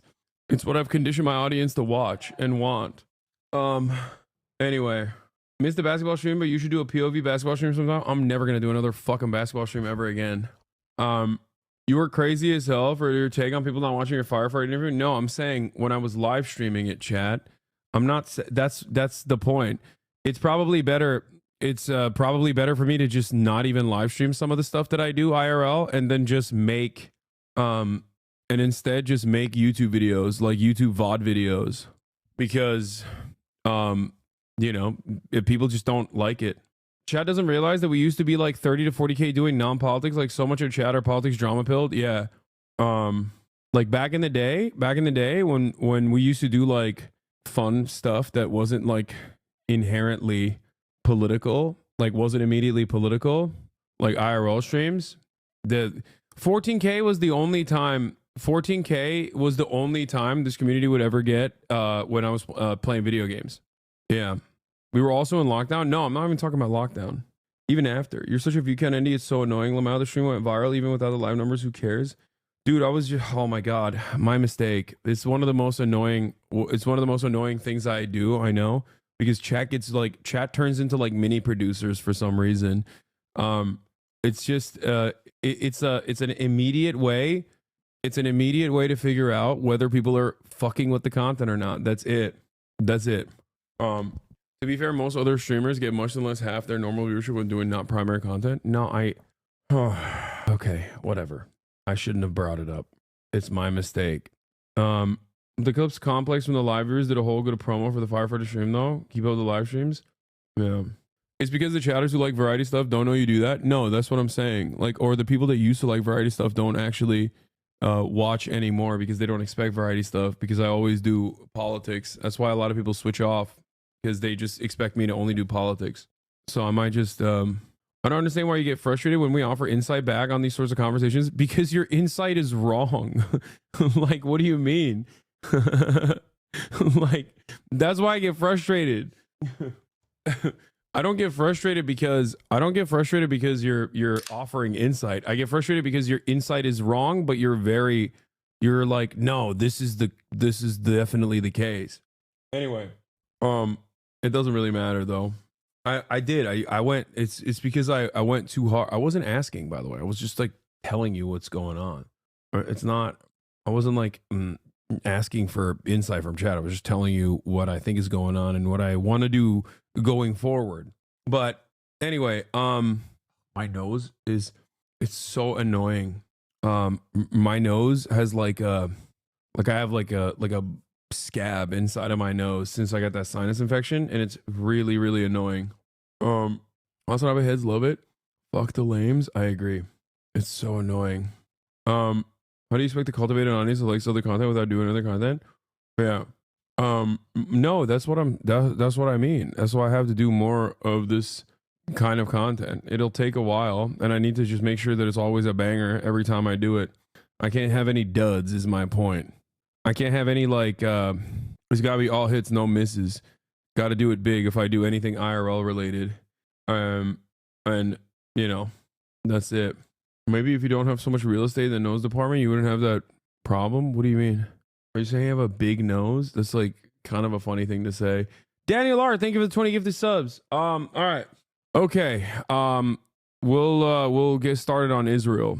for the most annoying fucking chatters who probably left. They're going to be very upset that they're going to miss this coverage. So fuck them. Because this is usually the most annoying group that's like, if you're not literally talking about Israel, I don't want to fucking be a part of this community. And I'm not going to blast off that I'm here and covering Israel.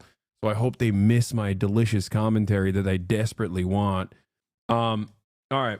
Whatever you do, don't pick and eat the scars in your nose. It will take forever for it to heal. Pick and eat. New video on Bad Empanada's main channel. I'm not gonna watch another Bad Empanada video right now. Yeah. When they come in 3 hours later, be like, oh, I had no idea you were streaming. Why didn't you tell us you swapped away from IRL? I'm gonna ban them permanently. I'm just letting you know what's gonna happen. They're gonna come in in like the next hour and be like, dude, why didn't you fucking inform us that you were no longer doing stupid ass basketball shit? You were back at your desk doing politics, and we're gonna ban them. This is the framework that we have signed 2 days ago. Is the same. So here's the Qatari Prime Minister revealing what we knew for the longest time. I'm willing to bet that this won't be talked about on a lot of Western channels. Sky News is covering it here. Revealing that the Gaza deal Israel just signed has been on the table for 13 months since December 2023. 13 months. And the deal itself is identical to previous deals that Hamas had put forward on multiple different occasions. Okay? Same framework that we agreed on. Yes, Haas corridors are who I'm going to ban. Those are the most annoying motherfuckers. In December 23, which is basically 13 months of a waste of negotiating details that has no meaning and doesn't worth any single life that we lost in Gaza, or any single life of those hostages that lost their life because of the bombing, because they are among everyone else. Israel's security cabinet finally signed off on the deal after delays following internal squabbling. Qatar's Prime Minister says all involved must seize this opportunity for peace. I believe it's the moment for all of us today to think about what's on the broader picture. How can we have a peaceful Middle East? How can we have a Palestinian state next to Israeli state, living side by each other peacefully? And that's what we are aiming for. Sheikh Mohammed Abdul Rahman Al Thani also praised President Trump and his special envoy, Steve Witkoff, for getting the deal over the line. We believe President Trump can create a greater impact for the region, and Steve Witkoff, the special envoy to the Middle East, has demonstrated a leadership in these negotiations, and we see the way he fought for a deal to happen. And I believe if this will continue to be the attitude and the approach for the next 4 years, we can create a lot of good things for the region. Qatar has been at the center of negotiations since the Hamas-led attack on Israel on October the 7th, 2023. Despite its success in mediating a brief ceasefire and hostage exchange in November of that year, its hosting of Hamas's political office has received criticism from some quarters. It didn't stop us, it didn't hinder our effort. It made us more committed to achieve our objective and our goal to bring the ceasefire and to bring peace to Gaza and to bring the hostages back to their families. We feel for both the same way. All of them, they are a human being. Despite commitment from the negotiators, this is a fragile deal between two sworn enemies. Is the guy that delayed the sign? No, he's one of the parties involved in the negotiation.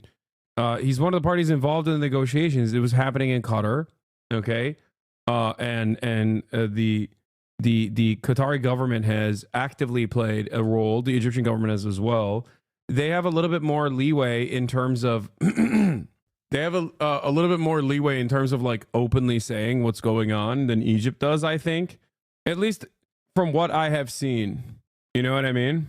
This is something that I saw. The thing about democracy is sometimes you are not in the majority, and this is one of those times. 170 million Americans use TikTok. If you think this is an overwhelmingly popular decision, you must paying attention to the Democrats' last second scramble to try and extend what is it, like the ban time Undo. Try and delay the ban. They won't find out about how popular TikTok is until Insta posts about it 3 months from now. No, I just think that it's so, like, you're so stupid. Like, I'm sorry, but you have to be one of the dumbest you have to be one of the dumbest people on the planet if you legitimately think that a social media application used by 170 million Americans was actually so unpopular and that needed to be banned, okay? Or if you're that dumb, you're exactly the type of dumbass who also thinks that, like, our legislators actually care about people's popular wishes. Or you're also stupid enough to assume that the Supreme Court's 9-0 unanimous decision actually shows some kind of democratic wish. What's next? Are we going to talk about how the abortion ban was actually something that the overwhelming majority of Americans wanted? Yeah, Democrats, apostrophe, thank you. I think the majority of people don't care about it that much. Dude, there's also numerous polls that show that the support for the ban is at 32%, okay? 32%. Once it became a real thing, once it became a real problem, people definitely changed their minds. What are we talking about? It's the same with abortion. People that want abortion restrictions don't like it when it happens. It's so stupid. Yeah, you're right, actually. It's Democrats. True. 170 million Americans use TikTok. If you think this is an overwhelmingly popular decision, you must not have been paying attention to the Democrats' last-second scramble to try and delay the ban deadline. Like, when has Congress actually... This is not one of those cases, obviously. Who elected the Supreme Court and let them speak for all 350 million of us? Congress passed the law, the president signed it, and the Supreme Court declined to overturn it. That's how our government is supposed to work. Yeah. Like, you cannot be fucking serious, right? Like, this is the you have to be the dumbest person on the planet. If you I can't believe this got 31,000 likes. I'm not kidding. I think that there are a lot of people who just think, like, no, it's actually responsible governance when the government does things that people don't want.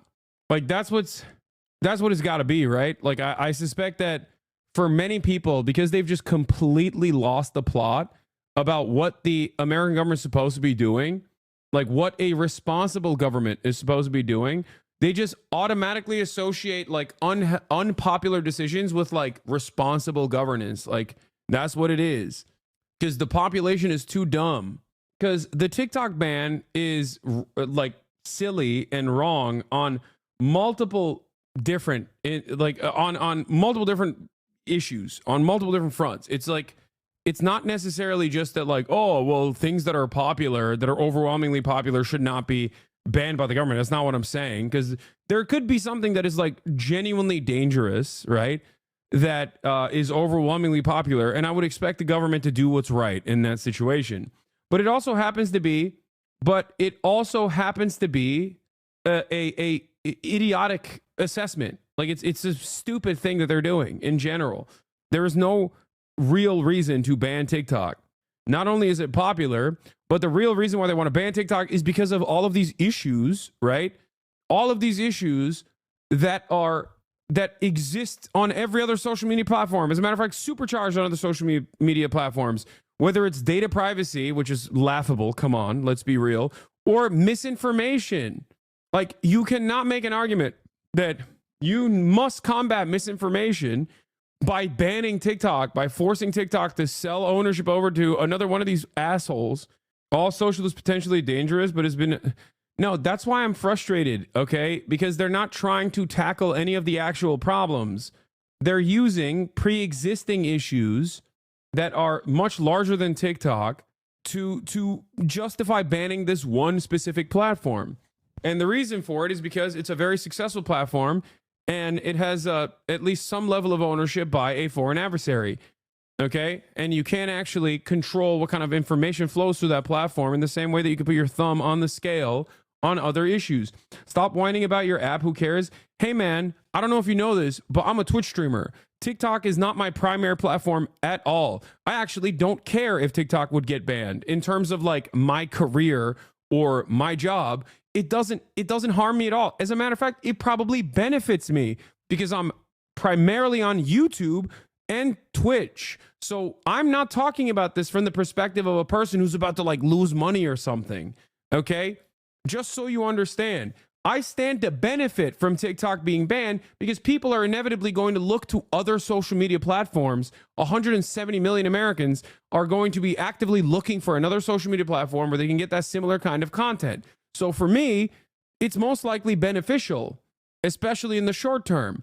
But I understand that across the board, the American government operating like this simply because the Chinese government has some semblance of influence and control over an application is devastating, not a real problem. Okay, you're a fucking moron if you think that this is not a real problem. This is a real problem for multiple different reasons. Number one, it's not just going to be TikTok. It's going to be everything that the Chinese government owns, okay? They've already added all of your favorite video game... Bill Clinton's a rapist? I agree. What the fuck's wrong with you? Now you're just saying things that I agree with. I guess you're assuming that maybe you can say one thing that I agree with so that you can get back on my good graces? Like, is that what it is? Or do you think I would defend Bill Clinton? What are you, fucking stupid? I mean, you are kind of stupid. So I guess you're this stupid. Stupid enough to think that I would defend Bill Clinton. Anyway, my point is, it's absolutely is a violation of you know, people's First Amendment rights in general, okay? Because part of the reason why they want to ban it is because they want controllable websites. They want websites where you will get banned. And there will inevitably be an issue that you care about that actually ends up, that puts you in the crosshairs, okay, of our tech overlords. All of our tech overlords that are currently cozying up. This is so online. Dude, virtually everything that you touch at a certain point is being manufactured in China. At a certain component is being manufactured in China. If you can't comprehend that, like, maybe you don't fuck with TikTok and it doesn't matter, but down the line, they're going to take away one of your video games, one of your gacha games that you masturbate to because you're a pathetic fucking loser who has nothing else going on in his goddamn life other than jerking off to 2D lolicon porn, then you'll have a conversation where you'll have a real crisis, okay? Dumb fuck. Jesus Christ.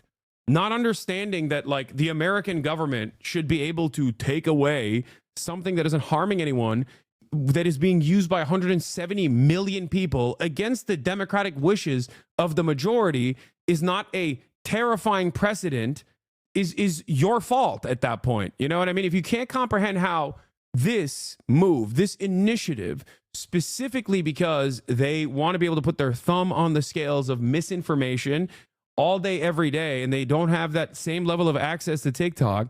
And that's the part of the reason why they want to ban it. Part of the reason why I want to take it out of the American marketplace. If you don't comprehend that that is a major overreach and also incredibly unpopular, you're out of your mind. Link the backpedal. Yeah, exactly. I'm wrong, right? I'm wrong. I'm wrong about the Americans backpedaling. Look at this. A few words about protecting TikTok's future, while also protecting America's national security at the same time. It's clear that more time is needed to find an American buyer and not disrupt the lives and livelihoods of millions of Americans, of so many influencers who have built up a good network of followers. Yeah, Tencent was designated as a military company, which means the U.S. is more likely to crack down on it. That means Riot games like Valorant and League are going to go away too. Marvel Rivals, also going to go away. Okay?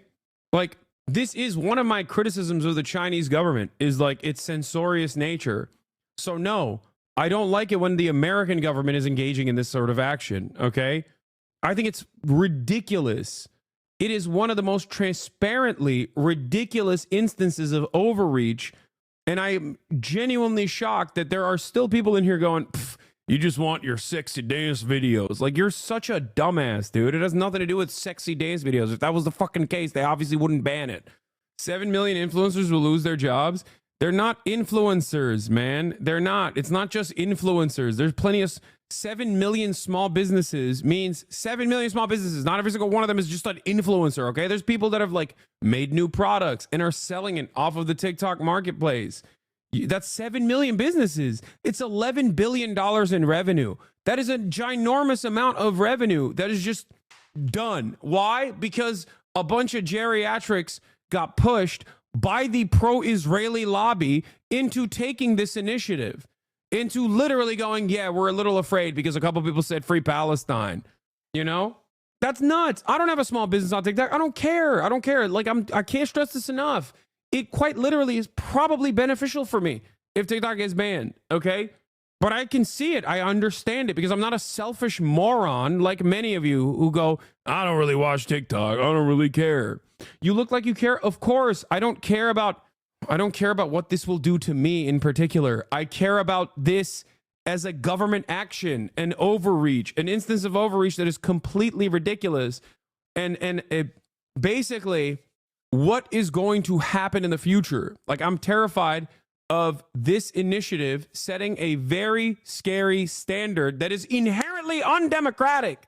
All of the worst villains are salivating at the prospect of this. You got Mark Zuckerberg, Elon Musk, Google. Every single one of these guys love this. And the reason why they love this is because they're going to have a larger market share. Okay? They are going to have a larger market share. That's the reason why they're pushing for it. The pro-Israel lobby loves this because they don't like that they can't actually stress, like the ADL can't go up to Tencent or a ByteDance and be like, hey, it's really messed up. You're being really anti-Semitic by letting, Palestinian accounts thrive on your platform. So they can't actually put their thumb on the scale. So that's why they want to ban it. Okay? That is the major reason. That is literally the reason. So when you side with this, when you side with the TikTok ban approach, you're literally siding with those guys. Just so you understand, you're siding with people who want to control whatever flow of information is coming through, and you're siding with people who, stand to make multiple billions of dollars off of this. But do you know all the intelligence on this? Isn't the main argument that the Chinese government is using to spy on people? Yeah, that is the main argument. I know. That doesn't really matter, does it? Because you can make a wrong argument. You can just lie. You can make an incorrect statement. The government does it all the time. Is a short king is absolutely correct, by the way. What is this? Robert Reich posted Number one me? short king. He is a short king.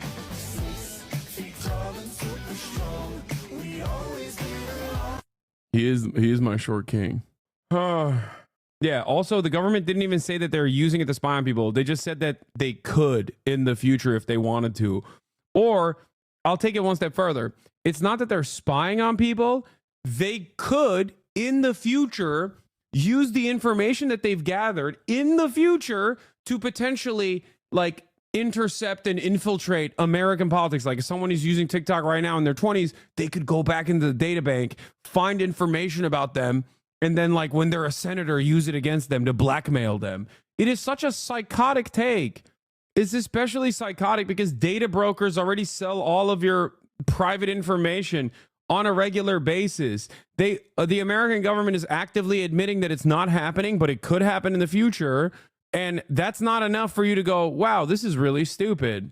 Even if it was real, they should have banned Facebook for that years ago. This is an antitrust violation.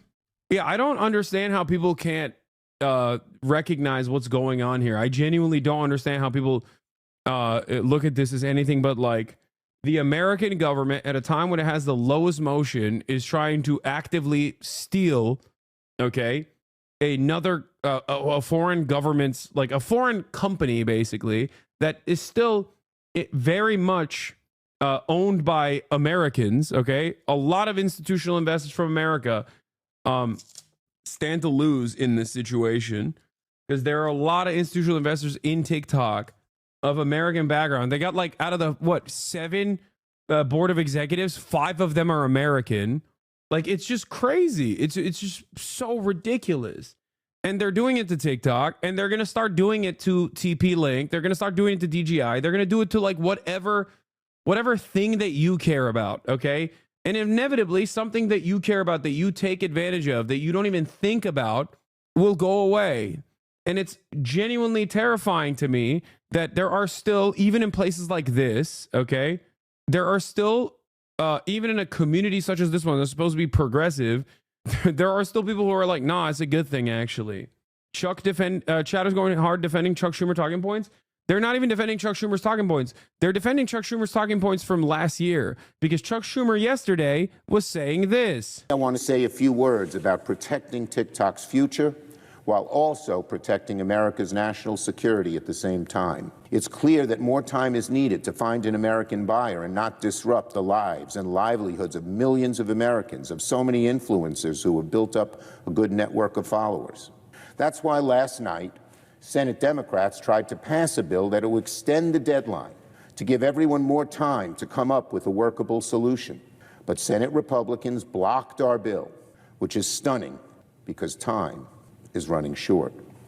We will continue to work to find a responsible solution to keeping TikTok going, protect American livelihoods, and protect against Chinese Communist Party surveillance. We must and can do all three.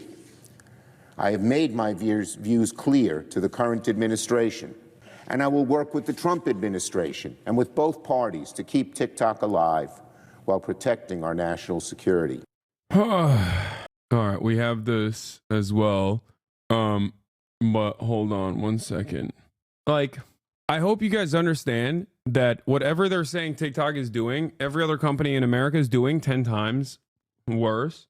And they're not invested in actually solving this through a data privacy act. Okay? Because if they were invested in this, if they were invested in your data being private, I would be on board with it all day, every day. We would be implementing some sort of EU-style restrictions. If the Chinese government wants to purchase your data, they can go to the data brokers, probably cheaper than operating TikTok. Okay? I just don't understand how people can't recognize what's going on there. Like, they don't see it. Anyway, you might have already talked about it, but did you see that Shu has a Charlie Kirk video reposted on his TikTok page? I'm not surprised. They're trying to glaze the Republicans so they don't have their the platform get yeeted, and they think Charlie Kirk is like the guy that has access to Trump. And they're right. They're not wrong. Charlie Kirk does have access to Trump. So it is what it is, you know? What happened to my alerts? My alerts got cooked. Let me fix this. There was a massive data leak a few months ago where basically everyone's social security numbers made public too. Yeah. I think the issue perfectly highlights the main problems with the Dems shooting themselves in the foot by trying to be more right-wing and then handing a dub to Trump. If they keep operating like this, they'll lose 2028. I mean, they are. They're just gonna keep losing. I don't think they care. I don't know. I don't know what the hell they're doing. I mean, that's 2 W's too. If Trump preserves, people are being willfully ignorant about this ban. It's not about the ban in and of itself. It's about the fact that our government can't get anything done for 100 or other more important issues, but can quickly come together to ban something that was never a problem, but can't act on healthcare, housing, grocery prices, gun control. People are rightfully bitter about it. It's not about the app for most of us. Yeah, that's the other part of it too. You can only find like a filibuster-proof majority when it's like, when it comes down to banning TikTok, or when it comes down to like the Lake and Riley Act. Okay? That's what's so ass about this. There's never any consensus for doing something good, doing right by the population. But only consensus can be found if we're talking about like, you know, taking something away from people. It's great stuff, man. Anyway, BB already came out this morning and announced that he has permission from Biden and Trump to continue the conflict after phase 1 is over. Yeah, I saw that. I'm going to cover that in a second. Why are people saying the end is near? Why are you saying the end is near? The fog is here? What are you guys saying? No, I'm trying to figure out what happened to my alerts. It's annoying me a little bit. I don't know where the alerts went. Like, I don't know why the alerts got broken and it's just stuck. And I'm also simultaneously trying to find the dude who does my alerts, and I can't reach him for some reason on my can we do Hogwatch? Sure. You can't alert him? No, I can't. I feel like he changed his username or something. Where the hell did he go? I'm trying to find him in my DMs. Anyway, TikTok-related government corruption. TikTok is a huge national security concern. Yeah, let's take a look at this. I can't think of a potentially more powerful propaganda tool. Propaganda tool? Did he just say propaganda tool? I'm sorry, sir. I thought the national security threat was in terms of data collection. Here are some fun facts. Instagram, Facebook, Google, DoorDash, and Airbnb all collect more data than TikTok. TikTok has contributed more than $24 billion to U.S. gross domestic product and more than 224,000 jobs to the U.S. economy. Mind you, as of January 15th, the United States is over $36.2 trillion in debt. There are over 1.3 million creators that operate their businesses on TikTok. In less than 24 hours, 3.4 million American citizens volunteered their data to an actual Chinese communist app in protest success of their own government. TikTok is not a publicly shared company. Meta is a publicly shared company. Members of Congress who voted on the TikTok ban are invested in Meta stock. Meet your politicians. Senator Markway Mullen purchased between $15,000 and $50,000 of Meta shares on January 2nd, 2024 and January 26, 2024. Mike McCall, who introduced the TikTok ban legislation, was a little bit sneakier about it by using his family's trust to purchase his Meta stock. Representative Byron Donald voted yay and purchased Meta stock on December 6th. Representative Greg Stanton voted yay and purchased Meta stock on November 9th, 2023. Representative Diana Harshbarger voted yay and purchased Meta stock on March 3rd, 2023. Representative Ro Khanna voted nay but purchased Meta stock on November 7th. Representative Dan Crenshaw voted yay and purchased Meta stock on December 2nd, 2022. Representative Marjorie Taylor Greene voted yay and purchased Meta stock on December 30th. The list goes on and on. You guys can look it up. Members of Congress are actually required by law to disclose their financial transactions, including stock trades, under the Stock Act. Ironically, the purpose of that law is to make sure that Congress members do not make any major decisions if there's a personal financial benefit. The irony of fear-mongering a nation about the threat of Chinese communism by stripping them of their jobs,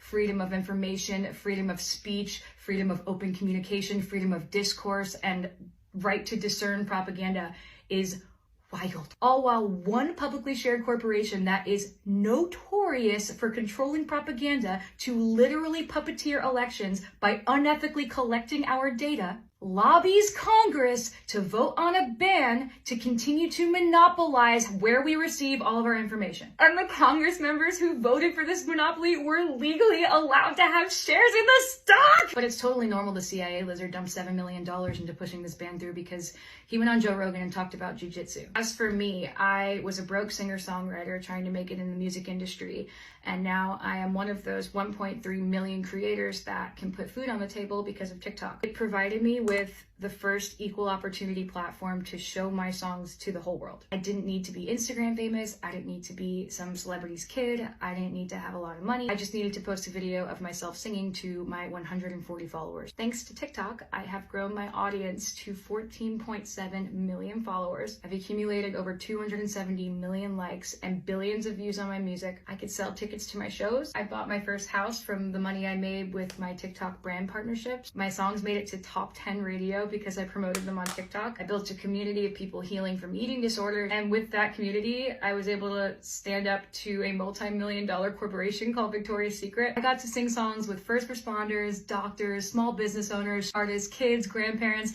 Olympians, magicians, veterans, triple amputees. My TikTok account was not only mine. It was a place for other people's perspectives, for the kid I babysit to confront mean girls in her school. It was supposed to be something that I could show my daughter one day and be like, look, mommy made this. And you can do anything too. You can follow your dreams and you can change the world. This just feels so icky. And now I'm saying goodbye to the future that I built for my family, fair and square, with a baby on the way, so a bunch of corrupt, dirty politicians can feed their babies. Our greatest politicians. Why are you saying okay, dude, bro? What are you talking about? It's a job. Like, what? Dude, we design society in a way where basically this is the only job you can have. Okay? We design it in a way where, like, at least back in the day, you could have job security, you could have a pension to look forward to, and decent wages when you know, worked at a factory or something. We robbed American generations of that future prospect. We turned around and we said only white collar jobs.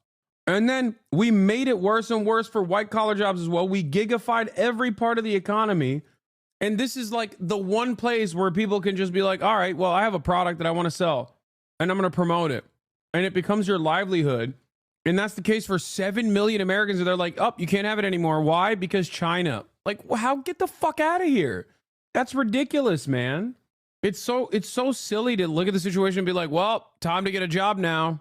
This is my favorite dumbass. How come you don't get mad when China does stuff like this? Because I'm not fucking Chinese. Dumbass, I'm American. Do I look Chinese to you, motherfucker? Fuck you mean?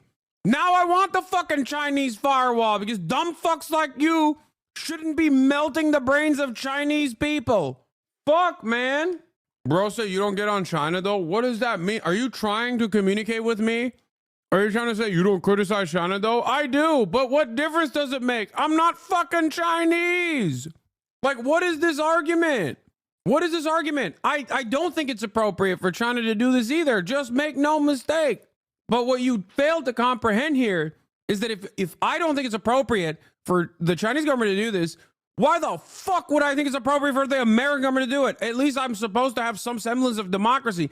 And that's the meta commentary right there, which is that we delude ourselves into thinking like we have a say in this process in an instance where we clearly don't.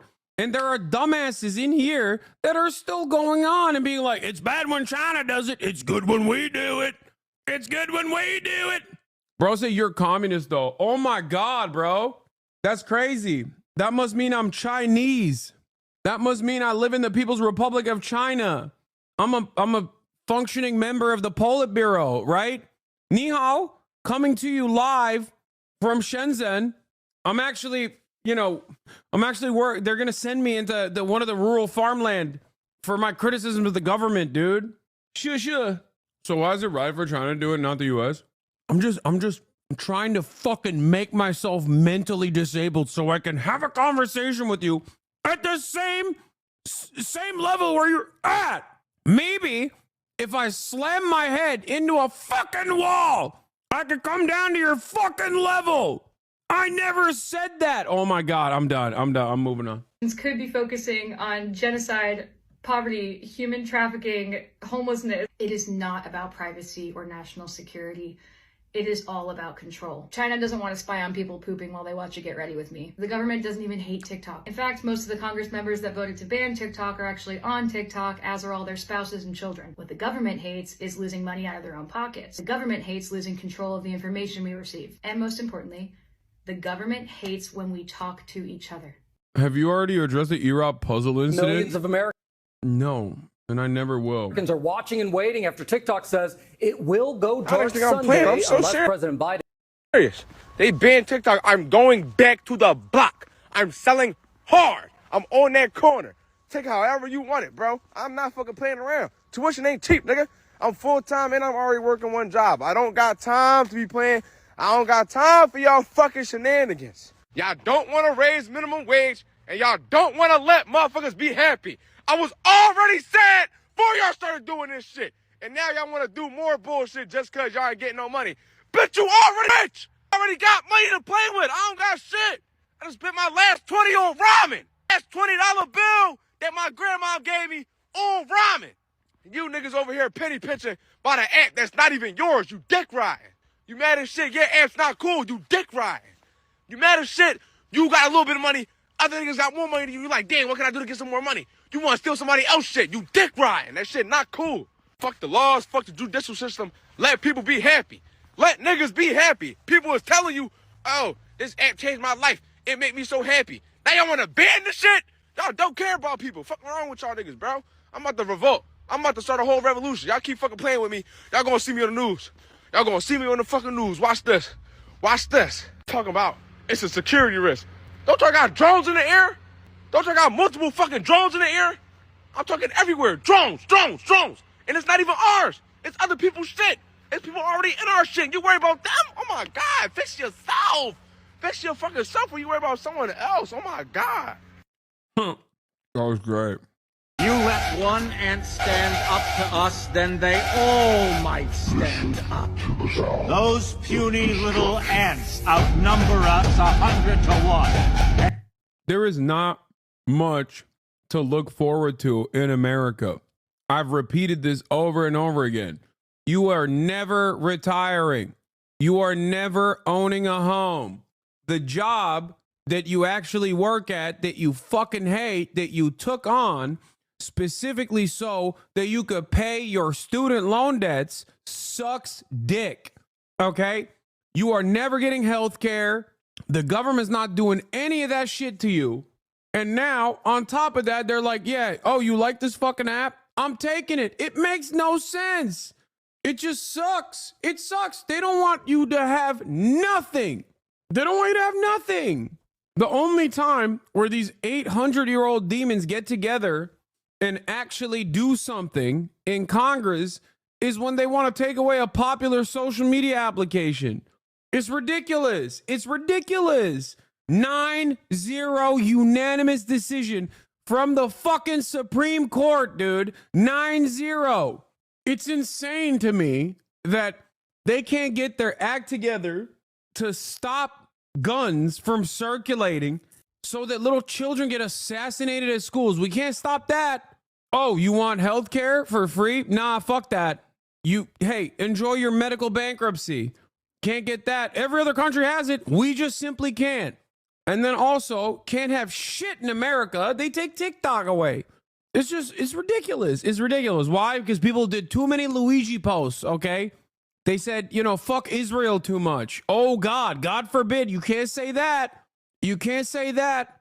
Fucking Mark Zuckerberg salivating in the corner, looking at that, being like, ooh, that's going to be my market share. Can't wait for that. Google feeling the same exact way. Elon Musk feeling the same exact way. They're all in DC tonight, gang banging with Donald Trump. Okay. They're doing a suck fest in DC tonight. It's ridiculous. Every place you look at has to be insanely right wing, dude. You can't have shit. You can't have a moment of solace. You can't have a moment of fucking happiness in this life. It sucks. And intervenes. Morgan Norwood joins us now. Morgan, good morning. The clock is ticking. Yeah, good morning. We're looking at an escalating showdown between TikTok and the Biden administration. The app, as you mentioned, will go dark tomorrow on Sunday unless the administration guarantees app stores, internet providers won't face penalties for keeping the app online. Now, with that said, with that deadline just hours away, some users are savoring their final scrolls while others flock to another Chinese app in protest. This morning, TikTok warning it will shut down for its more than 170 million users in less than 24 hours, putting pressure on the White House to intervene. In a statement overnight, the company saying unless the Biden administration immediately provides a definitive statement that it won't enforce the ban that takes effect by law on Sunday, TikTok will be forced to go dark on January 19th. What am I supposed to do? Thank you for saving my life and changing my life, TikTok. TikTok's threat to shut down comes after the Supreme Court sided with the federal government's national security concerns and not the company's free speech claims, citing TikTok's data collection practices and relationship with a foreign adversary. If TikTok doesn't cut ties with its China-based parent company ByteDance, it could be blocked with fines for app stores and internet service providers of up to $5,000 per user. With TikTok possible. What? Jamel Bowie called Red Note a Chinese propaganda app? Yeah, he's a New York Times journalist. Of course he said that. Possibly in its final hours. Hello, TikTok refugees from the U.S. Welcome to Red Note. Americans are... Yeah, dude. Red Note is a Chinese propaganda apparatus. That's why it's in fucking Mandarin. They don't even want your unwashed Angloid asses on that fucking platform. Fuck you mean it's a Chinese propaganda apparatus? No, it's for upper middle class, wealthy, gay Chinese people. Okay? That's what it's for. It's in fucking Mandarin. Have you tried opening up an account on the fucking platform? You need to use Google Translate every step of the goddamn way. Does that strike you as the great dangerous Red Scare propaganda machine? No, man. They're doing their own fucking thing. We go over there and immediately we're so self-important. We're so self-important where we're like, ooh, they must be doing this to brainwash our American youth again. It's like, what are you talking about? We went there. We fucked it up. What are you talking about? That it's like, oh yeah, no, this is their propaganda apparatus. Totally, man. It's so stupid. Are fleeing to Red Note in protest, another Chinese social media app. What's up, everybody? It's Ross and Granny here. For content creators like Ross Smith and his grandmother Gangster Granny, who together amass more than 24 million TikTok followers. Starting over on a new platform is daunting.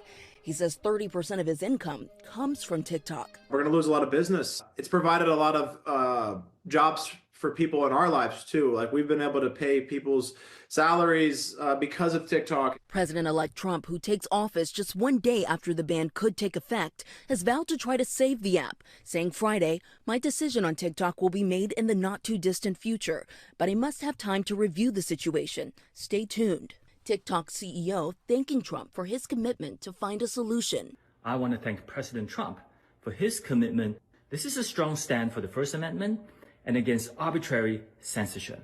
And a White House official telling ABC News that the administration has already made things clear, gone through extraordinary lengths to communicate its position, stating that this will all be up to the Trump administration to implement and enforce the law. Okay, so we saw TikTok CEO there thanking Trump. We know that Trump has invited the CEO to the inauguration, but realistically, what can Trump do in this case here? You know, Gio, certainly the president does have some influence here. He may try to get TikTok to broker some sort of deal to change hands. Remember, they want to try to force the sale. That's been the government's issue here. But even if that does happen, if China approves all of that, that's also a major sticking point and attention point here. The way that we experience TikTok will certainly change. I mean, the national security concerns lies within that data-driven algorithm. That's going to have to be overhauled. So you're going to have a new algorithm and certainly a new app. All right, well, less than 24 hours to go. We'll see what happens. Such Morgan, widespread thank you. impacts there could be. Yeah.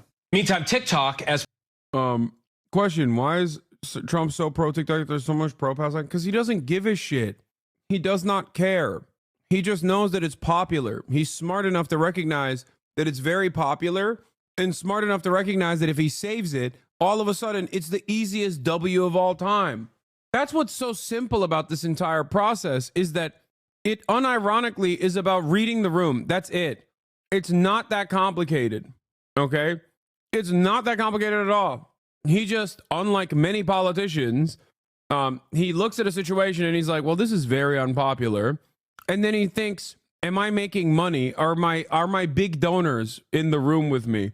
Are they the most important constituencies? Do they care about it? And he gets a pressure. He matches up how unpopular something is with what he stands to gain from banning it or not banning it. And in this circumstance, the public perception is so unimaginably slanted against people that want to ban TikTok, and he recognizes it.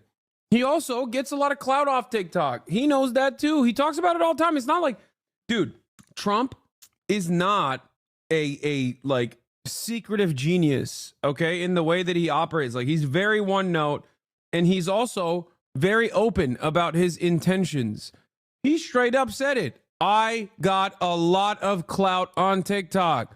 TikTok played a formative role in my victory. TikTok is the reason why the youth love Donald Trump. He has said those words over and over again. But Hasan, he already won and can't serve again, so his popularity doesn't matter anymore. You're so silly if you think that Donald Trump is a normal politician like that. First of all, let's see if he doesn't serve again, okay? What is this he won't serve again business? What do you mean he won't serve again? Oh, you mean, because the norms. Oh, because we have rules about that sort of thing. Oh, I forgot. I forgot that we had norms and rules and institutions. I forgot that. I forgot. For a second, I thought I was living in a different country. Wake up. We live in the United States of America in the year 2025. We are no longer living in a country with norms and institutions, none of which ever mattered, okay? They only mattered as far as the Republican Party wouldn't weaponize them against the Democrats. Now that they are openly opening up the floodgates and weaponizing it against the Democrats, shut the fuck up about norms and institutions. This country elected and gave a resounding victory to a guy who tried to actively overthrow the previous election's results in the funniest way possible, okay? Like, the funniest way possible. It was so stupid. It was, it was hilarious to watch. I think I'm a better person because I was there to see it, okay? January 6th. And now this country is like, no, that guy was awesome. We love him. And you're over here being like, well, there are term limits. He's locked into a second term. Like, it doesn't matter. The only thing that matters is whether Trump wants to run again or continue being president or not, okay, going forward. That's the only thing that matters. As we say, is on the clock. President-elect Donald Trump says he would most likely issue a 90-day extension to avoid a national ban as he is set to take office on Monday. This comes shortly after the Biden administration released a statement addressing the app's threat to go dark, calling it a stunt. Earlier this week, the Supreme Court voted to uphold the law that would shut the app down, set to take effect tomorrow unless TikTok's China-based parent company agrees to sell the company before then. ABC's Alex Brachet joins me now live with more. Alex, this showdown is escalating, and now we are hearing from the White House and President-elect Trump on the issue. Trump even saying he may step in once he takes office. What's the latest at this hour? Hey, Phil, you're absolutely right. And look, I mean, there's been a back and forth in the courts on this. But what's interesting about where we stand right now is that it appears that there is no indication from the Biden administration or even from the Trump administration that there is a push to have TikTok banned.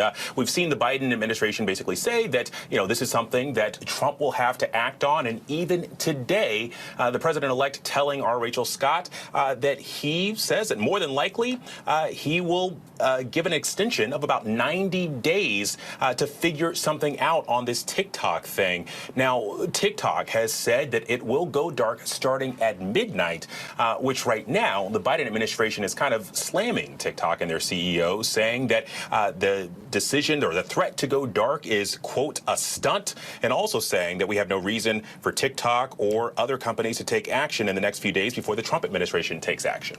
Alex, we know about 170 million Americans use this app. I guess on the bright side, there are a lot of people who are happy about this potential holdup because from a cultural perspective, this app not only does it bring joy to a lot of people, but it brings income to a lot of people. That's right, Phil. Why is the media always playing catch up? Like for weeks, they covered this as an awesome thing. And only until the last 12 hours before TikTok goes dark, they're like, oh, well, I guess a lot of people made money off of it. Like, dude, I said this months ago. It was part of the reason why I didn't think it would get banned. Like, it's just, I don't understand it. Like, who is getting informed from this? It goes back to whether or not these guys are malicious or just incompetent. And sometimes I don't know. I don't know. When I hear Chuck Schumer go, maybe we shouldn't have banned it. We actually want a stay of execution. I'm like, but dude, you passed the legislation. You didn't think that this would have, genuine repercussions, 170 million active users, 7 million small businesses on TikTok. You didn't think that would be a genuine, that would come with some penalties? They can't be that fucking stupid. But then sometimes I'm like, maybe they are. I mean, you think about all of those TikTok challenges and TikTok dances. It's really kind of been a cultural flashpoint for so many. Take a look at just some of the big hits. There's also the classic take that I always show you, that I always tell you, which is people are stupid and they don't understand the impact of something until it actually becomes the reality. People who think they're on board with a certain type of ban might not actually be on board. The abortion conversation is a great example of this.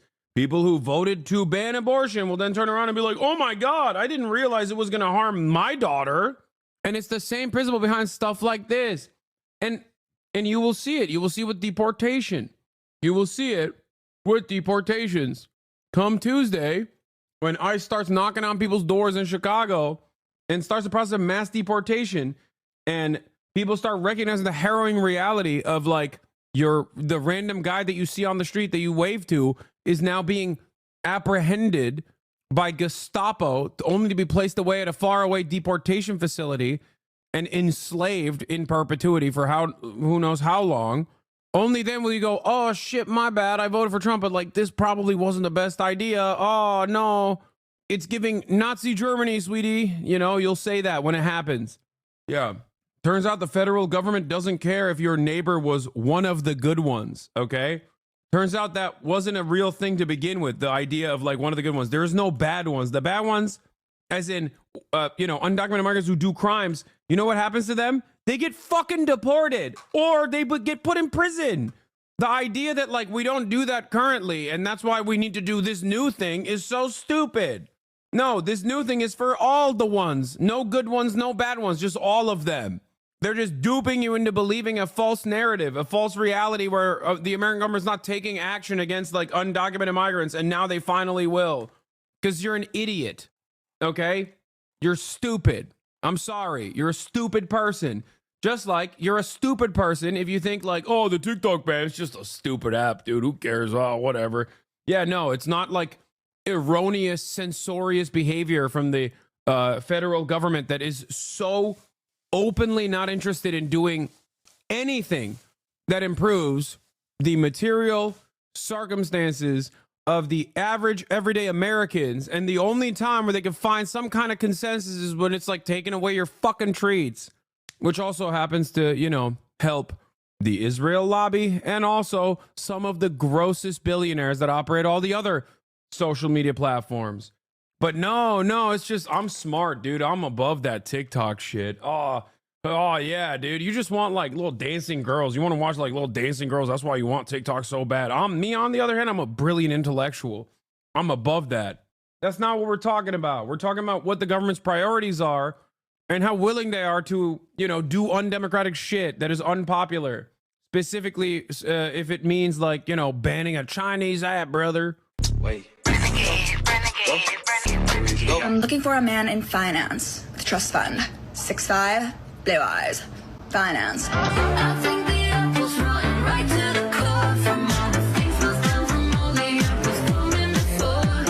Who wants to go to the Four Seasons Orlando?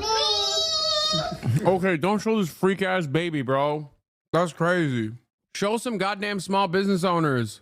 Show a rugged guy, okay? A rugged guy that lives in like Texas with the accent, okay?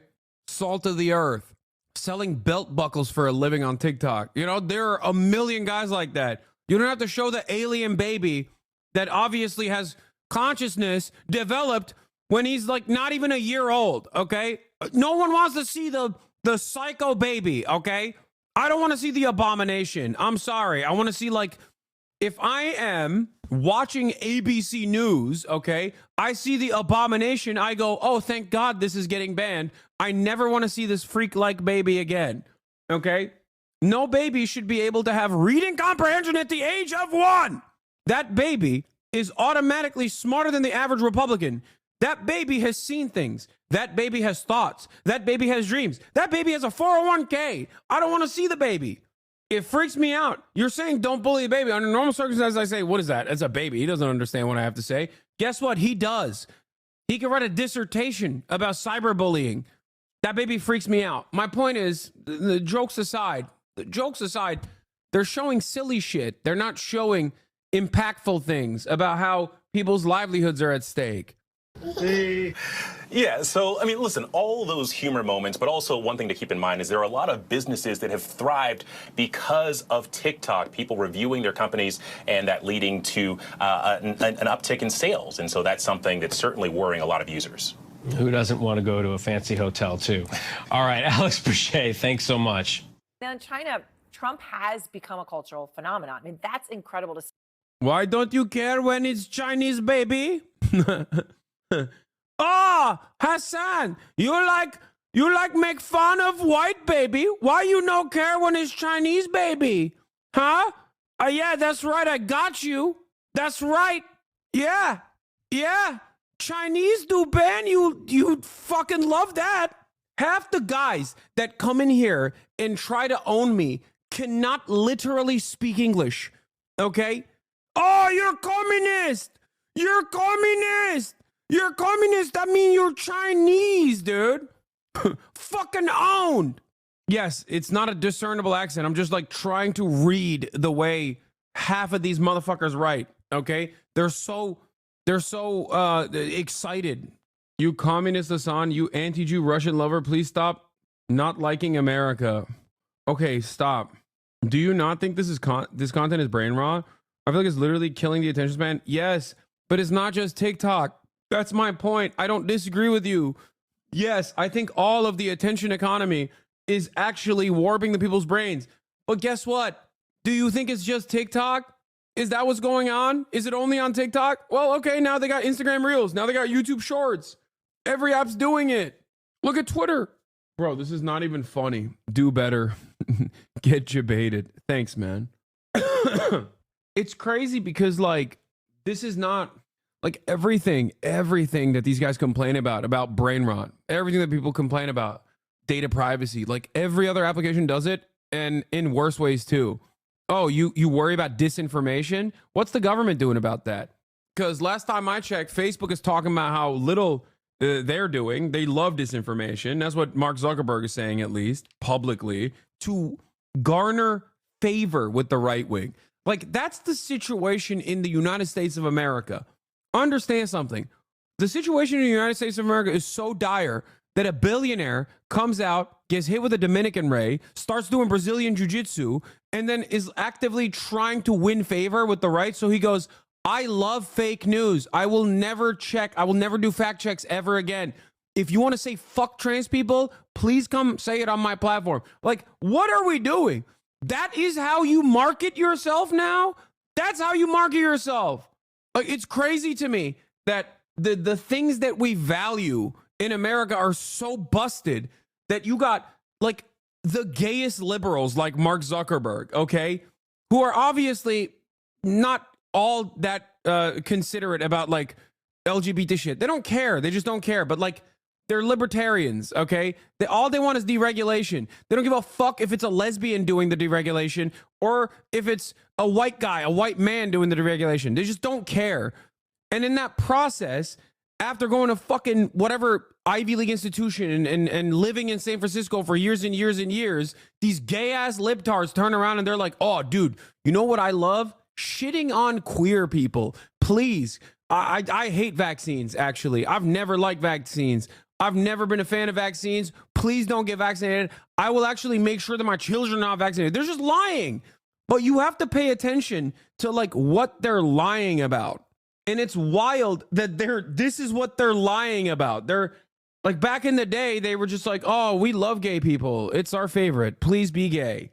Okay, sure, that's bullshit. But ultimately, it's like, oh, we're promoting tolerance. Now they're promoting intolerance. I didn't care when they were doing the other shit either. But they might as well have never done it if they're just going to turn around and be like, actually, fuck gay people, dude. I fucking hate them. Like, what is happening? They went from virtue signaling to vice signaling. How do we not recognize that that is so busted? You really need to provide context. I'm so lost. The very same wealthy people that fake acted like they were allies to queer people because they just wanted to market, virtue signal, act like they care about certain shit when they obviously don't, specifically to do marketing, are now marketing in the exact opposite direction. But the problem with that is that when you're marketing in the exact opposite direction, you're literally just marketing vices. Okay? Virtue signaling is fake, it's phony, it's lame, whatever. Vice signaling, on the other hand, is bad because you're just promoting being a piece of shit. Like, I would rather have the lame shit that I don't care about than the opposite of it, where it's like, nah, it's awesome. It's awesome to be a piece of shit. You should bully those who are weak. And we shared a little bit of that, but wait till you see what Will Ripley has to show you. I mean, that's how Chick-fil-A became so successful. It was good Christian bigot marketing. No, Chick-fil-A is successful because it has a good product. It doesn't matter. Or it doesn't matter if Chick-fil-A is gay as hell or Christian as hell. It's because it's good product. That's it. Good product and good service. The problem is these guys don't have like a great product. Their product is like letting you communicate. And now they're just saying like, you know, you can go gung-ho with your misinformation on our platforms. It's awesome. Please bring your misinformation back to us. Extraordinary diplomatic moves by Chinese President Xi Jinping. A phone call Friday with Xi and President-elect Donald Trump. I have a very good relationship with President Xi. We have been communicating with each other. The phone call seen as a rare public signal of Xi's willingness to work with Trump, an unusual move by China's leadership. Adding to the diplomatic gesture, Xi, for the first time, sending Vice President Han Zheng to Washington for Monday's inauguration. Han, the highest-ranking Chinese official ever to attend a U.S. presidential swearing-in. Trump's return to the White House is a trending topic on Chinese social media. People are calling the latest SpaceX Starship explosion a fireworks celebration for Trump from his friend Elon Musk. China's admiration for Trump. Wait, you read that and you thought that was pro-Trump? They're making fun of us, man. They're pooping on us, dude. They're making fun of us. They're saying like, look at these losers. They're laughing at our incompetence. Oh my God. I feel like, dude, I swear to God, I feel like American entitlement, American exceptionalist attitude is so baked in to the collective consciousness that they just genuinely have no way of comprehending when someone that we have in perpetuity perceived as like weaker, lesser than, is making fun of us and is dominant in any space whatsoever. Comes with an ironic twist. On social media, he's nicknamed Nation-Building Trump, a reference to how his divisive policies and personality, along with his focus on China, propped up Beijing's global standing. Also, comments like these: the Dragon Oh my God. King is coming back. The official photo of American Empire's King Trump. Don't worry, TikTok is the home base for Trump. He won't ban it. I don't know what's sadder. They're dunking on us. Like going to a forum and finding people, like finding comments dunking on America and then turning around and portraying it as though these are like serious points of admiration. I don't know what's sadder, the fact that they like don't get it or why they don't get it. I don't understand. Like they're saying Trump is great because he makes, he accelerates America's demise, which then allows all of these other countries to come to China for help. That's the argument that they're presenting. That's the way they see it. And it's like me also sometimes jokingly saying like Trump, Reis. It's like how I talk about Erdogan, like fake positive. I think the fact that they don't get it is sad, but why they don't understand it, I think is even sadder. Because these are journalists who are supposed to be like, at least in some respects, like invested in understanding why certain narratives persist. So they're the first people that are supposed to be like, oh no, they're making fun of us because like American decline is good for China. All Xi Jinping needs to do is just kick back and enjoy the ride. These Chinese kids are even learning to dance to YMCA. The Village People are on Trump's inauguration performance list. Trump's popularity in China is a cultural phenomenon. His likeness has appeared on Lunar New Year items, from a Year of the Dog statue to a Year of the Pig shirt. Now, Trump is being called, jokingly, the king who knows everything, a nod to this popular new MAGA hat. Chinese people look at him and contrast him with their lifeless leaders, and they say, he's the guy we like. On Chinese social media, comparisons are emerging between Trump and Oh my God. Oh my God. Oh my God, this entire... Oh my God. We're so cooked. No, this is really funny. It's giving... Look, it's getting warmer outside. That's not a bad thing. I'll be able to enjoy the warmer climate while you're facing like Pompeii certainly is not going to erupt. A little bit of the ground shaking doesn't mean anything bad. Look, we can enjoy the hot springs while they last. Like, what is happening? It's just like they're making fun of us. They're obviously making... Oh my God. The volcano is Vesuvius. Sorry! Shut up. Juan, the cunning and resilient protagonist of the hit Chinese drama Empresses in the Palace. There is even a Trump fandom in China. The Chinese call Trump Chandaye.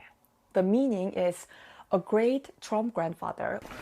This is not Trump's first cultural impact in China. During his first presidency, he became the only foreign leader in modern history to dine in the Forbidden City. The move, orchestrated by Beijing, appealed to Trump's love for spectacle, a brief honeymoon phase in U.S.-China relations, later derailed by trade wars and the pandemic. It all can go downhill very quickly, as we saw the first time around. But despite all of this rhetoric and the tough on China cabinet led by Marco Rubio that Trump is assembling, people in China do genuinely really respect him, almost love him. They like the fact that he's rich. They like the fact that... Bro, this is CNN.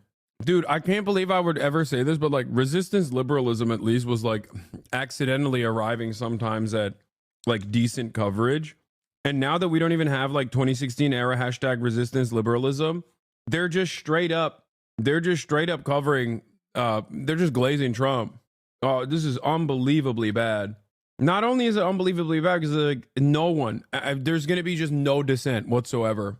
And it means that all of the liberals that annoy you, that at least initially hated Trump, are going to start liking Trump because he's the great China warrior. But also, simultaneously, not only is he the great China warrior, but also China respects him for his might. Why? Because I watched a CNN report saying that. That's incredible. that he has socially conservative views. A lot of people in China share those views. So it's really interesting to go on the Chinese internet and just see all of this praise for Trump, even with people knowing that it could be a very bumpy 4 years ahead. Yeah, it is. It is really fascinating, but incredible how overwhelming. I mean, down to learning the YMCA. Yeah. His socially conservative views. Yeah, you mean hating the Chinese? Like what? Yeah, Chinese people love how much Donald Trump hates the Chinese. It's their favorite thing. They love that Trump kept saying China flu and like led to an increased number of like anti-Asian hate crimes in the initial months of COVID because he just kept saying Chinese are responsible for it. Chinese people love that. They were like, that's so sick. We also think that. We did COVID. The Chinese people hate woke shit is so funny. Why they glazing Trump like he ain't hating China? CNN is glazing Trump by misunderstanding what the Chinese sentiment over Trump is. And they're doing that because Trump is anti-China. Okay? All right. Well, Ripley, thank you very much. And Fareed Zakaria is out front with me now. Fareed, you talk about learning the YMCA. It's just a small thing that actually means a lot and says a lot. And then you've got this phone call between Trump and... It is pretty funny, though. Like, Chinese people hate woke is so funny because it's like the anti-DEI Chinese guy that I invented the other day. Like, yeah. Since 1759, we've got them goddamn DEI for the Manchu. They had 8 Manchu speakers back then. Now we got thousands of them. Why? DEI. I'm sick and tired of them goddamn Tibetan coming over here, taking my position for the Han Chinese. That's why I love Donald Trump. He don't do no DEI. Get the Manchu out of here. Ain't nobody needs to learn Manchu. As a real communist legacy Chinese of Han descent, I hate these goddamn affirmative action DEI measures for the Uyghur Muslims. That's why I love Donald Trump. He's the Dragon King. And you've got the Chinese vice president heading to Trump's inauguration, which is an unprecedented event to send someone of that level. What do you make of this moment? Well, what is truly fascinating about it is Trump is a unique figure in American politics in that he can change his mind about almost anything, and his base doesn't care. He's able to do it. The political gymnastics that Donald Trump can achieve are breathtaking. Just think about it. This is the guy who originally banned TikTok.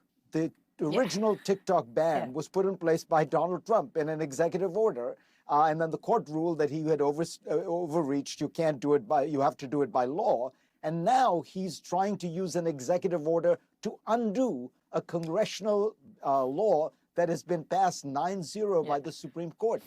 So he's changed on China. And, the Democrats run scared on China. They're worried that they'll be seen as soft and dove. Trump can do anything. He's able to, kind of suddenly turn himself into a panda lover and boast about it. And it doesn't matter. And I'm sure the Chinese people. I'm sorry, what? A what? A panda lover? Is that normal? Maybe, I don't know. Is that like a common saying? Because that sounds racist as fuck. Am I wild? I mean, I guess like we've been using the G word since like the Philippines. You know what I mean? So it's cool that at least liberals are now coming up with a new slur. And when I say the G word, I don't mean gusano, okay? I mean the actual OG G word, okay? We have called every different kind of Asian person that same slur throughout all of our Pacific incursions, from the Philippines to Japan to Korea to the Chinese, and also, of course, Vietnam. The word is like gooch, but with instead of a CH, but with a K at the end of it, if you still haven't fucking figured it out. So I'm saying that now it's time for a new way to slur. Now it's time for a new way to slur the Asians for our wonderful Americans, it seems. Don't type it. There's actually a different word for Japanese during World War II. The G word was started in the Korean War because the Korean word for Korea is Hankook. Yeah, but The origination of the word comes not from Japan. It comes from the Philippines. It's not a Korean only word. You're wrong. You're literally wrong. They use it in Vietnam too. No, racist US soldiers have, dude, don't come to me. Don't come to me for slur etymology. This is my fucking forte, man. I am the one who knocks. I am the slur master. Stop. I got a fucking PhD in slurs and dog whistles. I've been banned off this platform for saying a slur. Okay? Have you? Exactly. I don't think so. I got my bona fides. You're right. Per Edom Online, 1899, U.S. military slang for Filipino during the insurrection there, probably from a native word or imitative of the babbling sound of a strange language to American ears. Yeah, I got banned for saying cracker, which is the worst slur you can ever say. Yeah. It's the only slur that you shouldn't be able to say. You should be able to say all the other slurs. Anyway, I have a pass, so I can say it. That's why I don't get banned no more. People look at this and they think this guy, maybe, you know, he wants better relations. Now, you point out that behind all this, there may be the reality that Trump's principle. Yeah, the other slur is Zionist. It's two. Those are the only two slurs that are completely no slurs. Completely unacceptable, okay? The two slurs in one day. But anyway, my joking point was about not the etymology of the G word, the anti-Asian slur, but instead an assessment of where we're at in American society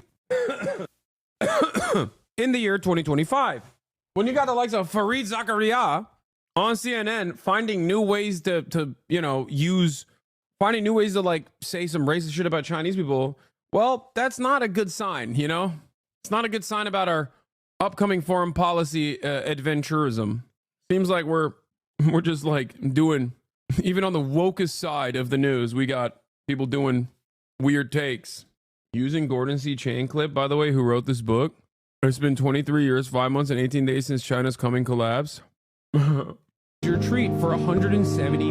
Advisor at this point is Elon Musk, and Elon Musk has always had soft views on China. He, as you say, China is a huge market for him. He admires China's engineering and skills. So we might see the most extraordinary thing in this Trump second term, which is despite an administration of hawks, Donald Trump ends up being the dove. It is amazing. I mean, certainly you heard, Marco Rubio be clear where he stands, right? Yeah, my goats, Elon Musk and Donald Trump, finally normalizing relations with China. Normalizing relations with China further.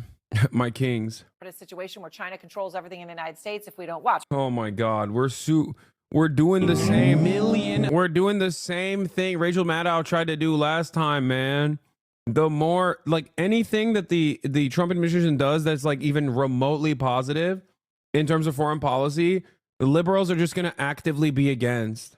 Yeah, no, one day you guys will actually win the reactionary side. You'll one day be the warmongering party, I promise.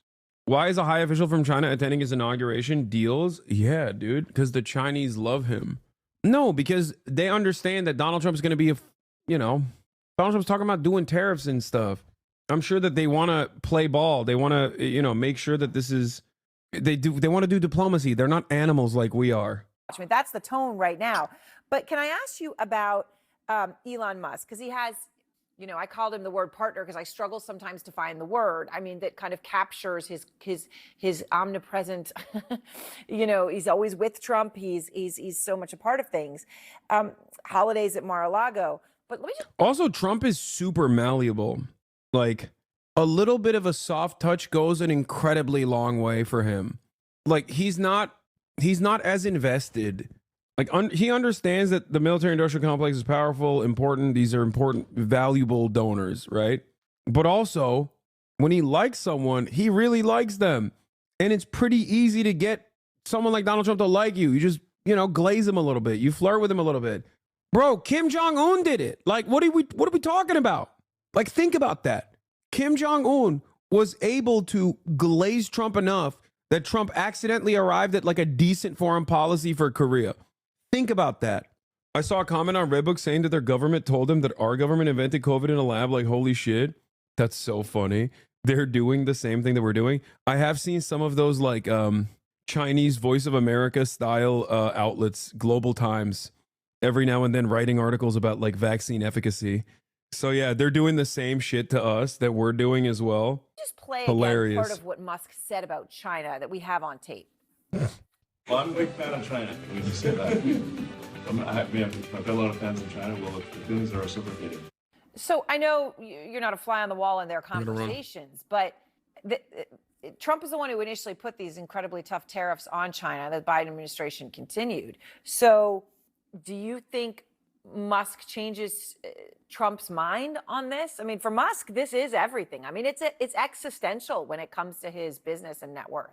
Yeah, and to be fair, I think Elon Musk genuinely admires China. He thinks it's a huge market. He also thinks they're amazing, engineers. They have managed to achieve extraordinary things, and there's an argument to be made without any question. But you're right that Trump in his first term, it wasn't just the trade wars. He established the Space Force entirely as a response to China. There was a comprehensive shift in U.S. policy under Donald Trump toward a much more hawkish view on China. So for him to reverse course and unravel that all would be something, and it would point to Musk's ability to moderate him. Look, it might end up resulting in the U.S. and China having a better working relationship around issues of trade, issues of technology, and issues of geopolitics, which would be a good thing. Fareed, I have to ask you also about China and Russia. I mean, the U.S. has said China has been very helpful to Putin in various ways over the course of Putin's war in Ukraine. And today, Putin signed a new pact with Iran's new president. So there's this new pact that got signed, already close relationship between the two. We know Iran's such a crucial provider of the Shahed drones and other things. But how significant is this deal that was just signed? It's significant in that it reminds you once again that Putin is in bad shape. Putin needs arms from Iran. He needs the drone technology that they have. Imagine that. Iran is providing Russia, once considered one of the most advanced, technologically sophisticated countries in the world, with weapons technology. He needs North Korea for personnel, for military forces, and he needs China for all kinds of technology, computer goods, and money. Without China, Putin would not be able to do what he's doing in Ukraine. And so it's an absolutely critical meeting. And by the way, back to our earlier discussion, if Trump wanted to achieve something really heroic on foreign policy, it would be to take his new relationship with China and get the Chinese to stop supporting Putin's war and, in fact, pressure Putin to sign a peace deal. Now, that would be something. Ralph, last hour, Netanyahu gave his first address to the nation since the announcement of the ceasefire agreement overnight. What did he say?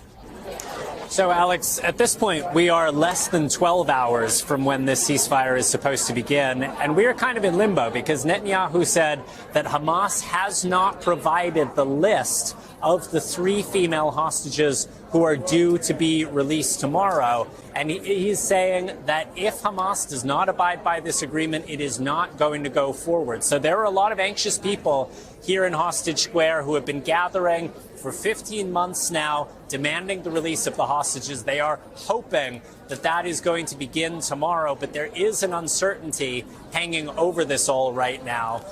Netanyahu also talked about the role that both the president's administration under President Biden, but also the incoming administration under President-elect Trump played in bringing this deal about.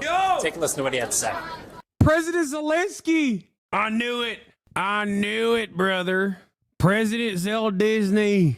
That's right. We elected him as president. We elected him as president. It was a setup. Biden, but also the incoming administration under President-elect Trump. You hear that? Trump. I rest my case. I rest my case. MSNDNC. What do they know? What do they know? Played in bringing this deal about. Take a listen to what he had to say. Both President Trump and President Biden have provided full backing to Israel's right to resume fighting, to resume combat if Israel reaches the conclusion that the negotiations over the second stage are pointless. I truly appreciate that. I also appreciate the decision of President Trump to lift It's so funny. He's like, bro, please, I promise I'm going to keep genociding Palestinian children. Please stop yelling at me. I promise I'm never going to stop genociding Palestinian children. Come on, please, please, please, please, please. I'm going to do it. I'm going to do it. In the second stage, like as soon as they give me the hostages, dude, I'm going to go back to genociding children instantly. How warped morally a society has to get for this to be the way that you plead to your, to your population. Take a second and change those b-ball shorts, bro. Those shorts must smell crazy, bro. No, actually, I didn't even sweat when I played basketball. All the remaining restrictions on the providing of essential munitions and weapons to the state of Israel. If we need to resume combat, we will do so in new ways, and we will do so with tremendous force. Now, Netanyahu talked about resuming Yeah, the Trey Yingst all but admitted the coalition is only interested in permanent genocide. There's a massive disconnect between the Israeli coalition position about defeating Hamas / resuming the war and the ceasefire endorsed by Americans. The three-phase deal is meant to eventually end the war, not simply pause the fighting, according to U.S. officials. It's not a massive disconnect. They're just actively trying to lie to the public again, with the hopes that when there's like a little bit of ceasefire that endures and they can take out as many hostages as possible, and then Israel goes back to permanent annexation of North Gaza, then, they'll be able to do it, and we'll just like pass the buck. People will just not pay that much attention to it. That's the goal. That's the intention. But I do think that, partially that like our, I think our ad breaks are back. Wait, why? Did you see an ad? Why'd you say that? Anyway, my point was, I forgot what my point was. Oh my God. That's right. Ad breaks are back at the top of the hour and in the middle of the hour. Please subscribe for $6 or for free with a Twitch Prime if you no longer want to see those ads. Just kidding. I'm not even running the ads. I debated you. Polonius, thank you for the 5 gifted subs. Anyway, I think that there are probably some people in the State Department that think that Israel needs to dial it back a little bit so that they can recoup and recover. And they're just trying to take out as many hostages as possible so that they can continue the bombing process later down the line. They're trying to minimize the political penalties, but it doesn't even matter because Israel is also not a real democracy either. Okay? It's like America. They don't care. They're just going to keep fucking bombing and they're going to keep killing the hostages. Israeli Army Radio reports that several Israeli ministers, attendees, and even cabinet secretary were seen crying during yesterday's approval of the ceasefire deal. It remains unclear whether the tears were in response to the anticipated return of some Israeli hostages who have survived 15 months of Israeli attacks on the besieged territory, or the emotional toll on halting the ongoing genocide in Gaza. Another Israeli journalist wrote, last night's cabinet meeting was described by some of those present as one of the most emotional that the cabinet has ever held. Ministers and meeting attendees cried during the meeting. The head of the Mossad admitted that it was a terrible deal, but it had to be carried out given the situation we have reached. A terrible deal. Americans. I'm crying. I'm crying at the thought of putting a pause on the execution of numerous Palestinian children, women, the elderly. I'm crying at the prospect of not being able to bomb another hospital or a mosque after destroying virtually all of them.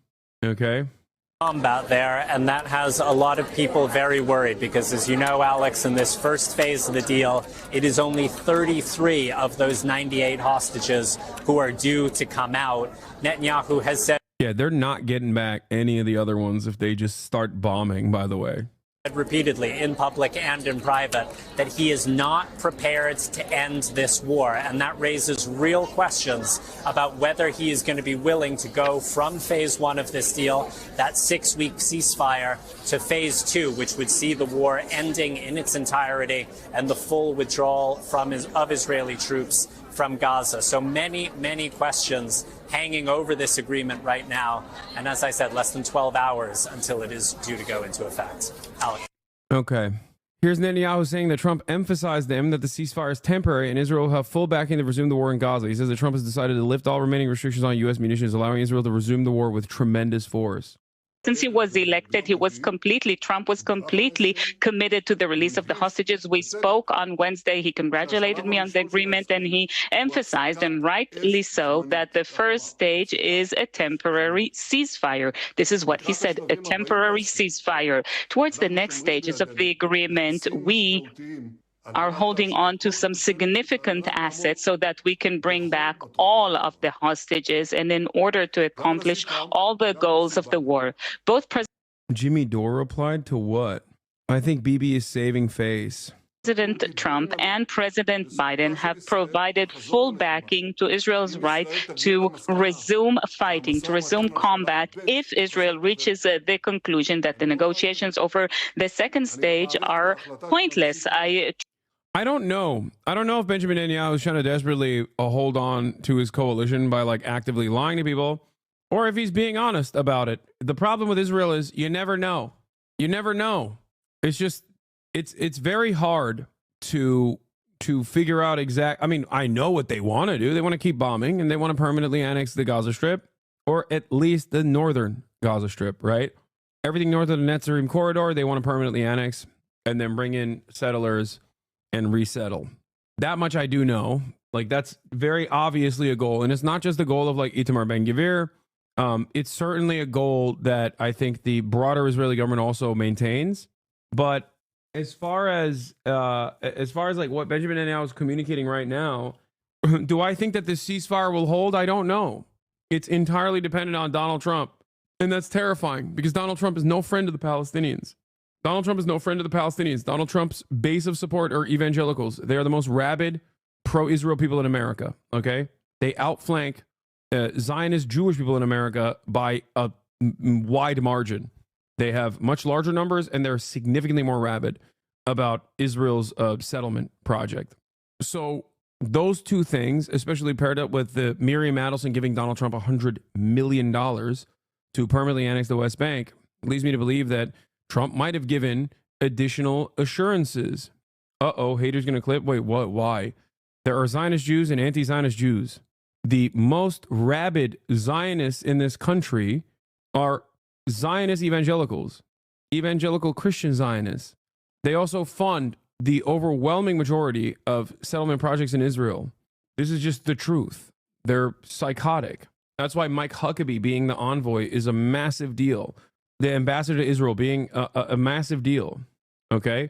It just shows what your intentions are. It shows what the American government's priorities are, or what the incoming administration's priorities are. Truly appreciate that. I also appreciate the decision of President Trump to lift all the remaining restrictions on the providing of essential munitions and weapons to the state of Israel. If we need to resume combat, we will do so in new ways, and we will do so with tremendous force. Netanyahu promised to Bezalel Smotrich that Israel will be able to occupy the entire strip. Yeah. Israel's finance minister Bezalel Smotrich says Gaza is destroyed and broken, uninhabitable, and it will remain so. Do not be impressed by the forced cries of joy of our enemies. This is an animalistic society which sanctifies death and dances on the ruins of its life. Very soon, he is such an obvious Nazi. I don't know what to say. I mean, he's literally said he's a homophobic fascist. I don't know what else to say about Bezalel Smotrich. Like, he is so openly evil. He's like routinely said he is an evil person. He's the one type of Nazi that's like, I know I'm a bad guy as a Nazi and I like it. Okay. Like, at least the other guys are like, no, how dare you call me a Nazi? That's like, how dare you call me a Nazi or a fascist? That's like deeply anti-Semitic. How dare you? Remember the Holocaust? Like, how could you say such a thing? This guy's like, no, I am a Nazi actually. And it's awesome. I love being a Nazi. Like, he's not ashamed of it.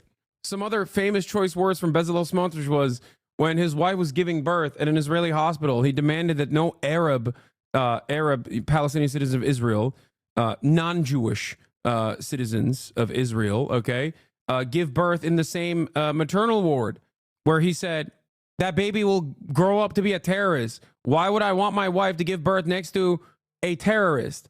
Like, that's his attitude. He just literally thinks, like, if you're not Jewish, okay, if you're not Jewish, you are absolutely a terrorist, okay? You're just straight up. You're a terrorist. You're gonna you must be removed from society. You must be killed. He has said that it would be moral to just starve 2 million Gazans to death. I mean, he said a lot of stuff. While Smotrich opposed the ceasefire deal and voted against it in the Security Cabinet session, he insists it does not signify the end of the war. Following discussions with Prime Minister Netanyahu, a clause was added to the cabinet resolution stipulating that Israel will resume military operations with full force, occupy the entire Gaza Strip, and take complete control of the humanitarian aid. What Smotrich referred to as the Hamas's oxygen pipeline. Come on, Hassan. He's a random, irrelevant guy, just a teeny-weeny finance minister. Yeah. What kind of power does this guy have, you know?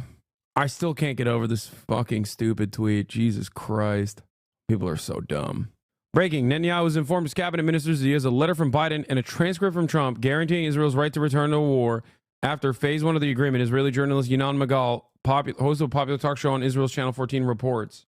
The New Yorker, in a recent story, describes Yinan Magal as a leading of Hapatriotism, the Patriots, a nightly roundtable featuring hard-right media personalities, nationalists, former liberals, and Likud party politicians. Many of his guests, like Magal, are part of the Bibists, a group devoted to defending Netanyahu as he shifts further to the far right. Once an obscure channel, Channel 14 has become the go-to news source for Israel's growing right-wing movement. If Channel 14 is Netanyahu's Fox News, Magal is its Tucker Carlson. That doesn't sound like a ceasefire to me. No, of course not. Because it's not. Here's the problem. Okay? Benjamin Netanyahu doesn't want it to be a ceasefire. Benjamin Netanyahu doesn't want it to be a ceasefire. And many people in his cabinet don't want it to be a permanent ceasefire either. So they're in this like weird holding pattern. Meanwhile, Israel's far-right National Security Minister Itamar Ben-Gvir has quit Prime Minister Netanyahu's cabinet in protest over the Gaza ceasefire deal, reports Israeli newspaper Haaretz. Called them Netanyazis. Oh, that's kind of funny.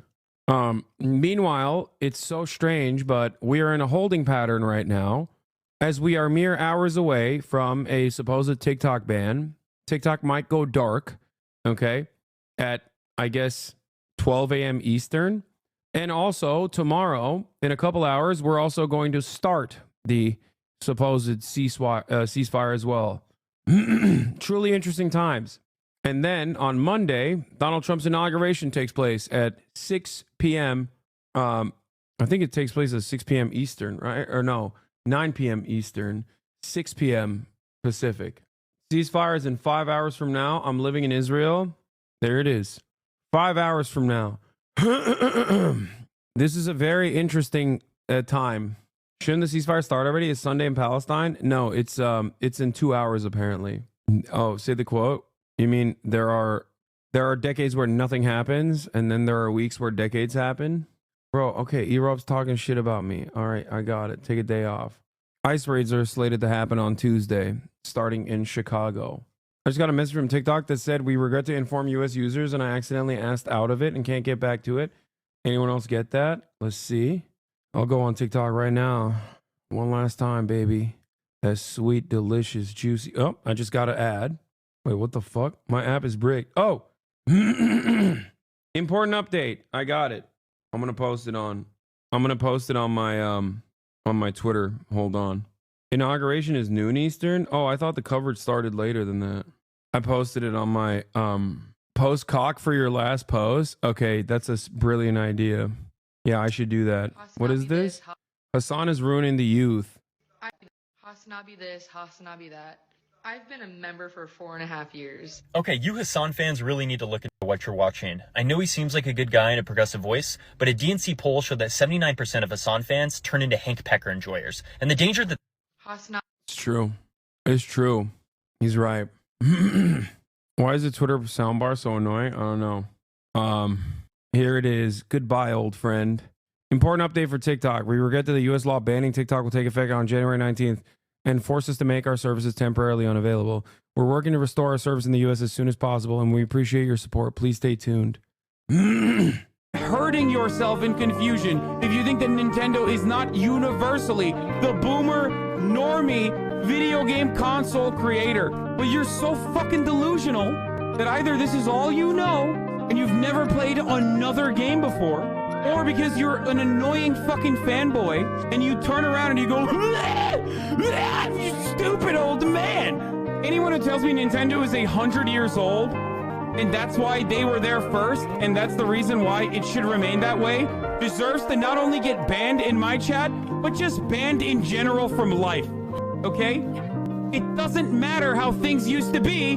Human beings thought slavery was acceptable at some point. Just because something was a certain way for a long time does not mean that it's the right way. This game is still very fun, though. Having said all that. This was this was when I was yelling about the user interface in Zelda, because the user interface in Breath of the Wild, Zelda, is like confusing for no reason. That's why it's funny when when people say, Hasan, you yell too much. It's like, now? You think I yell now? Do you know how much I used to yell? You have no idea how much I used to yell. Nowadays, I'm chilling, okay? Age has actually made me into a fine wine. I am now endlessly accepting of idiotic takes. I've seen it all. I've heard it all. I'm Unc now. Well, technically still big bro, but I have mellowed out in comparison to what I used to do. I used to get so mad. I have cried when you yelled at me. That's insane. You used to yell all the time while eating too? Yeah. Every day at the same exact time, I eat food, right? You know this already. I have a window. I have a window where I eat the same food at the same exact time as chicken. And it's usually from 2 p.m. to like around 4 p.m. You're going to hit, if you tune in at any point in that time frame, you're going to see me eating food. And back in the day, one of the things that was one of the favorite things that my haters used to do, or my chatters, my lovers, one of the things that they used to love doing is come in here and go, oh, bro, every time I tune in, you're eating. Every time I tune in and you're just eating. And I would just sit there and yell for at least 5 minutes every single day at the same time at another guy that's just tuning in for the first time or doesn't realize that he tunes in at the same goddamn time every single day. Bro, you used to yell so much my girl hated you. Even she said you've dialed it back to the point she asked why you let chat shit talk you so much. Because I'm a pushover. That's why. We let you eat while working and not just be gone for an hour. I mean, that's not how this format works. I still don't think that TikTok is going away. Chinese government officials are welcoming Americans on Red Note. A somewhat official statement by China on Xiaohongshu, Red Note. By the way, it's just that's the other thing that's like kind of funny. Why don't people say it's the Red Book? Because that's what Xiaohongshu is. It actually does. Like, I asked my aunt, I had to do some investigative reporting on this because I couldn't even trust Google Translate, where I was like, so what does Xiaohongshu mean? And she said it means the Red Book. And it's really interesting that, it's the little Red Book, you know? It's not actually the Red Note. It's the little Red Book. You know who else had a little Red Book? Mao did. That's right. You see U.S. military members are joining. Wait, what? That link is so busted, chatter. You need to be less horny when you link me stuff and link it correctly, please. What do you think of that? Well, I'd love to see that. But anyway, the young people have their freedom. And enjoy. Americans after the government bans TikTok. Yep. Chinese police on Xiaohongshu, aka Red Note, warning incoming Americans to be aware of scams and not to believe everything you see on the internet. Wait, what? Warning. AI fraud on Red Note. Recently, some foreigner received such a contract on Red Note and asked for help online. Here, let me explain. It is to be analyzed whether it's true or not. But I have to remind you that many things on the internet are untrue. Don't believe them easily. There is also a type of fraud where scammers use AI to generate a picture and conduct fraud with it. Seeing is not necessarily believing. So we need to be vigilant. Nowadays, there are various methods of fraud with all kinds of tricks. Here are some tips to prevent fraud. Always keep in mind the 3 don'ts and 1 double. 1 do, I guess? Don't believe strange phone calls. Don't click on unknown links. Don't disclose personal information. And double check when making transfers of remittances. I'm Office O. Follow me and make a police friend. Feel free to consult. That's the people's police, bro. I'm kidding. Someone said this to Fusli. Yeah, she's not gonna learn her lesson. This single Chinese cop has already done more good for me than any U.S. cop in my whole life. You should have Jake and Big on to do a Red Note showcase during the TikTok ban. He can live translate memes. It would be good content. Chinese users make fun of Brits just like us. One of my favorite things on Red Note so far is the Chinese also making fun of how Brits say bottle of water. Bowl of water. You know what's really funny? I don't know how this is the case. I don't know if it's the case in China as well. But like in Turkey, we learn English, but not American English. We learn British English. Of course, you like TikTok, you Chinese communist piece of shit. Jesus, man, why are you so upset? I don't just like TikTok. I like Xiaohongshu as well. And you know who else I like? Mao Zedong. Okay? Yeah. Why are you so angry? Russia better... Okay, bannable take. Week off. Fix links. You see that the U.S. military members are joining Xiaohongshu and potentially leaking shit. Let's see. U.S. Air Force C-17 pilot Emily Barkemeyer, wife of U.S. Air Force pilot Jared Barkemeyer, posted quite a few videos on Xiaohongshu over the past few days. For some unknown reason, she removed some of the videos afterwards. I believe too much was revealed in those deleted ones. Wait, what? Barkemeyer posted 17 videos on Xiaohongshu as of January 17, but deleted a few afterwards. The screenshots on the right were captured from Chinese media. Wait, I don't get it. You know, they post these on... Wait, hold on. I don't know if this is like... I don't know if this is like stupidity or not, but like I'm pretty sure they post these on like TikTok too, man. Don't they? Yeah, they post this stuff everywhere. This is like you're not going to see the cockpit of a military plane that is like, you know, super secret, high, you know, super classified. I don't think this is that significant. Not sure if real or fake. Also, C-17 ain't got anything China doesn't already have capability-wise. Yeah, what? Like, I don't understand. Chatters are going to lose their minds when they find out that, you know, we build Boeing airplanes in China. Okay. It doesn't matter. It is known that Red Note is a CCP app where TikTok is political football. If anything, I would suspect that this person is like doing PSYOP on Red Note as a part of the American military rather than vice versa, where she's accidentally leaking state secrets. I still think Redbook is an op, but since I'm ideologically aligned with those who are doing an op, I will likely join. Have you officially joined yet? No, I haven't. And also, no, I don't think Redbook is an op. Man, it was initially an app in just Mandarin. Please, it was an app in Mandarin. It was not intended for Americans. At most, it was intended for people like my fucking aunt who is Chinese but living in America so that she can still have access to an app entirely in Mandarin and, you know, keep up with her friends in China. Okay? It is not everything is an op. The reason why people are going to Xiaohongshu, on the other hand, the reason why people are going to Xiaohongshu is because people are like, oh, TikTok is sick. It's Chinese. Well, maybe the Xiaohongshu app is also good. And it blew up on TikTok. The CCP could come to Dayton, Ohio and go to the Air Force Museum to view the insides of a C-17. Or come to the air show and speak directly to C-17 pilots about the capabilities. Yeah. It's not like the reason why it exists on the Western App Store, the reason why it exists on Apple and whatnot is for that reason. Okay? Is so that Chinese people that live in the Western world can also have access to this app and use it. Quite literally, every part of this application was so clearly designed for a Chinese audience. Okay? It's very obviously designed for a Chinese audience.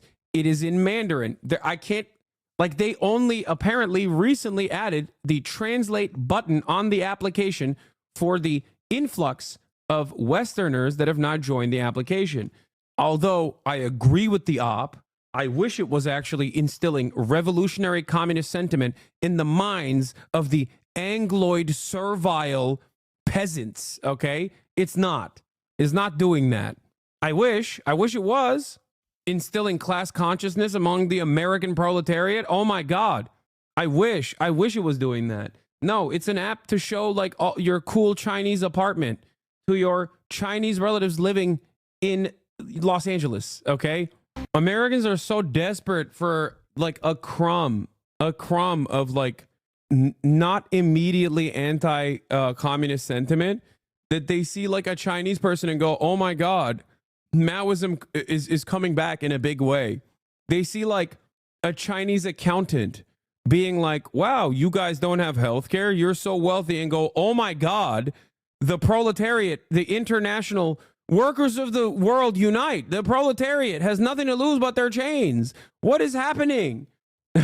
Yeah, they saw Chinese Pinterest and Chinese Depop rolled into one goddamn app and they went, oh my God, is this Maoism? What is happening? It's more likely the Chinese government removed her account for promoting the U.S. military. I don't even think that's what's... Anyway, Miss Riz. Hasan, are you going to the inauguration? We have one extra ticket if you would like us to send you. Miss Riz is so funny. Stop it, Miss Riz. I'm good. You take care of those foster puppies you parented, okay? You worry about those foster puppies, Miss Riz. Anyway, what is the other thing that she posted?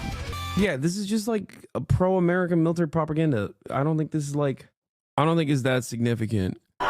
Watch, U.S. soldiers have taken to the Chinese Red Note app, sharing videos directly from an aircraft carrier. Unbelievable. What? I'm so confused. Like, what? So what? That looks like a museum of an old military aircraft. I doubt it's an aircraft carrier in operation for the U.S. military today. In fact, I've toured these boats before, and this stuff looks like from the 1970s era. Yeah, this is not a leak. I don't even... Are those like civilians touring it? I don't think it's a museum, but I don't think it's the New York City aircraft carrier because it doesn't show the New York City skyline at all, and you get a 360 view, and you would see that. But I don't know. Maybe it's the San Diego one. I can't tell. Shirts are color coded on aircraft carriers. No, yeah, I don't think it's civilians. No, at first I thought they were, but they're not. Okay, I want to talk a little bit about this TikTok ban. Okay. Dude, if these guys are actually leaking to get Xiaohongshu clout, that's so funny. Okay, the first one was fine. It wasn't anything like OPSEC related. Okay, it just seems like regular ass pro-military propaganda that you would post when you're in the military on you know, a number of different platforms. But having said that, it is really funny if they just straight up are posting state secrets. Team TikTok, Team China. What is this? Great. U.S. military started sending military equipment on Xiaohongshu. A small pull, a little look inside. Okay, why not? Wait, what? Could you provide the nameplate of the ME? Nah, I think a lot of this stuff is like on all these other platforms too. There ain't no way these guys are... This TikTok ban. I'd be shocked if they were posting. Listen, I would be shocked if they were accidentally leaking like experimental, you know, or new tech. That is, you put that on the War Thunder forums, okay? That's the space for that. I voted against, by the way, since this is coming up soon. Last year, when they brought this ban up for a vote, number one, they said it's a national security issue. It's a national security issue. I said, okay, that's serious. Let's see the case. Let's see the intelligence. Let's see what's going on. I can tell you that what was presented to all of the members voting on this thing was not very compelling. Like there was no real information that was given that was a smoking gun, that was anything specific. It was very vague, not convincing, and frankly, it was not convincing to many other members as well. In fact, very high-ranking members on the House Foreign Affairs Committee came to me after the briefing, and they were very shocked and pretty surprised at the lack of substantive information in the briefing. They were genuinely expecting there to be some real or compelling intelligence shared that would substantiate the argument. And there just wasn't. And they were surprised at the lack of information presented at it. And then also, additionally, this bill, which is very large and substantive, like in terms of its impact, came to the Energy and Commerce Committee. It was marked up and it was brought to the floor like in a matter of, I don't know, 1 or 2 weeks. I'm trying to remember, was it just a few weeks, which is very, very fast. Very. Additionally, the degree to which corporations surveil the American people without genuine consent and without real mechanisms for opting out should be illegal, point blank, period. And so many of us naturally said, the answer is not just playing endless whack-a-mole with apps. The answer is that we should have real privacy legislation in the United States, and we should help people own their information and have greater agency over their personal information so that they're not being spied on all the time, whether it's a domestic company or a foreign company. So we need to actually have privacy laws in the United States, to which, of course, big tech is going to fight against, and their lobbies are going to fight against. So they just target an app instead of targeting the problem. And then lastly, when this thing was passed, all these legislators were like, who supported it, were like, oh, it's not a ban, it's just a forced sale. Which, to be fair, forced sales have happened in the past. Grindr was a forced sale. And they'll say it's not a ban, it'll be a forced sale, it'll be fine. Well, first of all, they provided very little time for that to happen. For an app that big, like how? Wait, they forced Grindr to be sold?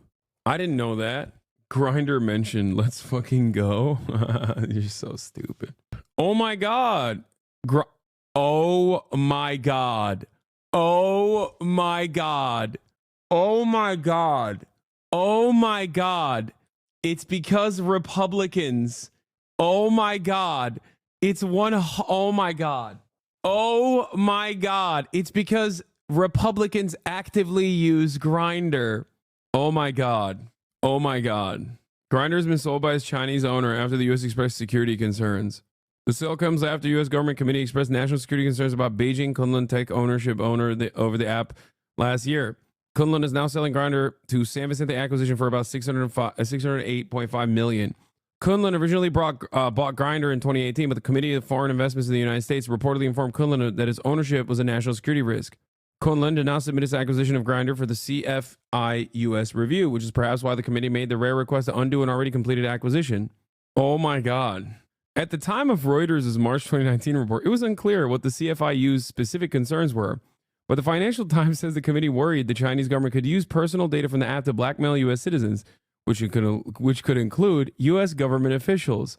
Now, for Grindr, that makes a lot more sense because you're using the app for one reason, and that is to eat dicks and ass, man ass, okay? To do gay shit. Ain't nobody's using the app for dance videos, okay?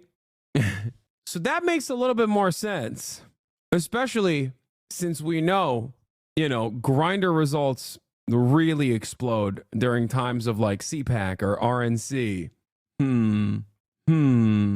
And as of late, the U.S. has been scrutinizing app developers more heavily on how they handle personal data. CFI-US blocked acquisitions of MoneyGram and AppLovin. What the fuck is AppLovin? Debt financing? Orient Hontai Capital invests further into mobile marketing firm after U.S. government questions previous takeover bid. Back in January, the firm sold a 10% ownership stake to Orient Hontai Capital for $140 million. Grindr's data handling practices have also come into question by other groups over the past few years. In January, a Norwegian nonprofit filed 3 complaints alleging that Grindr's Android app shares personal data with ad companies in violation of GDPR. In April 2018, a different Norwegian nonprofit found that Grindr shared its users' HIV status with 2 outside companies, a practice that Grindr has since stopped. Dude, oh God, it would have been so sick. Grindr has gotten 1,000% worse since this, by the way, and Sniffies is where it's at now. I promoted my small business on Grindr, and the sale totally fucked me. Please stop making light of such horrible time in my life, shaking my damn head. I can't believe it, but I think your MAGA turn is incoming. Donald Trump wants bullet trains in America? Doesn't make sense. Wait, what? Donald Trump lamented that the U.S. doesn't... Oh my God. Oh my God. Oh my God. Stop. Stop. Trump praised Japan's high-speed passenger trains during a live audio conversation with Elon Musk. Wait, this is from August 13th, 2024. He briefly lamented it, okay? That doesn't mean anything. Oh, you guys thought, I thought he was going to do it again. Trump on HSR bullet trains. They go unbelievably fast, unbelievably comfortable with no problems. That's true. It literally is true, by the way. They do go unbelievably fast with no problems. And we don't have anything like that in this country, not even close. And it doesn't make sense that we don't. Doesn't make sense. Can't wait for trains. Oh my God. Oh my God. The Teflon Don, dude. Who's going to buy TikTok? Hello? Like, it's very large. But besides that, after leaving no time for a forced sale, now here we are. And I would say that the lack of forethought and the rushed nature of this bill. Communique from the throne of eternal hierarchical truth to all proper subjects of the natural order. Emergency alert. Another leftist egalitarian socialist degenerate has emerged from the communist infiltrated streaming networks. This HasanAbi, democratic egalitarian socialist mind control operator, is spreading his weak-willed democratic poison through the ethereal waves. I feel, is this from Disco Elysium? Bro, people waking up out here? All over the world are clowning us. No wonder America been trying to keep us sheltered. You see the architecture of China's buildings? You go anywhere and look at the architecture. Bro, this is what I mean. It's like Americans have been so brain broken into thinking that like the average Chinese lives on like a healthy diet of rat piss and is busy working 14, 15 hours a day sewing your fucking shoes in a hospital, in a factory that has like nets outside of it because they want to like constantly commit suicide. And they live in like huts or something, that when they see like a tier 1 city or a tier 2 city, okay, they just lose their minds. They're like, wait, what? What do you mean? What do you mean they have better cities than we do? Like, what are you talking about? It's like so shocking. This is the other side of feeding your audience a healthy diet of ridiculous propaganda. When they accidentally see the truth, they go, oh my God, this doesn't mean that there aren't many issues in China. Okay, there certainly are, some of which I cover on a regular basis because people constantly come in here and go, what about this? What about that? What about this? What about that? But like, if your assumption is born out of the collective hysteria that is built as a defensive posture against like the scary Chinese Communist Party, and then you see the truth for what it is, you go, oh my God, this place is awesome. Yeah, and then people still do this, by the way. Look at this. China's all facade. It looks nice, but very bad quality.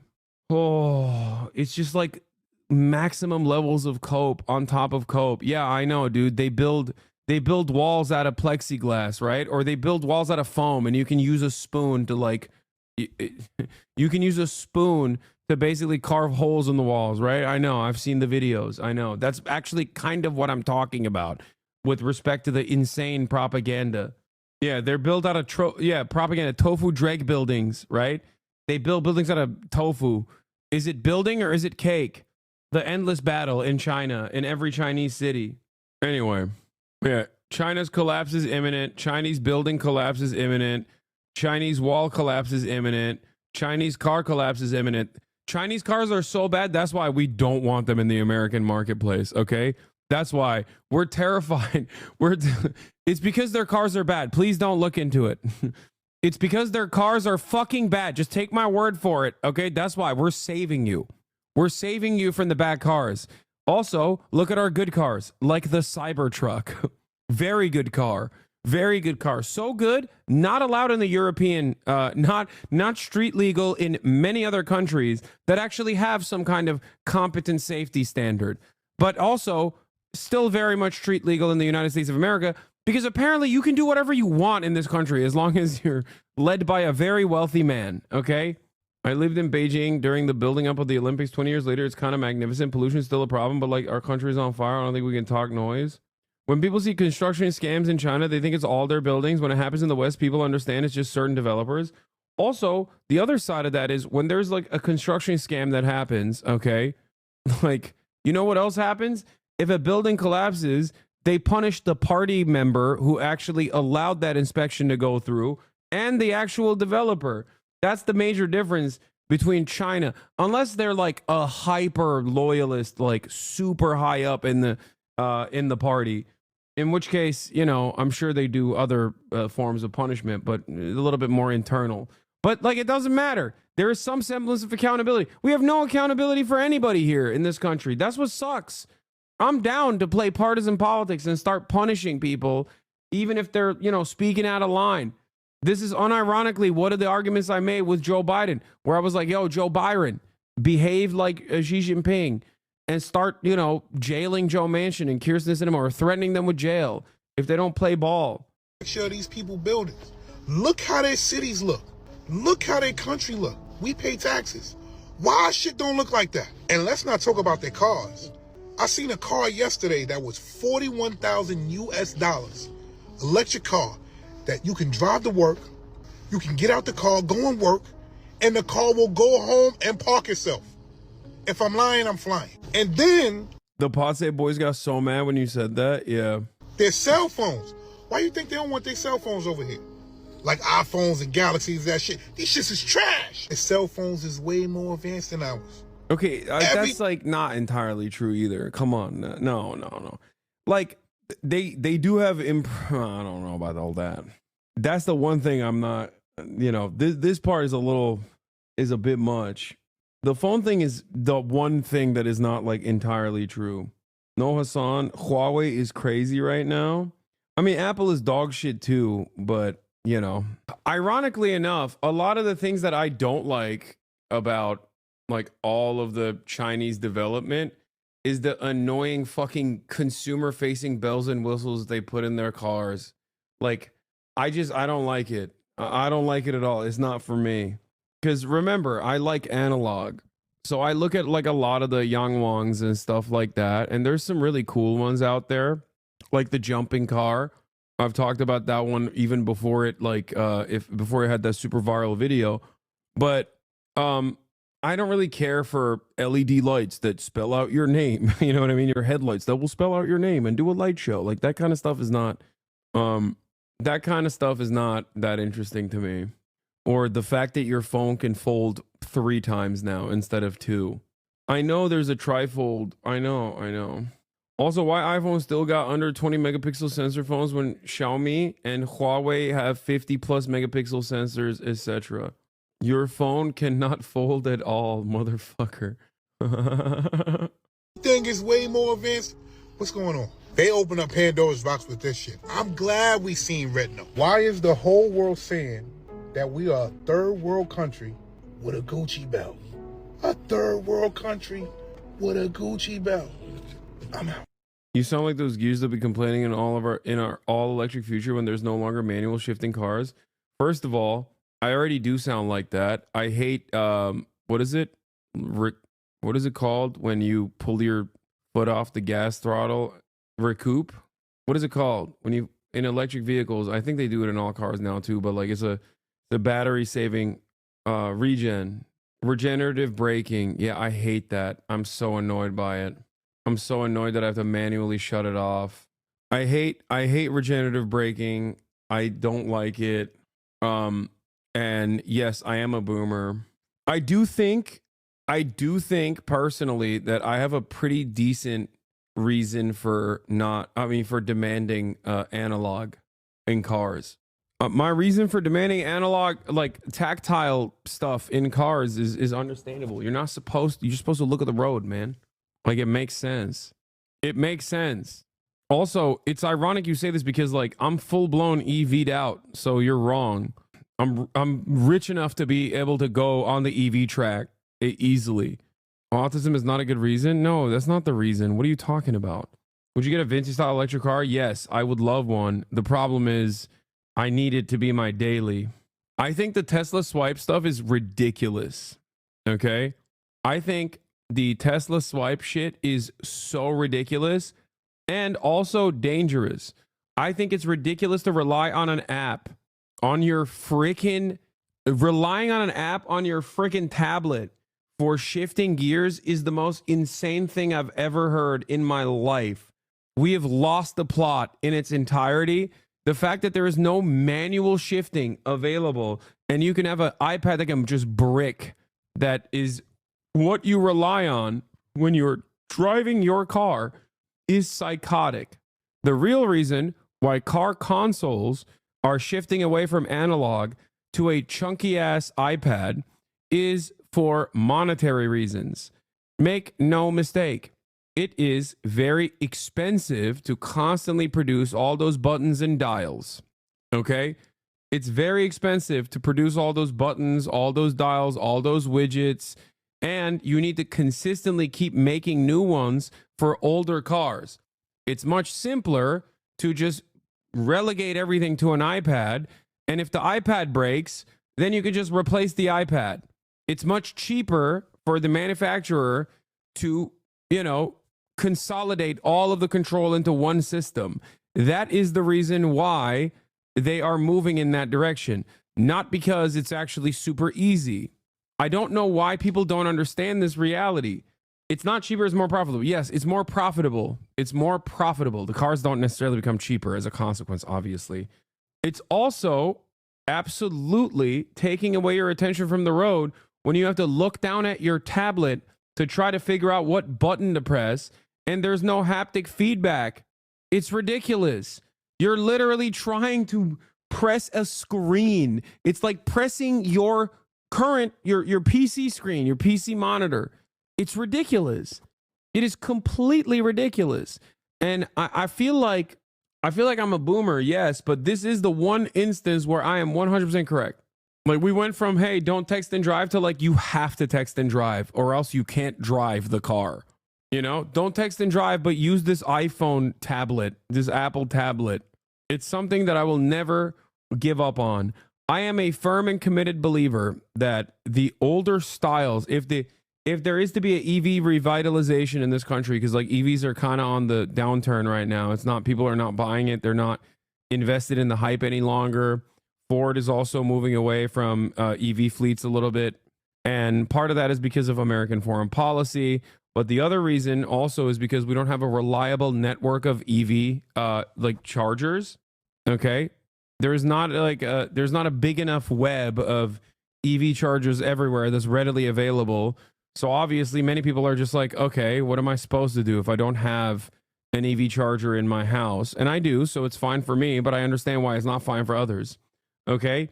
Now, having said that, aside from the reliability of having like a EV network, the reliability of having a EV infrastructure, that would make it easier for people to drive like Ioniqs and whatnot. But outside of that, I think a major setback is that EVs are so goddamn like same old. Doug DeMuro believes that in order for EVs to make a difference between one another, because all ICE cars, all internal combustion engines from all the cars that I've driven in my life have a different, unique feel to it. Okay? They all feel different, but all battery cars feel the same. No matter what, you can drive, like, I don't know, their acceleration and everything else, like, all internal combustion engines feel different. All battery powered EVs feel kind of the same. Okay? And in order to make that feel different, a lot of electric vehicle manufacturers will add these like crazy bells and whistles, like the car that can jump, the Yangwang BY9 or whatever, that can jump. They're like, oh, look, our car can jump. It's like silly. It's a silly thing. What I believe would truly make EVs feel different, unique, and exciting again is if they were to, other than, they probably do need to use gas-powered generators, which is Chinese style. The new Scout actually has that feature, and apparently 50% of the new Scout, 50% of the new Scout pre-orders actually went for that feature, the gas-powered generator feature. Obviously, people want that extended, that extended travel distance, which takes the Scout from like already pretty decent battery life. That's a hybrid? No, it's not. It's the opposite of a hybrid. It's the opposite of a plug-in hybrid. A plug-in hybrid is an engine that has an electric vehicle component in it, but it's still powered by an engine. This is a primarily battery-powered car. It has a battery in it, but then also on top of that, in order to extend the range, they have a gas-powered range extender, a generator. It's like the reverse of a hybrid. Anyway, my point is, yeah, it's like a diesel-electric locomotive. Exactly. So the point I was trying to make is that people obviously think that the range is still a hybrid. I don't care. Anyway, technically it is, yes, a hybrid, because it is the word hybrid means that it has two things, but it's not hybrid in the way that you understand a hybrid. A hybrid has a primarily gas-powered engine. Anyway, my point is the battery range is still a major concern for many people, understandably so. Lack of availability for fast chargers is a major concern for many people, understandably. But last but not least, I think the EVs are boring. How do you make EVs less boring? I say this as someone who leased one of the best EVs that you can literally purchase. Okay? I had a Taycan. I had a Porsche Taycan 4S. Like, the one model above it is the turbo. That's it. Or I guess the GT. 2 models above it. And it's a fantastic car. It's fantastic. It's very easy to drive. It's very fun to drive. But it looks boring, and it kind of feels boring after a while. Now, why does it look boring? Why does it look boring and kind of feels boring after a while? Well, the reason for why it feels kind of boring after a while is because there's no engine sound. So I think, personally, in order for these cars to be like a little bit cooler, they should put a fake engine sound in them. Okay? I think that they should put fake engine sounds in the cars. That's number one. And they do that already, but not like the engine sounds. I'm talking like an actual engine sound. Now, some cars are doing that now. Okay? Some cars are doing that now, so that's good. The other thing that I believe is if they were to bring back nostalgic, like old classic 60s, 70s, 80s, 90s, maybe even early 2000 looks in their cars for the EVs, okay, that would also be fantastic. I think that would also be super cool. If they nail down those two things and then all the infrastructure stuff comes along with it and battery technology improves, EVs would be much more consumable. And there are some car manufacturers that are doing that already. The new Nissan GTR EV is gonna do that. I think the new Hellcats are doing that as well. No, not this. What the hell? Where did I see this? I saw a Nissan. Am I crazy? Did I imagine this? I thought I saw a Nissan GT EV. Yeah, R32 GTR EV. Here, this 10 things you need to know about the Nissan R32 EV project. The R32 EV is the work of a small group of passionate Nissan I guess they're just making it like it's not real. It's not like a real teammates. A pair of electric motors each deliver up to 160 kilowatts of power and 340 newton meters of torque. A 62.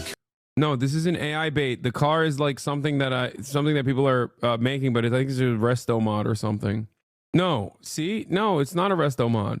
What do you get when you combine a small team of passionate engineers, one of Nissan's most iconic performance cars and the latest EV technology? While traditional car enthusiasts might be tempted to say controversy to answer this question has been revealed when Nissan displayed as one-off R32 EV conversion at the 2025 Tokyo Auto Salon. Created as a passion project by a small group of adventurous Nissan teammates in Japan, the R32 EV probes the potential of electrification to deliver a driving experience every bit as engaging and as rewarding as the Nissan 32 GTRs. It's so sick. Right now, the only things they have are like the F100 Illuminator, which is also a concept car. You can buy the battery package for it for a measly $400,000. I know, I've checked. You can get Bronco Resto mods that are EV for $250,000 to $300,000 to $400,000. The issue is that's not what I'm looking for. I'm looking for something that's reliable, that's like off the rack, okay? I don't want a fucking resto mod. I'm not a car guy. I can't deal with the constant breaking of a resto mod, okay? I like cool cars. I am not a cool car guy to that degree. I would need to be a straight up car fanatic who knows how to work on a car, let alone an electric car, if I were to get a resto mod like that. Another one is the, yes, EV Envision. I know. I've seen all of this. I've shown you all of this. Another one also is the Grandeur, I believe, is also a Hyundai one. It's not just the Envision 74. There's also the Grandeur, isn't that the one? Anyway, as far as the only company that I've seen that is actually kind of doing that is the Dodge. Can't sound good because, of course, this is a concept car, but as you know, Dodge has got to sound badass. So it's E-Muscle, they call it, right? Yeah, so it's their replacement for the Charger Challenger. It's the Banshee concept, but it's got a really cool feature which lets you actually listen to it. So I'm going to cue them to, what's it called? Fratzonic exhaust. All right, put your mic down there. Okay. Here we go. Yeah, that's pretty. I don't even like that. It's too alien-like, man. I just wish it was a real engine sound, dude. Yeah, shut up about noise pollution. Oh, it was the Genesis. Wait, what? No, this isn't what I was thinking of. No, I don't care about this. Why are you giving Restore mod cars a bad rep? A great master builder won't give you a bust-ass car? When you lease or purchase a car at a dealership, as much as I hate dealerships, you can still just bring the car back and get a loaner car and not have to deal with all the headaches. Okay? If you get a Resto mod, inevitably, every car inevitably has issues. Okay? Every single car does. The BMW i8 flop because a lot of people hated the fake engine noise. It's not for everyone. No, I think the reason why the i8 flopped is because it was, one, incredibly expensive at the time, and also it was too early. We saw one on the road today. It actually is sick. The BMW i8 it was just too early to the market. Yeah, this is what I was thinking of, the Grandeur. Yes. Oh god, it's so sick. This is what I need, dude. i8s look cool in my opinion, but people kind of hated it. It has an inline 3 but looked like a supercar. It's okay to have Homer takes about cars. I don't think these takes are all that uncommon. I'm not even kidding when I say this. I think that these takes are not all that common. As a matter of fact, they're very common. Always obey all speed and traffic laws. 0 to 60 in 3.3 seconds. So you want a car that looks like a taxi? You do realize that one of my favorite cars on the planet are the cabs in Tokyo. Like the Toyota Crowns. Another car that's incredibly cool is the Toyota Century. The best of the best. Made for the Japanese market, was Toyota's flagship car within Japan. Globally unrelated, Lexus LS series, Toyota's flagship luxury model. I love the Crown, man. Driving a 1997 Toyota Crown Comfort Hong Kong taxi took me somewhere that no longer exists. They're so dope. Not car related, but Fox is just mask off admitting the motivations for the TikTok ban. Trump gets into a trade war with China. The minute we have a disagreement, when we exchange tariffs, they're going to realize the news feed will be all pro-China. There's no pro-Israel stories on there, almost nothing. There's no pro-Taiwan stories. Do we want the predominant news source in America with young people to be pro-China, gradually, subtly anti-American? That's the question you have to ask. Well, I think the first time... I hate that. TikTok says U.S. ban will force it to stop services. Yeah, I already covered it. Not car related, but can't wait for the cosplay stream you hijacked from She's like Ray. back on Twitch. She wants to do more collabs and stuff. I was like, of course I do. And we're in like a little group chat with Senna, and we were planning stuff. And then Hasan and Will messaged me. They're like, oh, we heard you're doing stuff with Ray. Would you like to do stuff with us too? And I was like, of course, I'll do stuff with you guys too. And then Ray messaged me again. She's like, I heard that they asked you to do stuff. You're gonna do stuff with us first, right? I'm so mad that they're trying to just steal it. That's messed up. That's actually messed up. She doesn't want us to thrive, dude. Cosplay is not just for girls, okay? It's not just for girly pops. Men can do it too. And we were actually trying to destroy the gender binary here. Messed up. Butt in, and I was like, oh no, I will of course do one with the girls first. Obviously, it's what the people want. So, but I don't know if I could even prepare all that stuff in time, but I'll do my best. Yeah. but Hasan said he wanted to do a Marvels thing, but I think that Ray also wanted to do a Marvels thing, so maybe we could just all do it together. No whammon. No whammons. Cosplay Jeff. Where will the thirst traps when the cosplay streams be posted now that TikTok's banned? Oh God, I don't even want to know. I don't even want to think about TikTok being banned. I'm just still coping. I don't think it's going to get banned is what I'm thinking. TikTok just share this employees internally. We know this is disappointing for you, not only as employees, but as users. However, we are fortunate that President Trump has indicated that he will work with us on a solution to reinstate TikTok once he takes office. Please know our teams are working tirelessly to bring our app back to the U.S. as soon as possible. This performative shutdown of some WWE stuff? What do you mean, dude? Yeah, it's going to be down for a day until the big dog, Teflon Don, comes back. Okay? Until Teflon Don comes back and saves us. President Trump, save me. Kind of fucked you ended this man's career.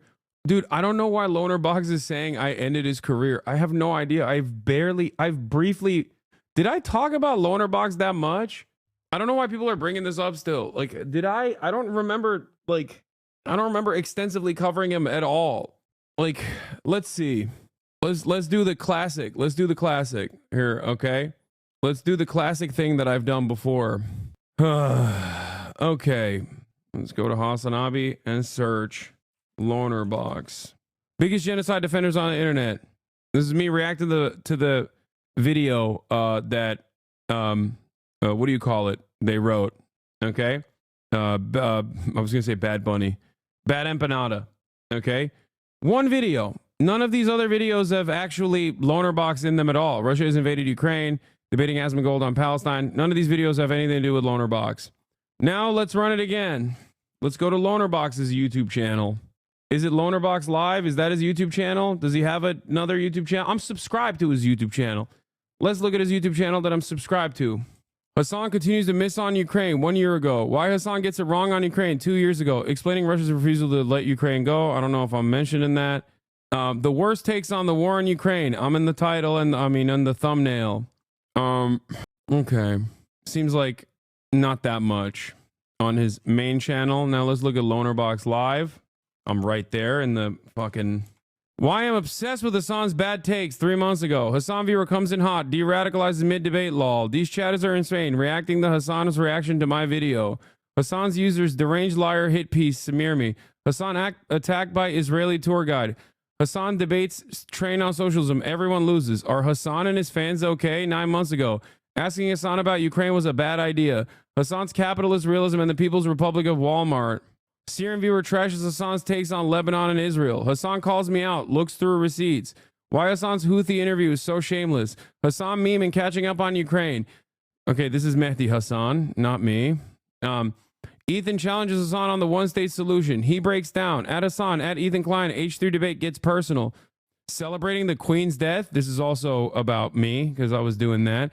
Hasan freaks out on peers after the weirdest pro-Palestine interview. Hasan debates the Tate. All bad takes in one. React to the Boy Boy. Okay, this is not about me. This is about Boy Boy. Okay. Tanky podcast goes mask off on civilian deaths. That's about that's about deprogram. Commentary YouTuber takes 2 of the top tankies and wins.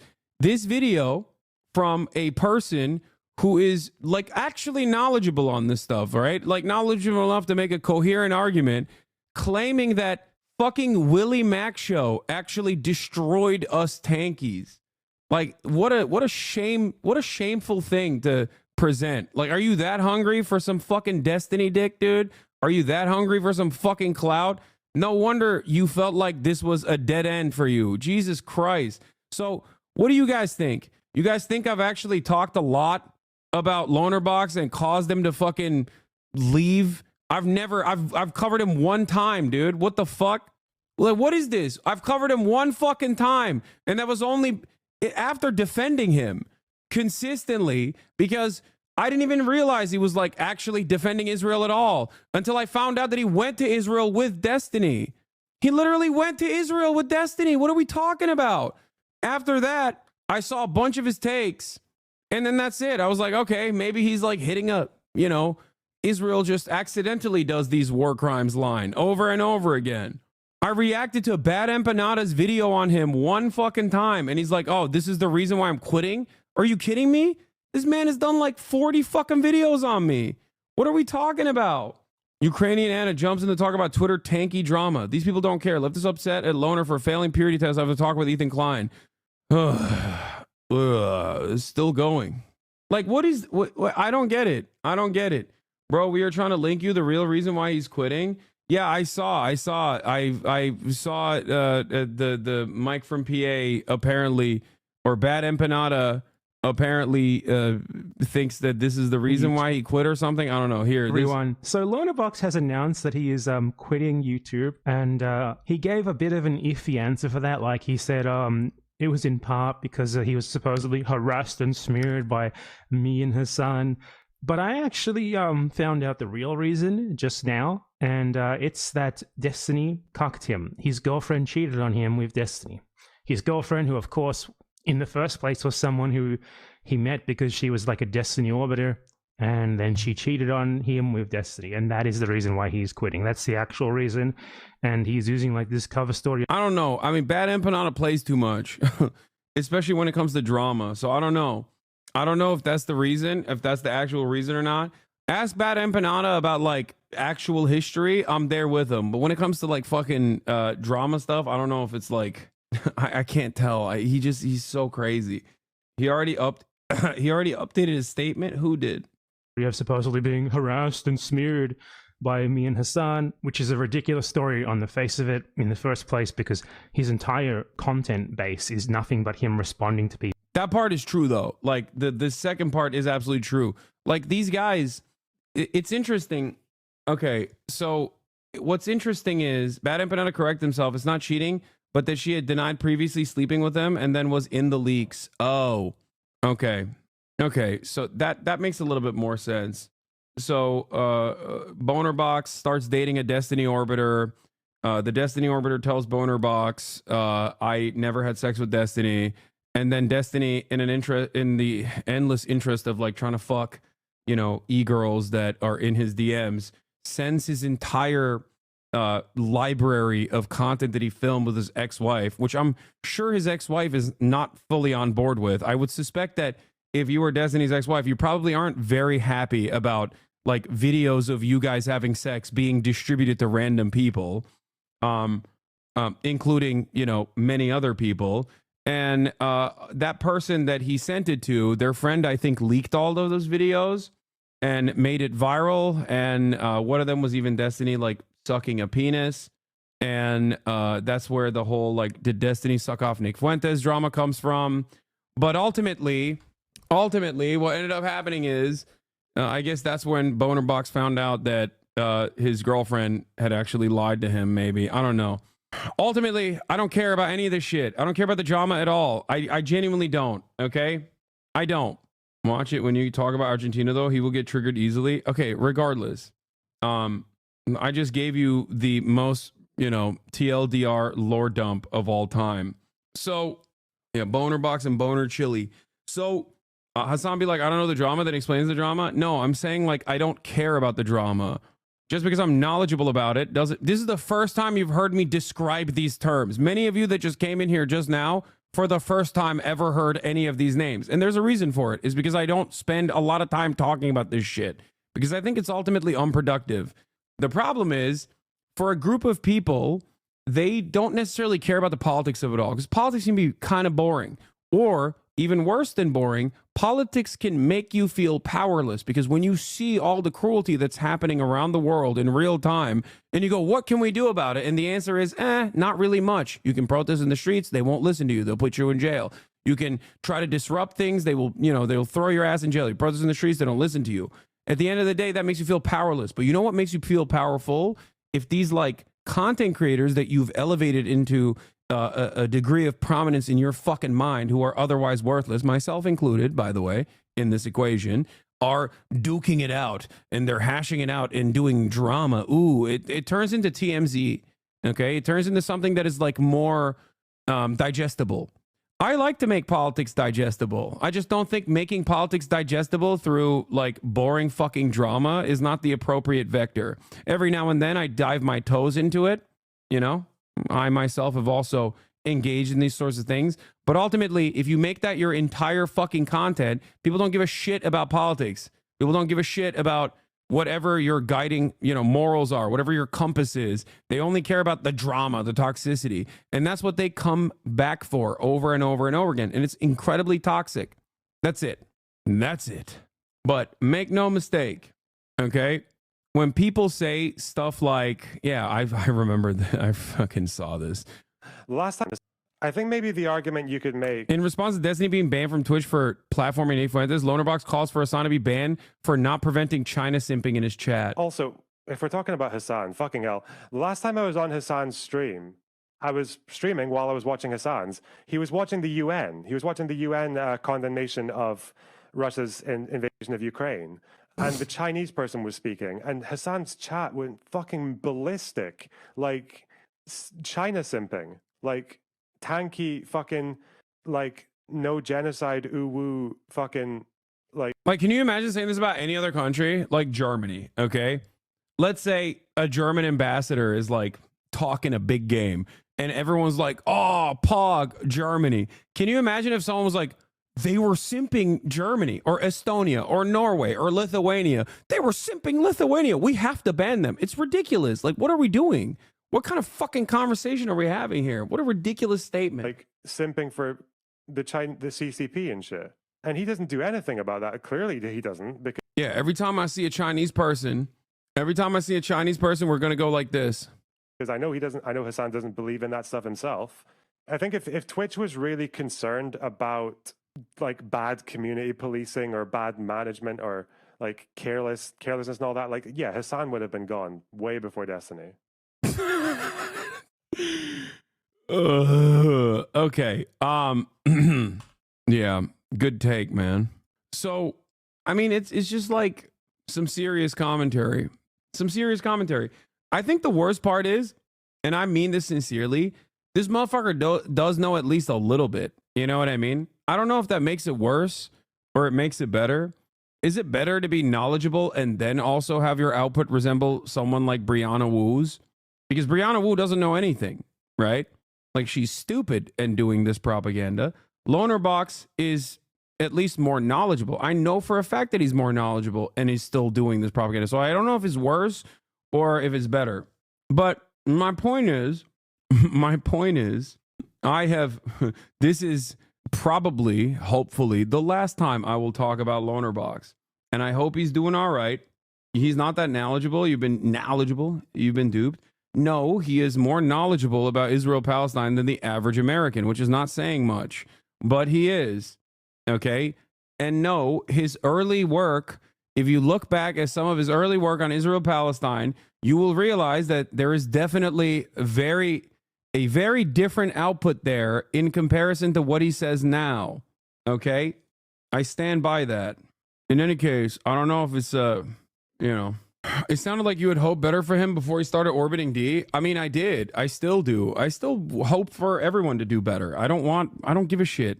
I am of the mindset that if someone becomes a healthier individual, if they focus on their own content, if they try to like develop a community and do their own thing without like constantly trying to shit smear, constantly trying to fucking clip shit out of context and hype up drama over and over and over again and pivot closer and closer to a rabid sociopathic community full of cult-like followers that don't really care about politics all that much and only care about like the shit stirring, they will most likely be a healthier content creator overall. They'll be a happier person overall, and they'll make better content in general. They'll make more consistent content. They'll probably get off my fucking dick too in the process. So it's a win-win.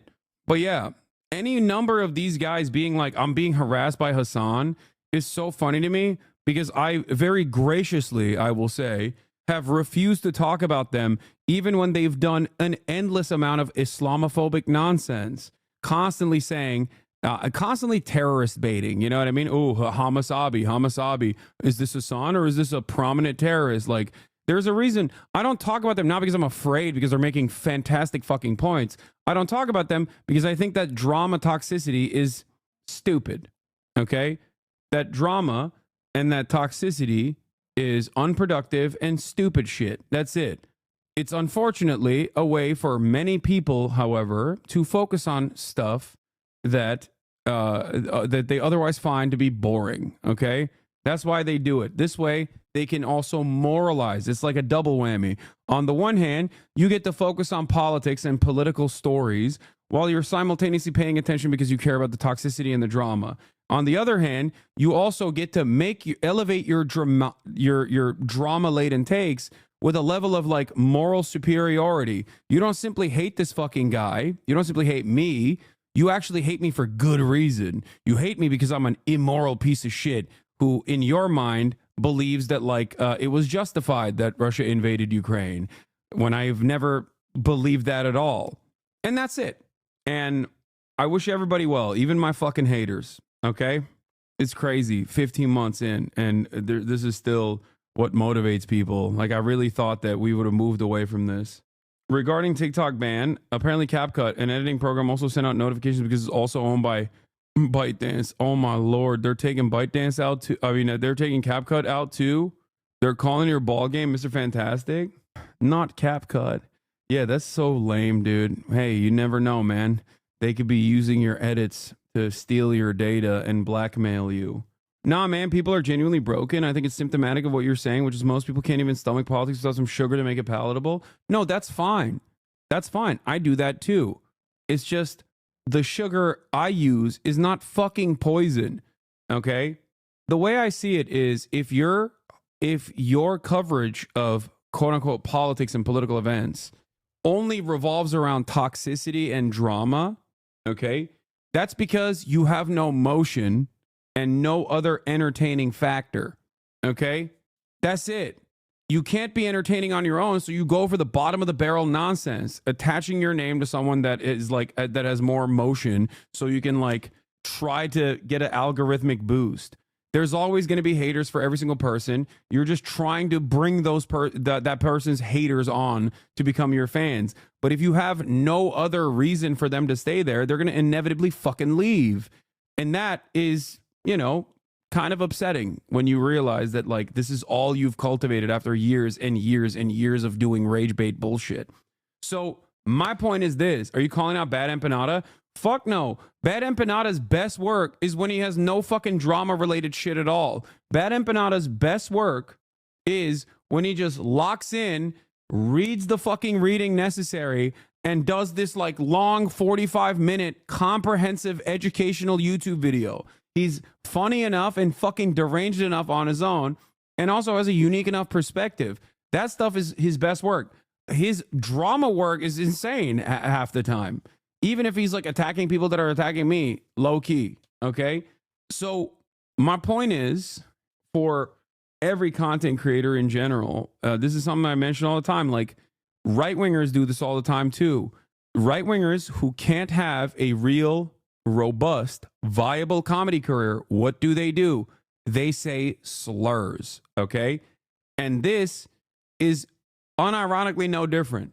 For liberals and liberal adjacent content creators and drama content creators and like slop tubers, okay, the fucking Willie Mac slop show and the like, they can't make unique, interesting videos, so they just like fucking latch on to whatever drama they can and just basically regurgitate whatever the fuck they saw on a subreddit, which is so stupid. You're not doing any investigative reporting. You're not putting any emphasis. You're not putting any interest, or you're not doing anything. You're just like literally rehashing shit that you read on a subreddit. That's so bad. Now, it's the same equation, okay? It's the same equation. Right-wingers who can't be funny or entertaining on their own go for the bottom of the barrel hack shit. What is the hackiest thing you can do? Reaction, okay? Like trying to drive some sort of reaction out of your audience. How do you get that? By saying slurs. Okay, liberals, liberal adjacent, like center right content creators that don't have any sort of like motion, don't have any sort of charisma, and don't have any interest in like diving into these like interesting topics will do a similar thing. They won't say slurs, but instead they'll just let the drama be the main component as to why people tune in. Yeah, I personally think it's fine that BE does drama. If they're going to be drama channels, might as well have some form of leftist perspective. Sure. Anyway, I think there are also people in this community that are also drama pilled. That's how we went from talking about EV development to boner boxes, relationship drama. We need to leave that in 2024, please. I agree. We should leave that in 2024. We all like drama unless it's about someone we like. I just, like I said, I'm gonna stand on what I said earlier and repeat it over and over again. It's boring, and I think that there are much more interesting ways. I think there are much more interesting ways of making engaging content out like around politics in general. But on that note, I'm done for the night. I'll be here tomorrow. Tomorrow is going to be a very different day. No TikTok and hopefully a ceasefire. All right. Love you all. And I will see you tomorrow. All right. I have no ill will against my enemies. Okay. Even if they're fucking haters. I hope they're doing all right. Peace.